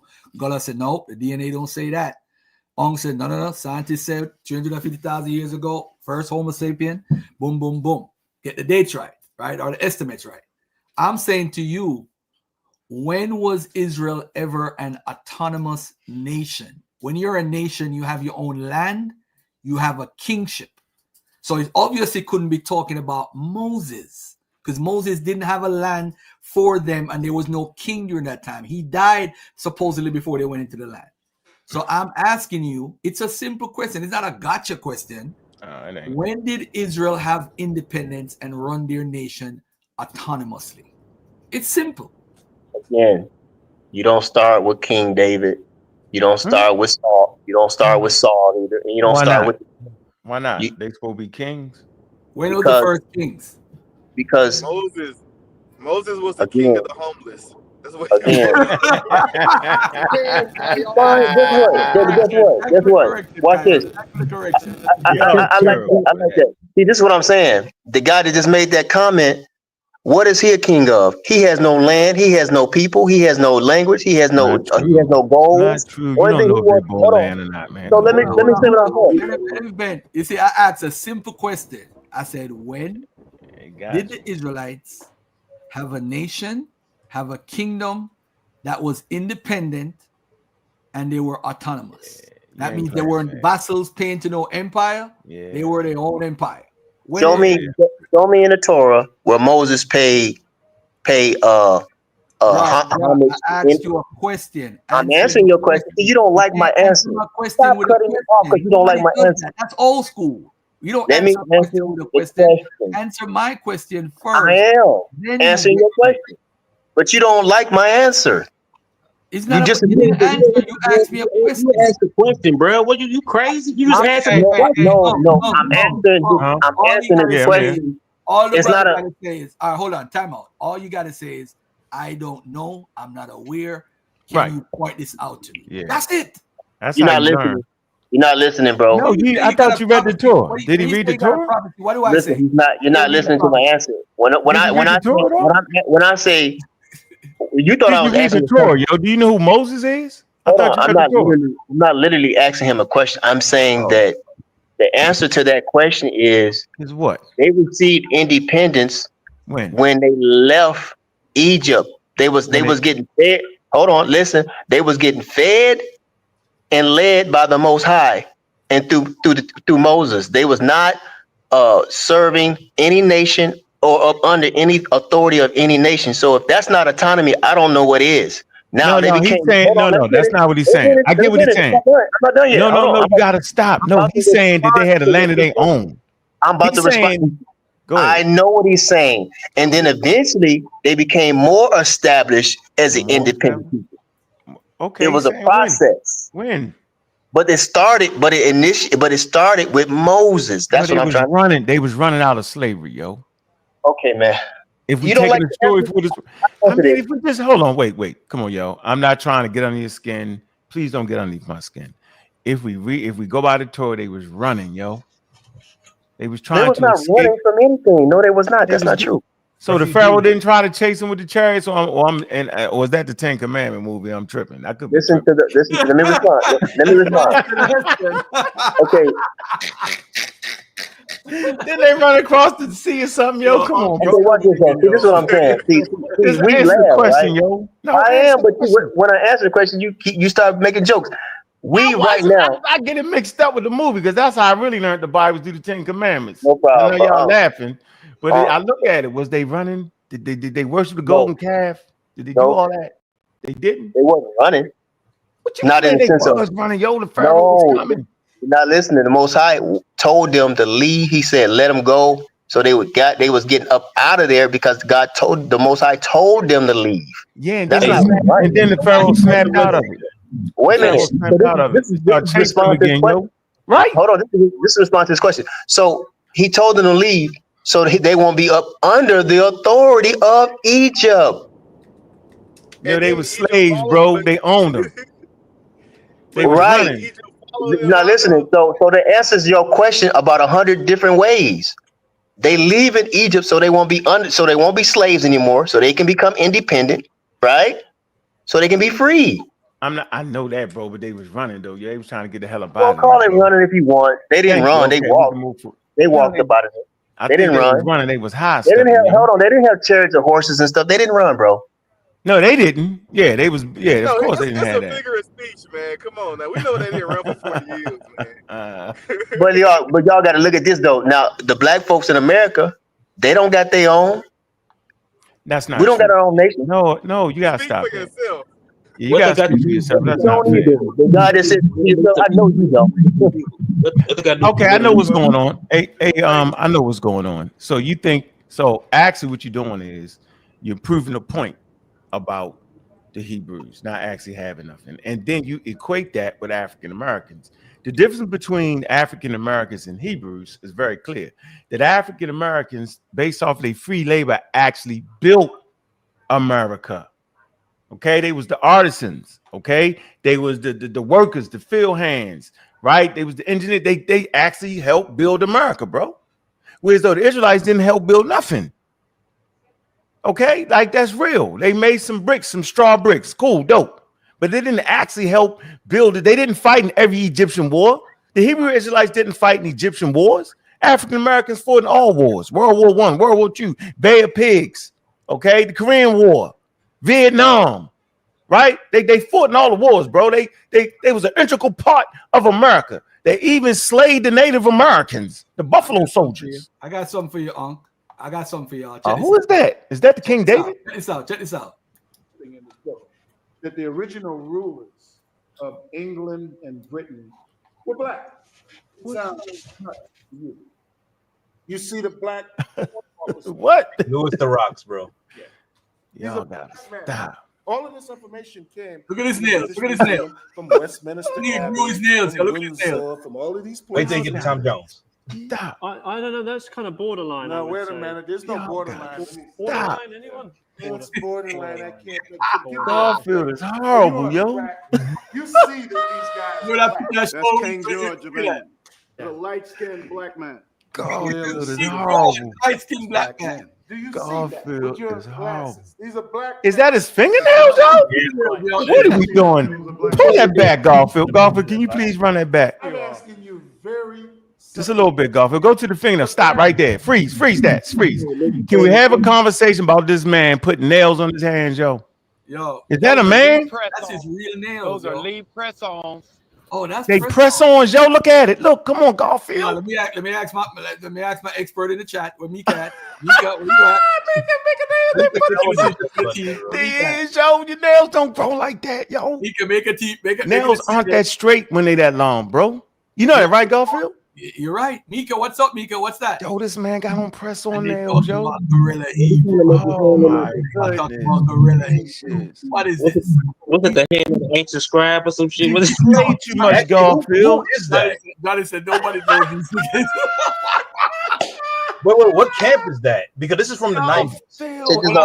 Hold on. Time out, guys. Mika, is that press-on? That's what we need a confirmation from the leading woman of the Dagger Squad. Come on, Mika. Look at the two different colors. Garfield. You the tiebreaker, Mika. You the tiebreaker. Look at the two different colors, Garfield. Oh man. Look at the two different colors. Look native skin. Look at the color. Look at the other hand. The other hand don't got them there. His nail beds. Yeah, yo, come on. Yeah, they fell off. The line too. These niggas is feminine. Oh man, yo, I give up. Garfield, you don't play fair. At this point. Oh, look at this though. Listen to the conversation though. Yeah, you gonna get to Tom Jones. It's black men. Do you see that with your glasses? These are black men. You're browbeating me slightly. Can you see that those are black men? In the picture that. What in the hell did they got on? Yo, they had burn up in ancient Israel wearing all that shit on them, yo. Any threats? Can you see that these help are me? blacks? Garfield something.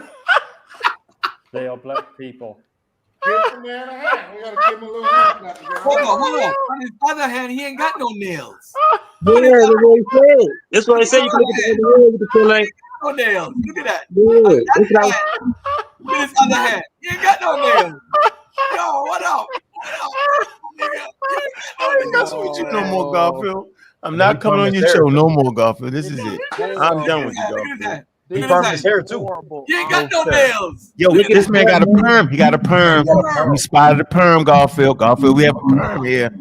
He has like James Brown. He got the perm. He got the perm. Finger waves and everything. He got the finger wave perm, yo. This is y'all leadership who taught y'all. I give up, yo. Well, look at the hair. Is that a wig? It's a perm. Give the man a hand. We gotta give him a little hand clap again. I like it. Are we serious right now, yo? Long fingernail What you and do press historically on. is you cover Perm and press on. You come in and you whitewash everything.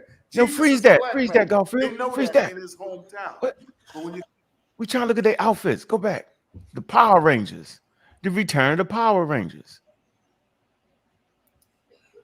Go Power Rangers. He finally came out. What you do historically is you cover up. Yeah, they wouldn't. Look at their outfits, yo. Hey, yo, could you imagine them running around like that, yo? Have you seen In Africa, yo? that Passover in your town? He's in Georgia. Wait, who is this? Man, that's y'all people. That's your family. That's your family. That's the One West leader teachers, man. That's your family, yo. They dressed up like they ain't got no. Aria is there. Aria is there. Hey, Uncle Garfield. Yo. Hey, remember how I showed y'all how they dressed in the Ottoman Empire? Yep. They still in the guard. They know that in his hometown. But when you come to America and you go to England or wherever, He's painted as a white man. Now, you want to talk about hatred and racism? That's blatant hatred and racism. Shall I go back to my tea? Certainly. No, look at him when he goes in his face. He gonna go in his face. Look at him go in his face. You come in and you whitewash everything. Jesus is a black man. They know that in his hometown. But when you come to America and you go to England or wherever, he's painted as a white man. Now you want to talk about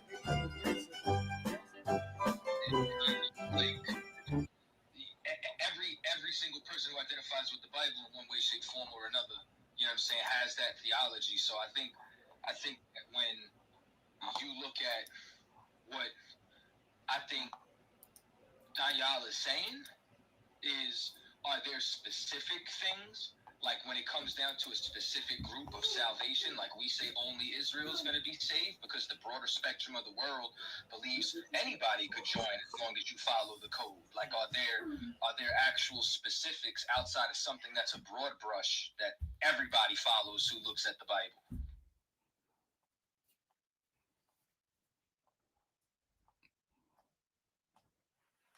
Hold on 1 second, family. Anybody could come off. I see Garfield came in the room, so anybody could respond. In the 17th century, French philosopher and mathematician Blaise Pascal proposed an idea, a kind of pragmatic argument as to why people should bet their lives upon God's existence. It came later to be known as Pascal's wager and can be summed up in the following question. What if you're wrong? What if you, being a disbeliever, are wrong about God's existence and he does actually exist? Okay, the argument goes as follows, that from Pascal's perspective, he was a Christian apologist. And so from his perspective, he thought that if the believer was right and the non-believer was wrong, then the non-believer, the one who's wrong, is going to suffer an eternity in hell. Whereas if it was the other way around, if the non-believer is correct and the believer is wrong, then the person who's wrong in that situation doesn't suffer any consequences at all. So by weighing up each side, it seems most logical that you should place your trust in God's existence. Now, I'm sure you've heard this before. It's very popular among theists when arguing against atheists, yet peculiarly not when arguing against people who happen to have a different faith. And I think this highlights the first contention that I have with Pascal's wager, which is that it doesn't specify any particular God. If you're a Christian using Pascal's wager, I could just as easily ask you, what if you're wrong and Muhammad truly is the last prophet of God? Or if you're a Muslim, the same could be said, but vice versa. The first commandment issued to Moses on Mount Sinai in the book of Exodus is, "Thou shalt have no other gods before me." Okay? The God of the Old Testament is a self-admittedly jealous God. You only have to read a few select verses from the Old Testament to realize that God is never particularly happy when people decide to pray to the wrong deity. Okay, the first commandment is, "Thou shalt have no other gods before me." Not, "Thou shalt not deny me." Not, "Thou shalt believe in me," but "Thou shalt have no other gods before me." And this implies that which God you decide to pray to is at least as important and possibly more important than choosing to pray to a God at all. And in this respect, atheists might actually be better off than people who are part of the wrong religion. Okay, if you get to the pearly gates and you're stood there as an atheist next to a Muslim, God might look at you and think, well, at least you said, "I don't know." You chose not to believe in this God, but that was just based upon lack of evidence. Whereas the Muslim was praying to the wrong God. Who do you think he'd look upon more harshly? But okay, let's give Pascal the benefit of the doubt. Let's say that if there was a God that existed, it would be the Christian God. Let's say that he's got the philosophy right. You still got a pretty big problem on your hands, and that is the fact that you can't choose what to believe in. Okay, to illustrate my point, imagine I asked you to start believing that Australia does not exist. Okay, I want you to believe that Australia is not there. Okay, you can tell yourself that Australia doesn't exist. You can tell your friends and family that it doesn't exist. You can ignore photos and videos, and you could never book a holiday there. But could you really believe that Australia doesn't exist when you know the contrary to be true? I don't think you could. And by this, don't get me wrong, I'm not trying to say that I know that God does not exist with the same certainty that I know that Australia does exist. I'm just using it as an analogy to point out that you cannot believe something just because you want to. You have to genuinely be convinced of it or genuinely know it to be true. Or as Richard Dawkins put it in The God Delusion, believing is not something you can decide to do as a matter of policy. I can decide to swear on a stack of Bibles that I believe every word inside them, but that can't make me actually believe it if I don't.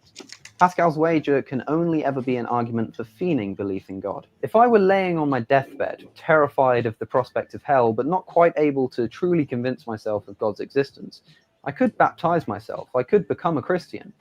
But when I stood before God, he'd see right through it if he was truly omniscient. He'd know that the only reason I'd converted to Christianity, the only reason that I'd chosen to believe in him was out of fear and out of weighing up my chances rather than love and adoration. Do you really think that if God exists, while there are people who devote their entire lives to worshipping him, who he lets into heaven, he would also permit entry to people who, on their deathbeds, just decided, yeah, why not? I don't think so. And God forbid you get to heaven and it's Allah and the Prophet Muhammad, and you've just converted to Christianity. Well, then you'd really be in the shit. It seems to me that any intelligent God would far more appreciate intellectually honest skepticism than a half-hearted ass-kissing just in case. But let's not forget that even if not, if God truly does require me to believe in him to get into heaven, he could easily achieve this. Okay, I might not be able to tell you what would convince me of God's existence, but if there's anybody that does know, it's him, the omniscient creator. This means one of two things. Either God can't make me believe in him, which doesn't make any sense. This is an omnipotent, omniscient being who knows exactly what to do and has the means to do it. But that only leaves the option that he doesn't want me to believe, that he's preventing me from believing in him, in which case I would submit to this God when standing before him at the pearly gates, that it's his fault that I'm an unbeliever. I will not be blamed for my infidelity. I will not kiss the feet of such an evidently apathetic, or perhaps worse still, capriciously malignant supernatural thug who chose to reveal himself to some, but knowingly denied such a revelation to me, and then has the audacity to claim that I should have to pay for it. Whose God is this, and why would anybody wish to be a slave to his will? So there are the majority of my main contentions to Pascal's wager. But of course, this is a discussion. I'd love to hear what you have to say. Do leave a comment. I did put out a tweet asking people what their best response is to the question of what if you're wrong. And I got quite a lot of responses, so feel free to go and check that out. But the most popular one that I got by far was this idea of, well, God can't expect me to believe in him if he didn't provide the evidence, especially seeing as he would know precisely what evidence he would have to supply in order to make me believe.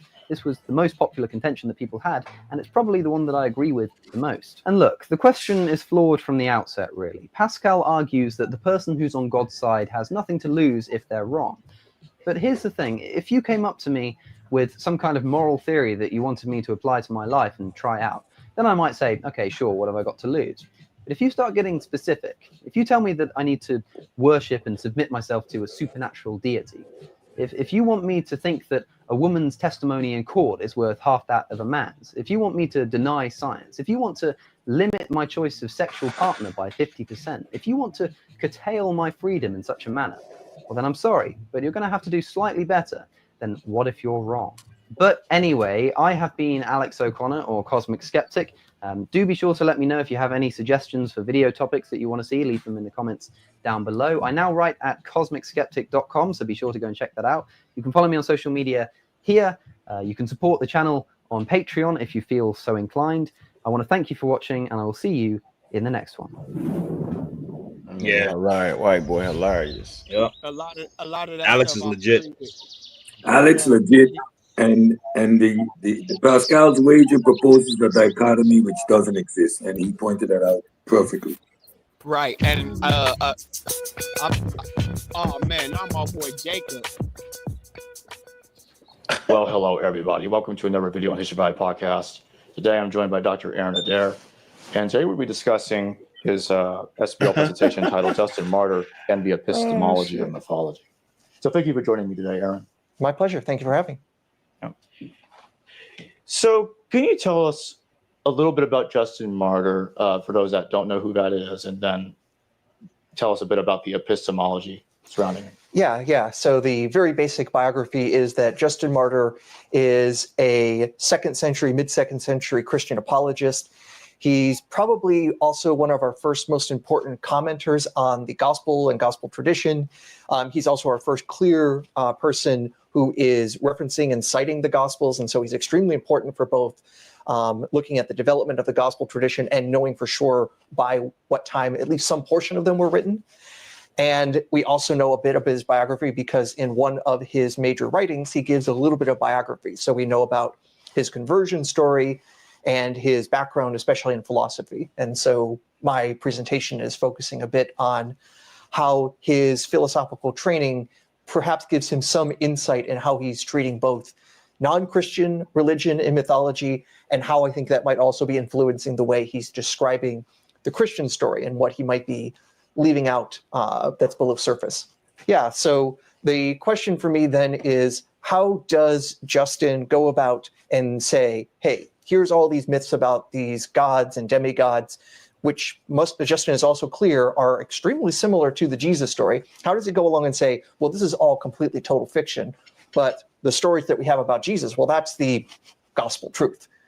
How does he square that circle and say, these stories are older, they're very similar to the Jesus story? How does he reconcile the fact that the Jesus story is similar, but he believes in one more than the other? So a bit of info is provided by his training as a Platonist. He talks in particular in his dialogue with Trypho, which itself is written as a Platonic dialogue, how he basically went through a bunch of different philosophical schools, spent most of his time being trained by Platonists, and then after his conversion to Christianity, comes along and says, by the way, Plato, everything good he says, he actually stole it from Moses. So the Christians are the real Platonists, and anything Plato had good came from there. So how does Justin understand Platonic thinking? How does it relate to the stories of myths? How does he apply that to both the Old and the New Testaments? And ultimately then how he justifies Christianity versus non-Christianity, Christianity over Judaism, and also even his own arguments with other Christians, especially the Marcionites. How does Justin Martyr help us understand what's happening in second century Christianity?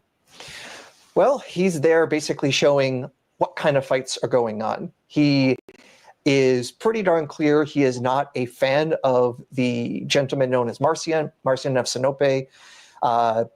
We don't know if the two of them ever met, but we can at least see in the written form they don't get along. In particular, because Marcion is saying that the God of the Old Testament, of the Hebrew scriptures, is not the God of his version of Christianity. The Old Testament basically shows this God is not the good, all-loving God of the Jesus guy, while Justin, on the other hand, is saying, no, the God of the Hebrew Bible is the God of the true Christians, and ultimately he tries to justify Christian faith based on those scripture interpretations. And you can see how they try to go back and forth in saying what things we're supposed to be accepting or treating literally from the Old Testament, what things we shouldn't be treating so literally. Part of my paper is also to talk about how Justin will look at the Old Testament and he will talk as if every single story in there absolutely happened, but it's also filled with symbolism. Marcion, on the other hand, doesn't have the same inklings of treating these stories non-literally. And because he looks at this literally and says, hey, this talks about a God who floods the world and kills everyone. Here's the God who is in the Garden of Eden and has to call out to Adam and Eve, where are you? As if he's not omniscient. Treat that literally. Well, this isn't, an all-powerful, all-knowing, all-loving, all-good deity. Justin will say to that sort of thing, no, you're not understanding what is going on here, that you have to, put some interpretive work into this. That is part of the debate that's going on. How do we treat what parts literally? Frankly, it feels almost like the 1920s with the Scopes monkey trial in a sense, but, several centuries in the past.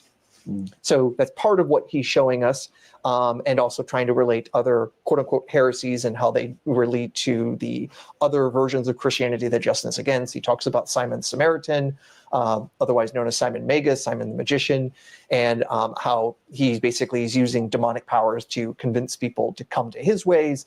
But Justin knows better because, so he claims, he can interpret scripture better than anybody else, including Jews, where in his dialogue with Trypho, at least in this dialogue, Trypho is a law-abiding Jew and trying to tell Justin, hey, you're clearly interested in loving the scriptures, but become a Jew instead of this whole weird Christian thing. And Justin's like, no, only us Christians really know how to interpret the scriptures. You Jews don't know how to read Jewish literature, which is, if it's not anti-Semitic, it's close enough.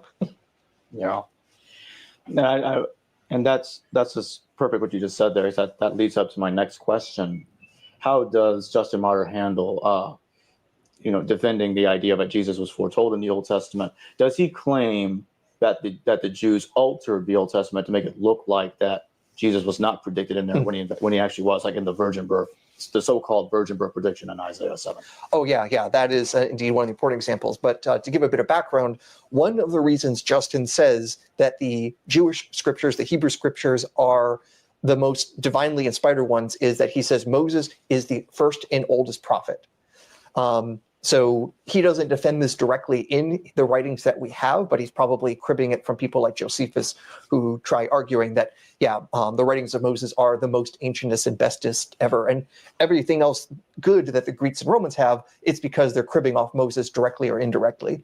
Justin will even expand that and say the demons themselves knew the writings of Moses and were trying to imitate this. And this is where all the other religions come from. When we get then to Judaism, the thing is, Justin, as far as we know, can read little if no Hebrew, and he is completely dependent on the Septuagint, one of the original Greek translations of the Hebrew scriptures. And because what the Greek version, or at least that particular Greek version, says doesn't necessarily correspond to what we find, say, in the Masoretic text or anything from the Dead Sea Scrolls that we can reconstruct, the fact that those things aren't the same means that Justin basically has to argue that his version of Christianity is correct and that the Greek translation he has is more correct than the Hebrew scriptures that he is fighting against when he's debating people like Trypho. Now, when I say debating as well, I should be careful that Trypho, as far as we can tell, is a literary character in this dialogue. This isn't necessarily a recording of any conversation that actually happened. And honestly, the way you read it, it feels the sort of thing. It's like, oh yes, it's the sort of story where the 11-year-old goes into a class and completely trounces the professor there because he's just so smart and brilliant. It's the sort of just so stories that get passed around the internet. It feels written in that kind of way. So whoever Trypho is, whatever this dialogue is, it's ultimately Justin's invention, and the Jew that he's inventing here, defending the Hebrew scriptures, has to basically, sit there and take it from Justin and tell him, no, you have altered the scriptures. And you mentioned particularly in Isaiah chapter 7, the prophecy of a young woman giving birth. In the Hebrew, it's rather clear this is not a prediction far in the future of someone without sex having birth. It's a young woman who, the text actually might suggest already is pregnant, is going to give birth to a child named Emmanuel, and that this is supposed to be a sign for the Assyrians going away. Justin has to say, no, we have to go by the Septuagint, which translates the Hebrew to talk more directly about a virgin and say, this is the real true meaning of the scripture, and Jews just don't know it. It like I say, it feels, if it's not anti-Semitic, it's close enough. And it's definitely requiring Justin to go by translation rather than the original text, and a particular translation, because by the mid-2nd century, there were several other translations in Greek already passing around that would have changed the Greek, so it no longer actually says specifically virgin. So it seems like Justin is trying to go out of his way to have the more spectacular interpretation and calling everyone else false believers and heretics and such. So he is indeed suggesting that they altered the text to make it seem that Jesus wasn't foretold. Yeah, it definitely seems that way. And we know that the Hebrew text was at least somewhat in flux, but for the particular thing he's arguing for, there's no real good evidence of that. And the fact that there were other Greek translations of the time already floating around that aren't agreeing with the Septuagint really makes it so he has a very weak case, to put it mildly. But he has to basically argue that the Jews are somehow changing, altering the text in some way to undermine the Christian claim. So basically, to sum up Justin Martyr, you would describe him as being, his primary goal is to defend and to validate Christianity in the 2nd century. Yes, and of course, specifically his version of Christianity, because everyone else has the wrong Christianity, and only Justin has the right version. So now I would like to shift to your upcoming peer-reviewed paper on Moses. So can you tell us what specifically you're talking about in relation to Moses? Yeah, so there has been a problem with the name of Moses. There's two things worth noting. One is that there is the story in Exodus chapter 2 that explains how Moses got his name. That because in the story, Moses as an infant is put in a reed basket to float down the Nile River, and he is then discovered by the princess of Egypt. And because he is drawn out of the water, and the Hebrew term there, masha, to draw out, one who draws out the active participle is Moshe. And so this is then where Moses gets his name, in the Hebrew Moshe.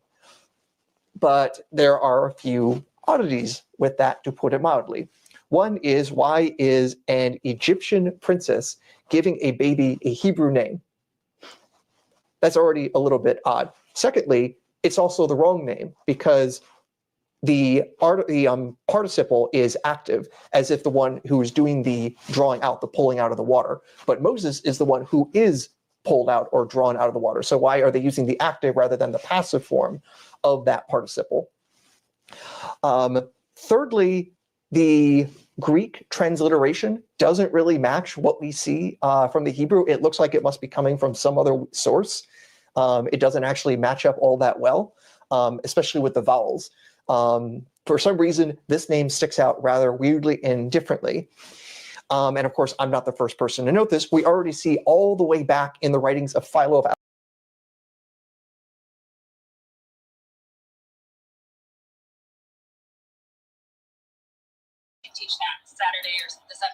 Yo, continue, y'all, family. Continue. I was on Clubhouse. My bad.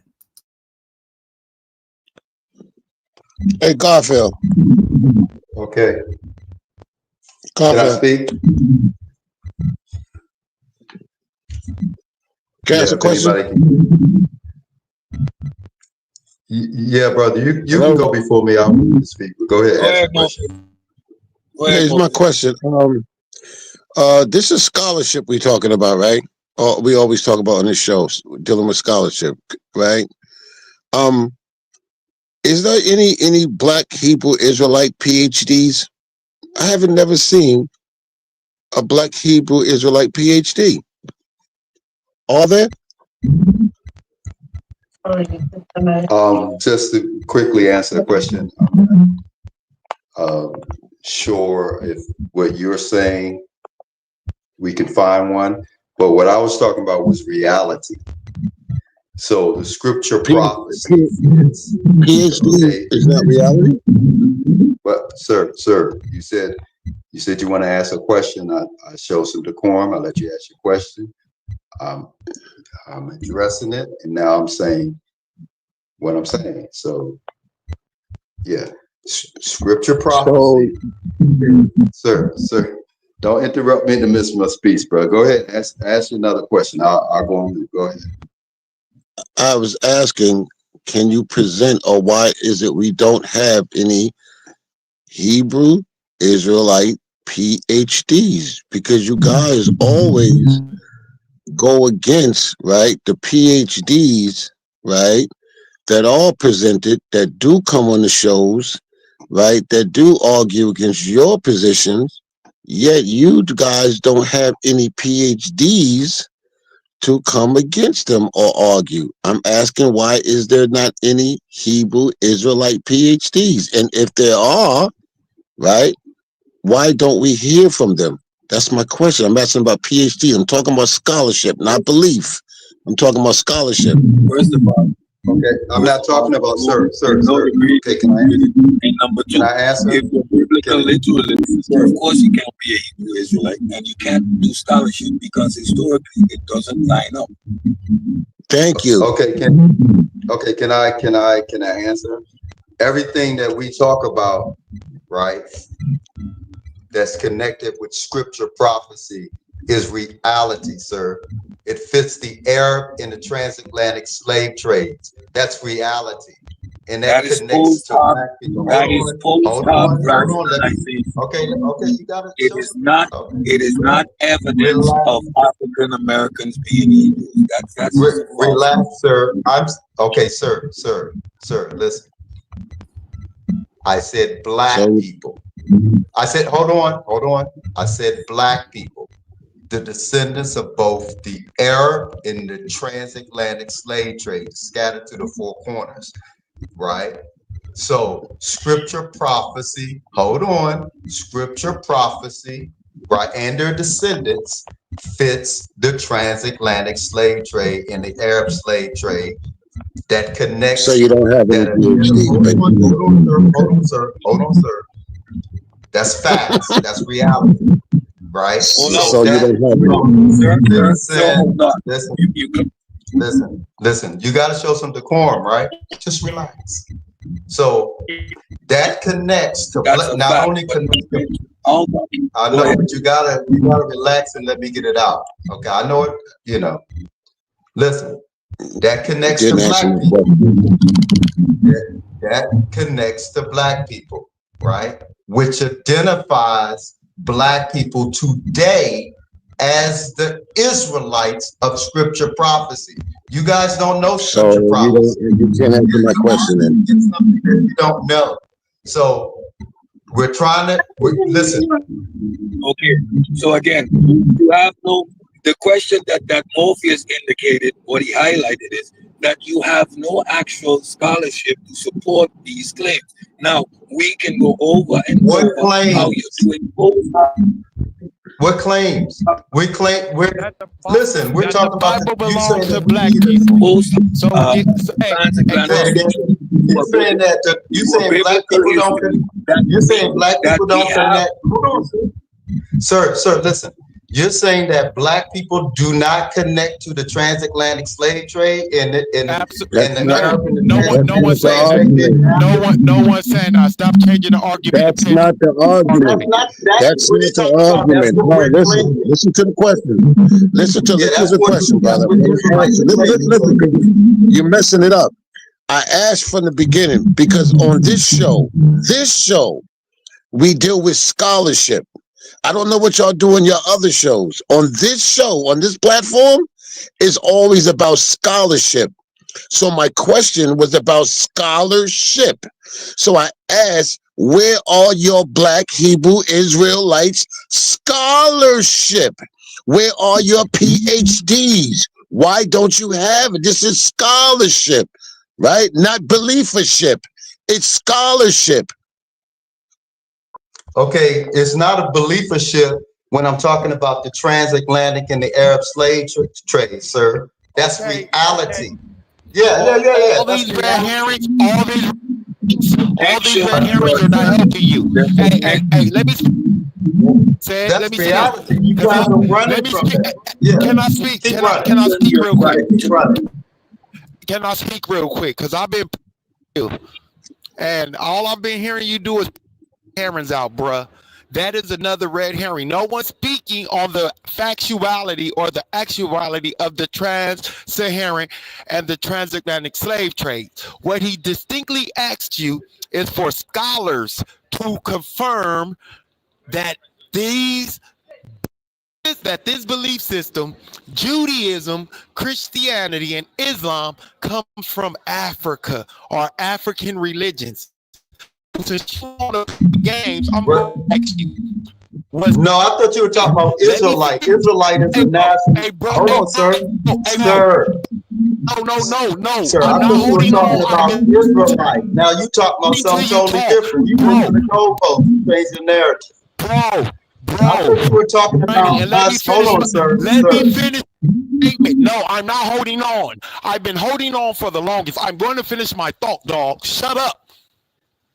I'm being polite. I'm being cool. So again, I'm going to reiterate this question because you want to act like you don't know what he's saying. So can you show us Hellenism in Central and West Africa before the 15th century? Nigga. Okay. All right. Just listen, my brother. And you are my brother. And what I'm telling you, what makes you an Israelite is your connection to the Arab and the transatlantic slave trade, which hold on, sir, which identify you as the Israelites in scripture prophecy and that's brought out in the curses in Deuteronomy chapter 28. So you can't change the writings, they're there, and they describe these two events, which you cannot say is not real, right? It's just not finished because there is also a deliverance, which we have not been delivered. Black people do not have true freedom and real justice. That's not preach that. That's the truth. People from the yeah. Hey, brother, can I ask you something, brother? Justice for all black Brother, listen, bro. Can me and you have about 2-3 minutes? Just 2-3 minutes. Me and you. Can I ask you a question? Morpheus, we got him right in a great spot. He's running from every question, trying to force us into the Deuteronomy 28:68. Let's not let him do this. We got him exactly where we got him, where he can't get away. Don't let him get away. I'm not gonna let him get away. Well, okay. Let me ask him this. Let me ask you this, brother. So you were speaking on the transatlantic slave trade, correct? Yes, my brother. What is your thoughts on slavery of the institution of slavery? Is that a good thing? Was it a good thing or a bad thing? Let him get away. It was a good and a bad thing. So you're saying slavery was good? Because it Christianized us. And it's going to no, it wasn't Christianized. No, hold on. No. Hold on, me and you conversate. Let me and you conversate. So slavery. No, but I want to address that too. I want to address that too. I want to get your worldview. So slavery was slavery. I'm specific in my question. Was slavery a good thing or a bad thing? I'm saying it was good and bad, and let me explain. Can I do that now? The brother. Okay. Good. I'm waiting. Give me the good thing. Okay. Now, first of all, it was to Christianize and to bring us into Islam, because that was a part of the punishment from the God of our ancestors, not no son of Mary. This is a different God, okay? This God is the one that used the Arabs, right? And then the Arab slave trade, and took out people like the cities in India and Afro-Turks, right? That's in Islam. And he used the Europeans later in transatlantic trade to take us west. We have 100 million Afro-Americans from the transatlantic slave trade. I think 5% in America, right? The other Central South America throughout the Caribbean. So this God put us into captivity, but ultimately, if we heed his directions to come out, so that was a good. So that was a good thing. Yeah, so that was a good thing. Yeah. So slavery is good, right? So slavery was good. Just say. I ain't asking. I'm asking you. Are you saying slavery was a good thing? It was, and I'm explaining why. No, I don't want to explain. I'm asking you, was it a good thing? He's saying it was a necessary evil. Yeah, are you saying, brother? Are you saying that slavery? Listen to my question. Don't jump around it.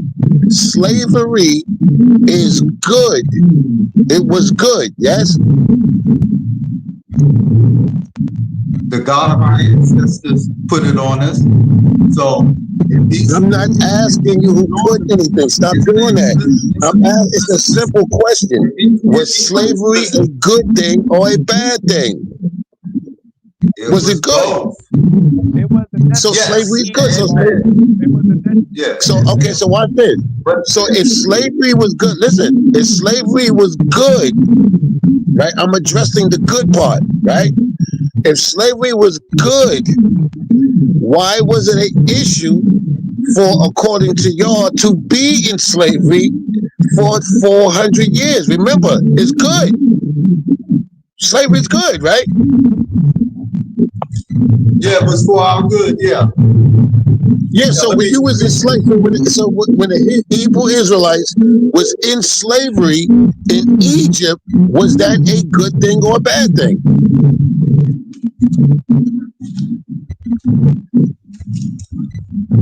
Was it a good thing or bad thing? It was the greatest will. It was a greatest will. I didn't ask you who will it was. Answer the question. Right. I'm not asking you who will it was. You know what I'm asking you. I'm asking you, when the Hebrew Israelites was in slavery for 400 and some years in Egypt, was it a good thing?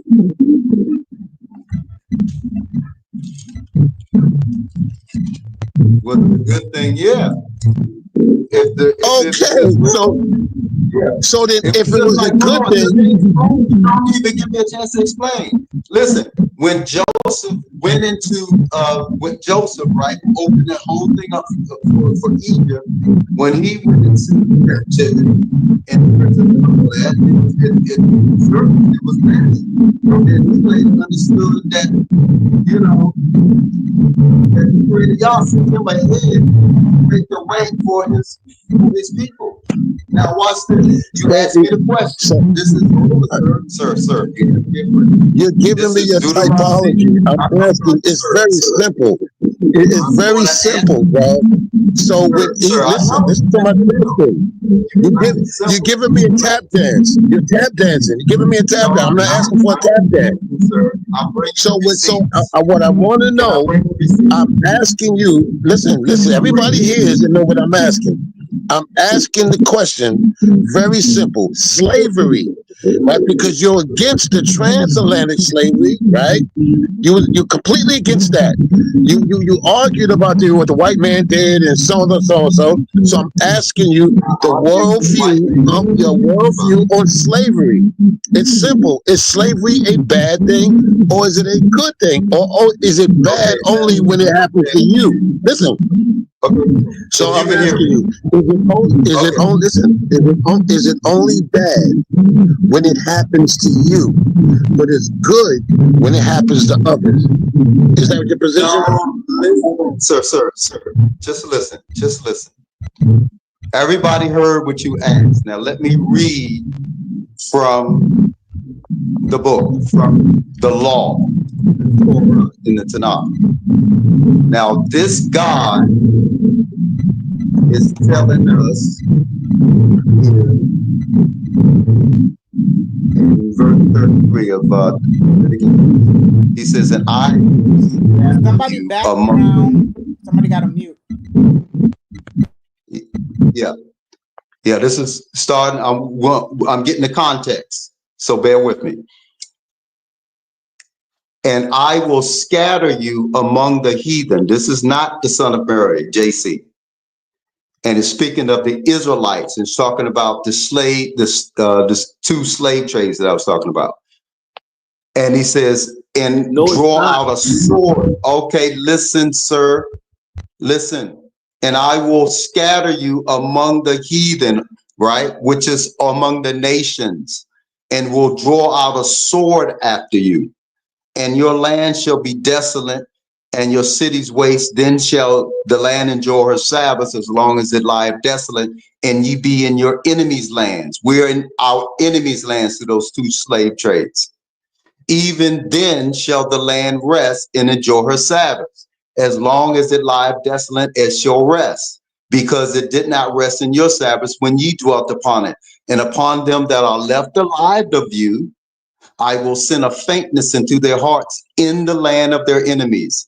And the sound of the shaking leaf shall chase them, and they shall flee as fleeing from a sword, and they shall fall when none pursueth, and they shall fall one upon another, as it was before sword when none pursueth, and ye shall have no power to stand before your enemies. And ye shall perish, listen to this, and ye shall perish among the heathen, the land of your enemies shall eat you up, and they that are left of you shall pine away in their iniquities in your enemies' lands, and also in the iniquities of their fathers shall they pine away with them. And here's the rules for black people right now. No. This is my point. Yo, I didn't come here, bro, for a sermon. I didn't come here for a sermon. Stop. No such thing.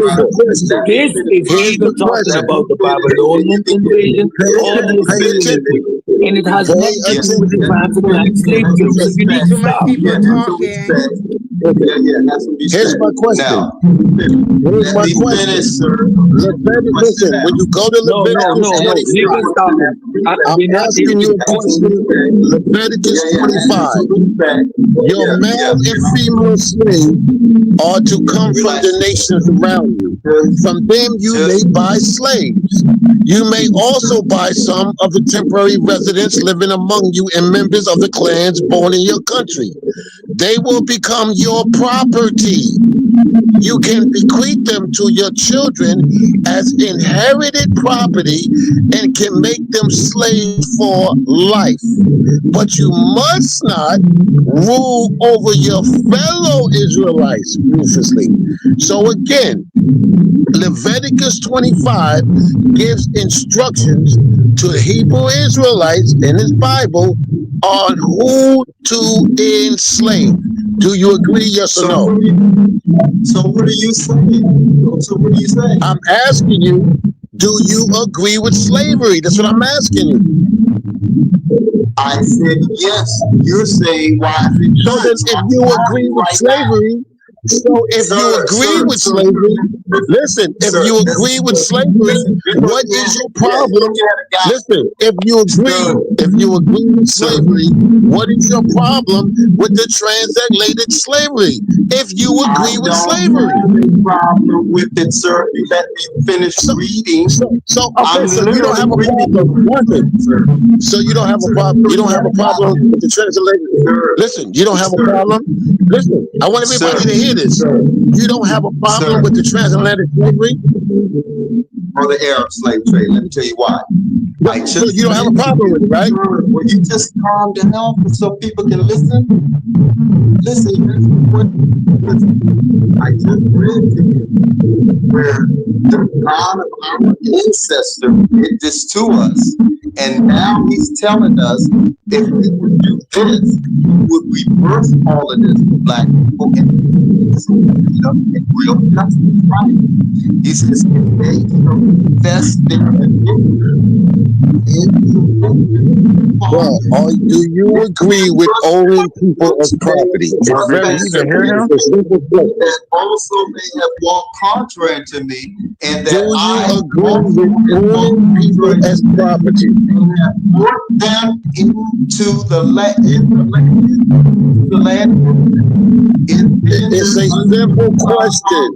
Do you agree with owning people as property? Listen, sir, answer the question. Let people listen. I'm reading. We don't want you to read it. I want you to answer the question. Yeah, somebody needs to mute when they're talking. Show some decorum. Do you agree with owning people as property? That's the question. Sir, listen. It says, if they're uncircumcised heart, that's not I don't care what it says. I'm asking you. Do you agree? Do you agree with owning people as property? Listen. If then their uncircumcised heart is humble, number one, and then accept punishment of their. So you're not going to answer the question. So yes. More questions. You got more questions. Do you listen closely? Do you agree with owning people as property? Yes. Want me to read that in Isaiah? Let's go. So if you agree, listen. If you agree, listen. If you agree, people why I believe that. Let's go. You too long-winded, bro. I told you I answered your question, and I got some questions for you too, because I know you're too long-winded. So you agree? Listen. So according to your Bible in Leviticus 25, you agree. Listen, you agree with Leviticus 25 and owning people as property, right? Let me talk. All right. Now, Isaiah chapter 14, verse 1. Mr. Morpheus. I think you got a lot of feedback. Will have mercy on Jacob and will yet choose Israel and set them in their own land. And the strangers shall be joined with them, and they shall cleave to the house of Jacob, and the people shall take them and bring them to their place. And the house of Israel shall possess, own, control them in the land of the Creator Yah for servants and handmaids, as slaves. And they shall take them captives, whose captives they were, and they shall rule over their oppressors. Got any more questions?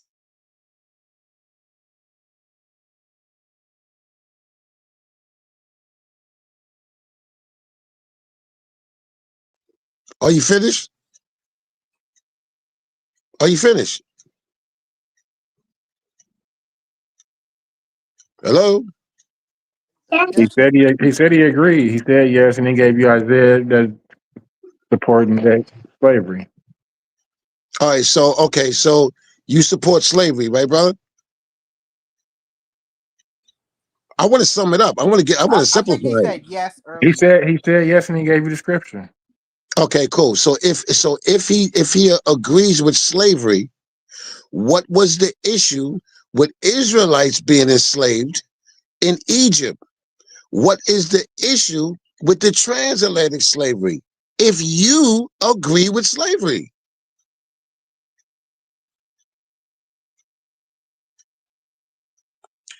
My brother, everybody was listening. I said I didn't have any problem. And then I showed you in Leviticus 26, where it says that we are to accept of our punishment because of our transgress against our God that brought us into the land of our enemies.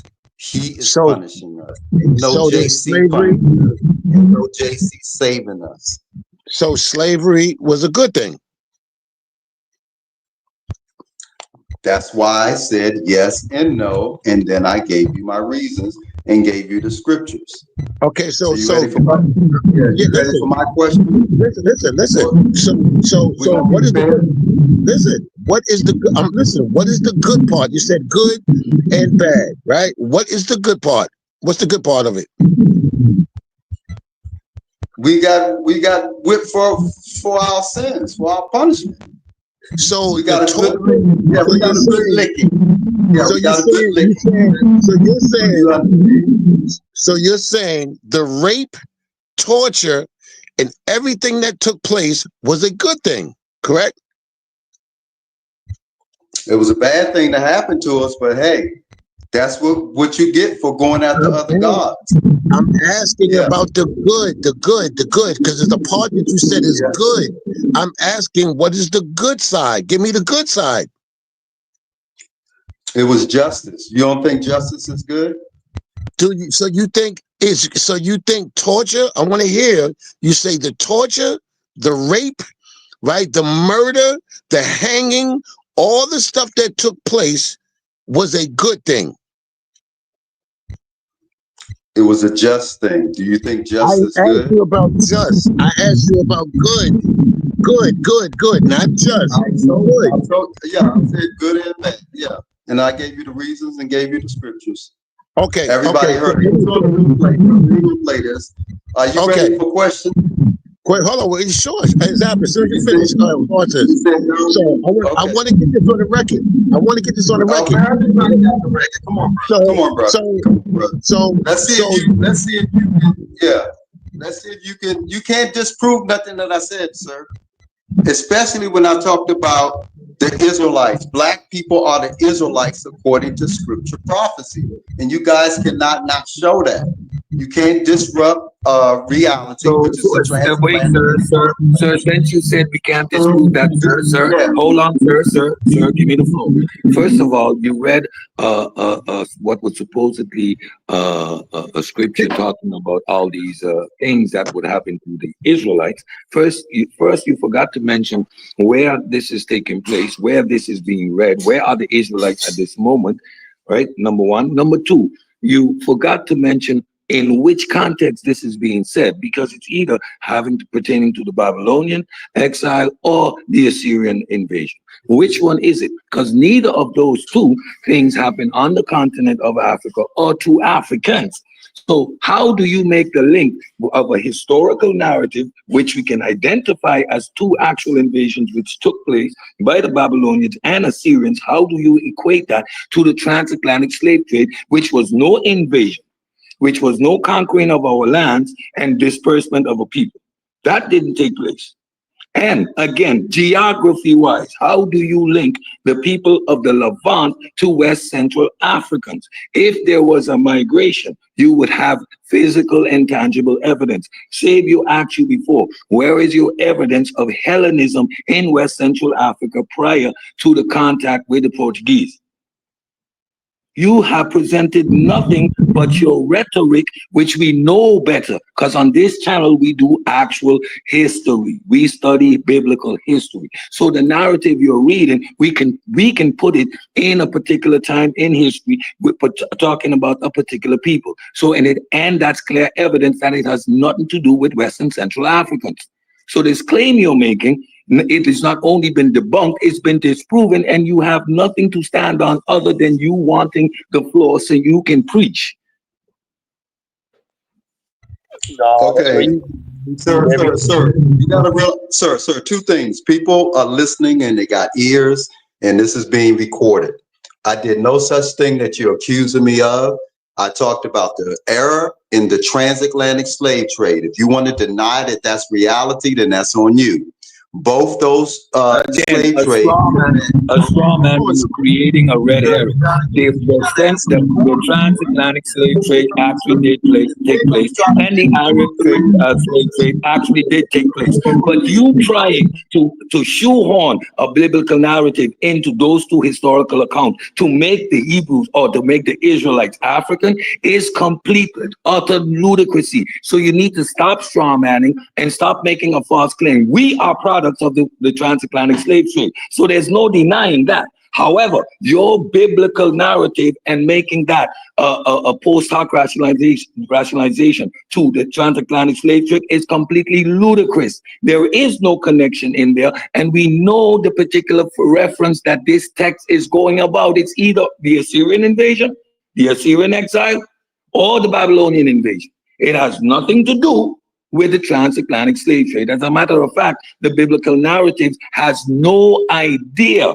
of a West and Central Africa. The biblical narrative takes place in as much as Northeast Africa as Egypt and probably the Sudan. Other than that, it's a Levant, Arabian, and a Southern European narrative. So how do you place that in the context of West and Central Africa? Is what we call a post hoc rationalization. You're shoehorning your biblical narrative to fit a context that doesn't exist. Period. Don't do it again. No, not true at all, my brother. What's happening is, I don't think you understand what you call biblical narrative. I'm talking about the scripture prophecy in the Torah, in the Tanakh. How familiar are you with those? I'm going to slow it down for you again. What you just read was which prophet is telling that tale. First of all, let's identify the prophet and we know exactly which invasion and exile he's talking about. Let's go. Which prophet is reading that? Well, it's just the last reading was No, it's a prophet of the greater Yah, Isaiah. Isaiah, that's the Assyrian invasion you're talking about. That's directly connected to that event and has nothing to do with the transatlantic slave trade. Again, the prophecy that you're so-called claiming about is talking about an actual event that took place, the Assyrian invasion. We have evidence to corroborate that for a fact. We know the Hebrews were dispersed, they were taken to Assyria, and then later on allowed to return. Right after the Persian invasion, has nothing to do with the transatlantic slave trade, nor the Arabian slave trade. What would the Arabs under the Muslim banner, right? Why would that have anything to do with a Christian biblical narrative when Islam didn't exist at the time? No, this has nothing to do with Christians, sir. This is what I'm saying. You're completely ignoring. I'm using the word Christian wrong. It has to do with the Hebrews and the Israelites at that time. There's no Muslims at the time that we're talking about the Hebrew Israelites. So why would you use modern history and shoehorn that into the biblical narrative when we know if it's Isaiah, it has to do with the Assyrian invasion? We know that for a fact. Okay, let me answer your question because you're making a lot of assumptions, right?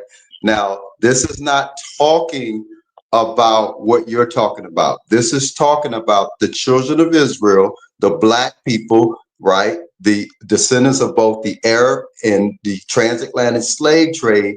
Once we get out. No, it is not. Isaiah is not talking about anything other than the Assyrian invasion. That's what this narrative is about. Come on. How do you shoehorn that? You cannot do that. There is no mention of Western Central Africa in no parts of the Bible. Let's do this. Yeah. Is it true that that Arab slave trade that you're talking about, does that have a lot of mostly European women, correct? I know that there were Africans who were castrated, but is there not European women involved in that? No, when they took the Northern Kingdom, right? East, right? East. In the prophecy said that we would be taken in and serve the god of stone, which is the Kaaba stone in Islam. So that's primarily the religion they were placed in the Arab slave trade. And the men. What stone are you talking about? Hold on. And like you're right, the men were castrated, but the women were, made as sex slaves. So that's why I say it's mostly a women slave, and there were European women involved in that. So is that part of your? I wouldn't consider that part of your prophecy.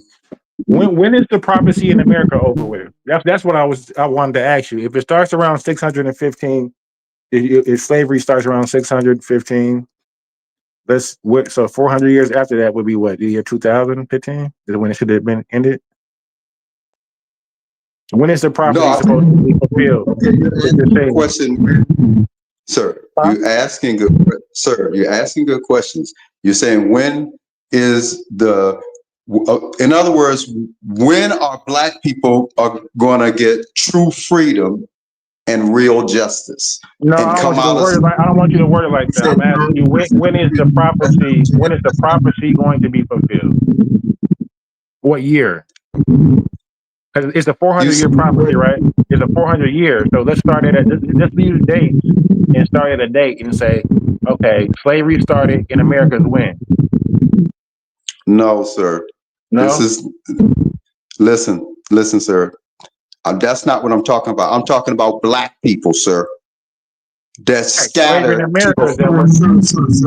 Sir. I'm talking about black people scattered to the four corners of the earth. So what's the end game? In America, sir. What's the end game? Tell me the end game. Are you willing to listen? If you're not wrong with it. I'm listening. Oh my God, you hesitated. You said you want me to show you the end game. Are you willing to listen, sir? Yes or no? Listen. What has to happen? I'm gonna listen, but let me ask my question in order to listen. All right? You're not sincere, sir. Go ahead. listen. You said all black people that are scattered on the whole entire earth, right? Right? The Not Israelites. just some Israelites that scattered all over the world, correct? Yeah, via So the what? transatlantic slave trade. Yes. Yeah, the good thing. I got you. So all the black people that are scattered all over the world that are Israelites, my question is, what has to happen for the prophecies that you believe in to come true? What's the end game? What has to happen? Go. World War III, nuclear war, destruction of America reality soon. Oh, wow. Armageddon. What else would I you knew it was expect? coming. I knew it was coming. I knew it was coming. Revelation, the 7 horns and the 7 horns and the 7 heads. That's not what I'm Yeah, talking about at all. I knew it said that. I knew it was coming. I knew it. That's not what I'm talking about. Listen. In case you haven't been paying attention to the news, right? You got not only North Korea, but you got China ready, Russia ready, Iran ready. So what y'all talking about? That's what I'm saying. I'm dealing with reality. Watch it. So I'm gonna go with you on that. So World War III has to happen. Boom, nuclear bomb. Boom. What happens after there's a nuclear explosion? Tell me what happens after that. What happens? Okay, what happens after that? Yeah. Okay, you ready? Yep. Okay, this is Ezekiel chapter 20, verse 32, right? It's speaking to all of us. And that which cometh into your mind shall not be at all, that ye say, we will be as the heathen, as the families of the countries, to serve wood and stone. As I live, saith the Lord God, surely with a mighty hand and with a stretched out arm and with fury poured out will I rule over you. And I will bring you out from the people and will gather you out of the countries. What verse? No. What verse?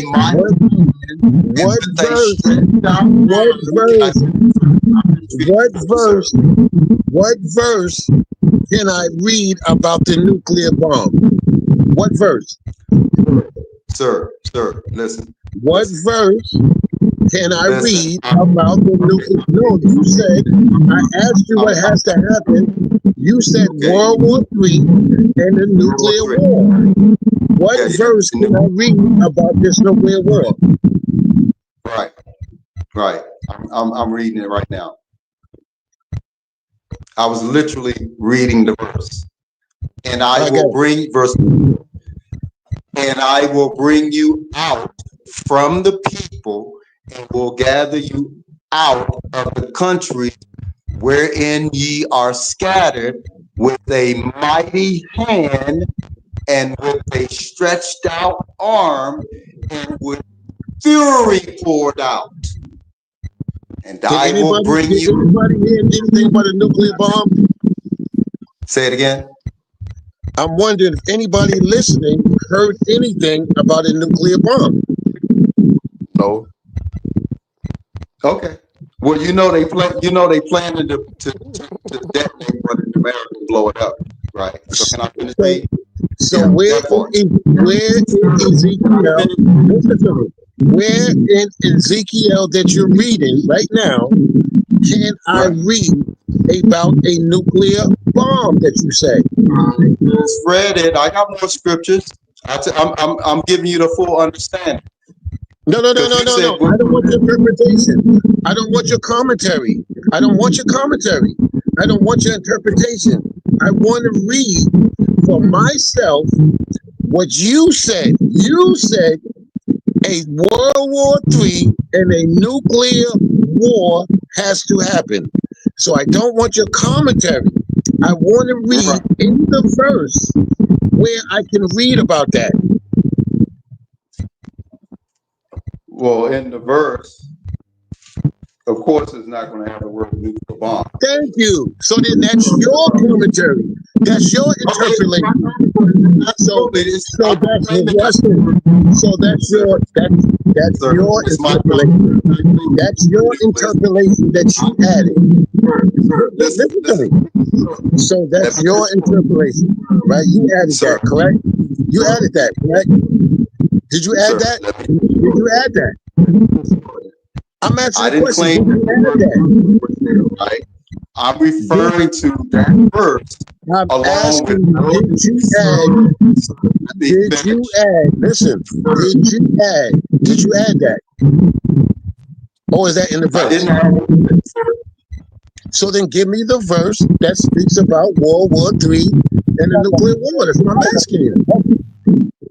Okay. Getting into the conversation. You're saying, hold on, sir. You saying give you the verse that has the word World War III written in there? No, I can't give you a verse to say that. So now, then admit that. So then listen. So you can't give me that. You have to admit that you just added that. No, I didn't add anything. You asked me to show you the verse where that refers to this event. It's not going to have the word nuclear in there. That verse connects. So I would like for you. I got you. Sir. I got you. But I want you to do me a favor. Listen, I'm gonna let you keep reading. Listen. No, listen. I'm going to, bro. Listen. I'm going to let you keep reading. Yeah, but I'm telling you that. Listen. Listen to me.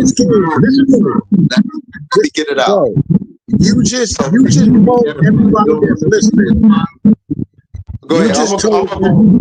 You just told everybody that's listening, right, that World War III and a nuclear war has to happen.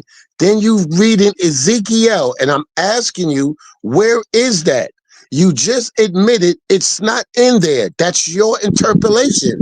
That's coming from you. That's not in the text. That's not in the text. That's something that you added. That's your opinion. Okay, that's my opinion. Right now, watch this.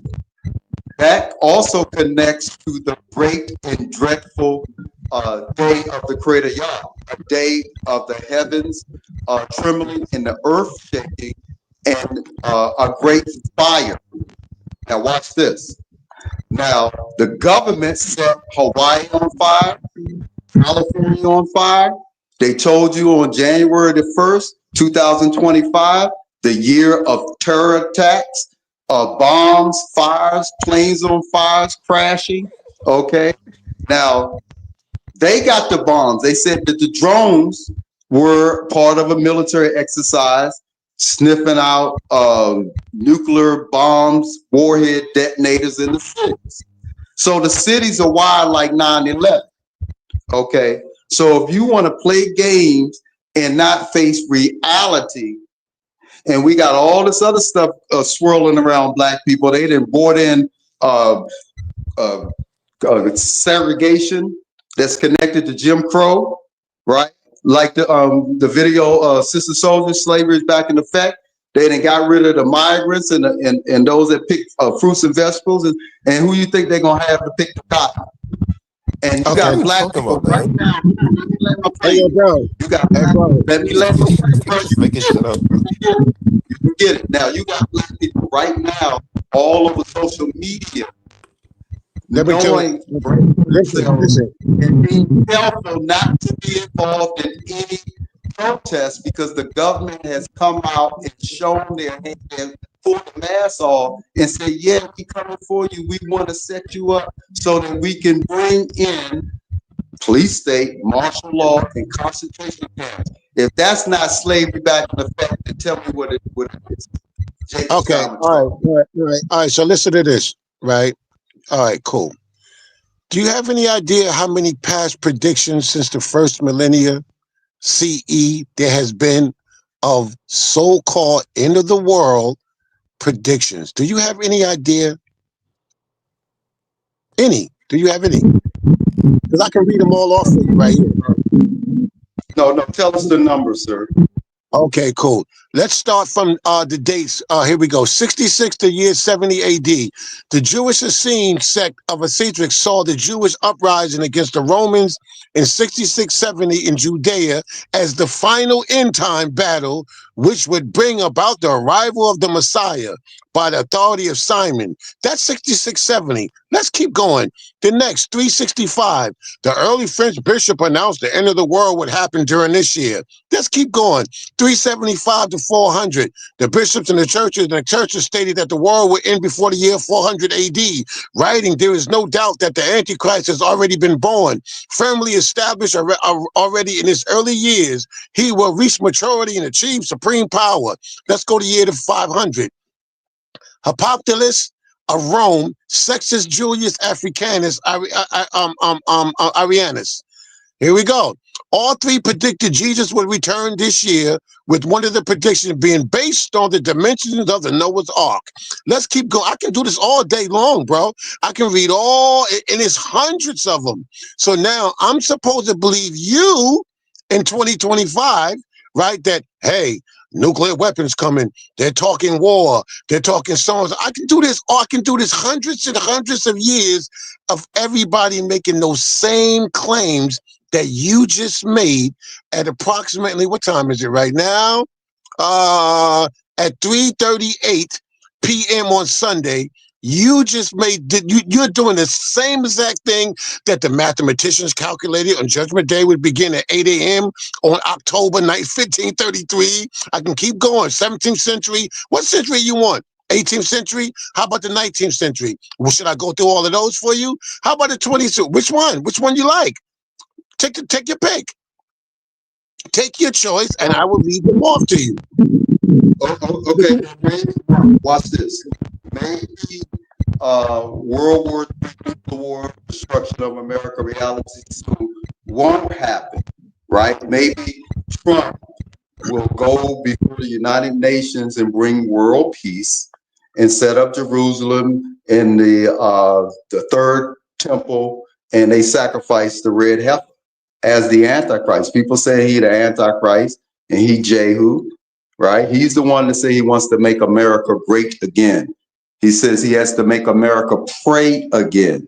And he cannot do any of this unless he brings the Americans to Jesus. And he says that Americans, part of his plan for the anti-Christian bias, what he set up, Reverend Paula White, is to bring Christianity and religion back into the homes of the American people. And for the most part, the American people and those that follow Christ are for this plan. They want America to be Christian again. And so this is when you talk about an Antichrist, he literally is setting up, and this is an Inquisition 2.0 with, he's setting up a system called the, what was that? It's an AI system, Stargate. So he would have also this, they want to bring out the police state, the martial law, want to agitate Black people to get them out there, to put them in these concentration camps, these torture chambers, right? This is what they're doing openly, right? So this is what we want to talk about. And we see these prophecies in the scripture prophecy that point to only one time and one group of people, and that's the Black people, the descendants of both the Arab slave trade and the transatlantic slave trade. And that you cannot shake. We are the descendants. It's an ongoing crime scene. Most people walk around here and say, like it's normal that the Arab slave trade is still going on. All right. No, it's not normal, but this is the reality that we're in. But thank our power, right? Our God of our ancestors, we have a blueprint to get us out of captivity and to deliverance. And yeah, so, but why would we want to come out of captivity? You said captivity, slavery is good. That's what you said. Why would we want to do that? Yeah, because I try to get you to understand. It's like when a wayward child goes, right? He gets a good licking. Right? He learns this lesson. That's why it says this in 1 Kings 18. It says, watch this. If they sin against thee, for there is no man that sinneth not, and thou be angry with them. That's what I said.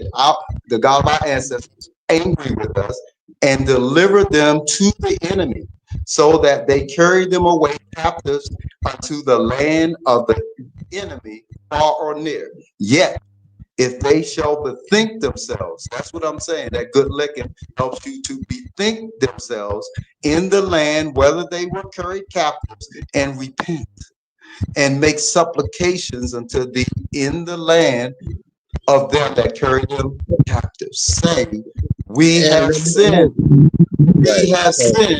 and have done perversely, we have committed wickedness, and so return. Okay, let me just finish up. And so thou heart with all thy soul in the land of the enemy, which led them away captive, and pray unto thee towards this land, which thou givest unto their fathers, the city which thou hast chosen, and the house which thou hast built for thy name. Then hear thou their prayer, their supplication. No, no, the script. We know the text. I'm asking this though. I'm asking you this. Listen, no more verses. No more verses. Listen. People that have sinned against thee, and all thy transgress, all their transgressions, where they transgress against thee, and give them compassion before them who carry them captives, that they may have compassion on them. And that's exactly what happened to black people. That's why we're not in chains right now. So let me ask you this question. So let me ask you this. And we think that we free run this COINTEL of BS on us. Go ahead. So, how many Israelites are there in the world, according to you? Because you said black people were scattered all over. We're scattered over the whole world, right? No, right? Listen, sir. No, sir. Why can't you answer the question? Right. Are the Hebrew Israelites? Are the Hebrew Israelites scattered all over the world? Yes. Yes. The descendants of the transatlantic slave trade and the Arab slave trade are scattered. So would you say that's billions? Would you say that the number was about is billions or millions? Well, it's funny that you said billions. It may be somewhere between 1 billion and 2 billion. Yeah. Okay. If you look at all right, so listen. Yeah. So it's part of yo, damn, take a breath. Listen. So 2 billion people, let's say the number's 2 billion. Let's just go with that number. So 2 billion people that are scattered all over the planet Earth that are Israelites, right? So they all have to repent and return to the laws, statutes, and commandments, correct? In order for the curse to be lifted or whatever, right? Return back to the Creator. Yeah. Yeah, laws, statutes, and commandments, correct? Yeah. Turn back to the Creator. Right. So this 2 billion people have to all repent, right? They all got to repent, and they all have to return. No. I didn't say they all. No. So the 2 billion Israelites. Let me answer that question. For those who are familiar with the Torah, the Tanakh, when Moses was given the assignment to go and say, "Let my people go," the Creator at that time said that He had heard the prayers, right, that have come up. So all of us are not for our people. Right, but those who are for our people, yeah, their prayers, their repentance, their turning back to Him, and we can see. That's what I'm trying to tell you. Reality can't be fake. We can see America in the world So look, literally set up. so Jeremiah, listen. So Jeremiah, no, Let me Jeremiah finish, sir. 31. Listen, Jeremiah 31. You gotta get this. In Jeremiah 31, where it says Israel will return to God. Jeremiah 31, the Lord said, Israel, I promise that someday all your tribes will again be my people, and I will be your God. In the desert, I was kind to those who escaped death. I gave them peace, and when the time is right, I'll do the same for you. Right? I, the Lord, have spoken. So this prophecy right here in Jeremiah 31, right? What is this talking about? Brother, I'm talking about what I read in First Kings. I'm asking you about Jeremiah 31. I'm not asking you about me. You're not going to disrespect me, sir. I'm asking you about Jeremiah 31. I'm asking you about Jeremiah 31. I'm not asking you about King. I'm asking you about, I'm going to keep saying it until you answer the question, right? I'm asking you about Jeremiah 31, right? Because according to you, it's about 2 or 3 billion Israelites, right? That's scattered abroad on the whole planet. Jeremiah 31 gives a prophecy about Israel returning, right? 2, 3 billion. You said billions. So I said, if you look at all the black people in the world, I said between 1, 2 billion. So I didn't say 2 to 3 billion, sir. So okay, watch this. So I'm gonna go with 1 billion. Watch it. That's fine. That's fine. Sir, Let's go with 1 billion. Let's go with 1 billion. Cool. Listen, listen. Let's go with the 1 billion. All right. You say you didn't say 2 or 3. Let's go with your low number. 1 billion. Right? So let's go. Do you agree? Okay. Do you agree? Do you agree with okay, do for you example, agree with the 1 billion? Yeah, what you know about that? Do you agree with the 1 billion? That number. I'll go with your example. What do you know about that? Okay. So 1 billion people, right, have to do what? They're Israelites. They have to return, right? They have to return back to Israel, back to the law, statutes, and commandments, according to Jeremiah 31, right? No, I'm that's not asking what I you, said. Jeremiah 30. I'm asking, can you please address Jeremiah 31? Can you please address it? No? No. So Jeremiah 31 is wrong. The way you saying it. All right, let's read it again. Jeremiah 31. The Lord said, Israel, I promise that someday all your tribes will again be my people, and I will be your God. So I'm talking about the 1 billion number that you picked. So you picked 1 billion. So 1 billion people have to do what Jeremiah 31 says has to happen. Yes or no? It's not the way you're asking the question. So words don't mean words. Would you let me speak, bro? Just relax.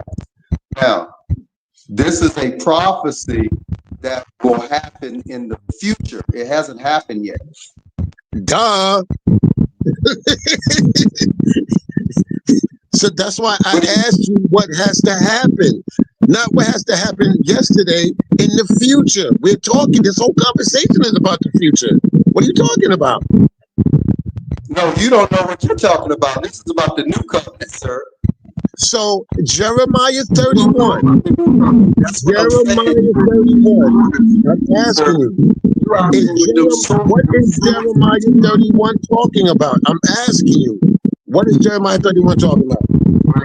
What it's talking about? It's talking about the new covenant, right? Because we broke the covenant, right? And part of breaking the covenant was the curses that we see in Deuteronomy 28 and the other prophecies that I read. And then it tells us how to make it back to the blessing side. There's no black person experiencing the blessings, the rulership, the power, right? We're on the bottom all over the earth, whether it's a communist, socialist, capitalist, religious Islam, Christian country, right? Atheist state, black people on the bottom, right? Whites on the top. We know the program. So we see prophecies that talk about that being reversed, where we're on the top. And we got a lot of black people that don't like that. So we're going to be on the top, right? And our enemies are going to be on the bottom. So now, our enemies have put out there, not me making it up, they told us that we all headed for a great reset, and that Russia and China is going to be the world leaders. And ain't nobody saying nothing about that. So our book said, no, black people are going to be the world leaders. And when they sacrifice America, like in Jeremiah 50 and 51, Babylon falls and it burns, Russia and them going to have that power for that little second. That God and Magog is then going to double back, like Pharaoh doubled back to recapture the Israelites after they escaped Egypt. As Egypt was being destroyed, the Israelites were getting up out of there as America is destroyed. Like the mayor of the black woman from Los Angeles, as California was on fire, she was chilling in Africa. So we up out of here as this place goes down. So what you're reading, that's what I'm saying. You don't understand the nuances in what Torah and the prophecies are saying. Now that's future. We don't. We're not saying believe it. We're saying no. So when you see it, you know where you saw it and what it meant. Now they're preparing right now before our eyes to let off a nuclear war and destroy America. This is not me making it up. So with that being said, the other things that I showed about us going into captivity, chattel slavery, Jim Crow, and segregation, that's something you can't change. So we're connected to those captivities in line with these prophecies. We're scattered all over the earth, soon to be blasted out of here to go back to the motherland, right? And and you said 1 billion people, right? So is there a place in Africa? What prophecy are you talking about, sir? Okay, listen. What prophecy are you talking about? Listen, sir, listen. Is there what prophecy are you talking about? Brother, because where did this smoking the wrong weed between? Ain't shit happening. Why are we lying over and over? Why are we lying? Why are we lying though? What prophecy? Let me answer it then. The prophecy that talks about us going back to our land where the slave ships left from, in the transatlantic, in the Arab Spring. You guys cannot get around. That's reality. All right. Right. And the descendants are still going through. Never, 1965, Martin Luther King said black people were not free. Was he lying? Okay. So we're not free. Okay. So now, when this place that we're holding on to, some of us sold out, right? This place is going down. We can't even hear him. All right, listen, y'all. I'm out of here. I've had enough of this show. Kyle, you wanted to say something? Go ahead, man.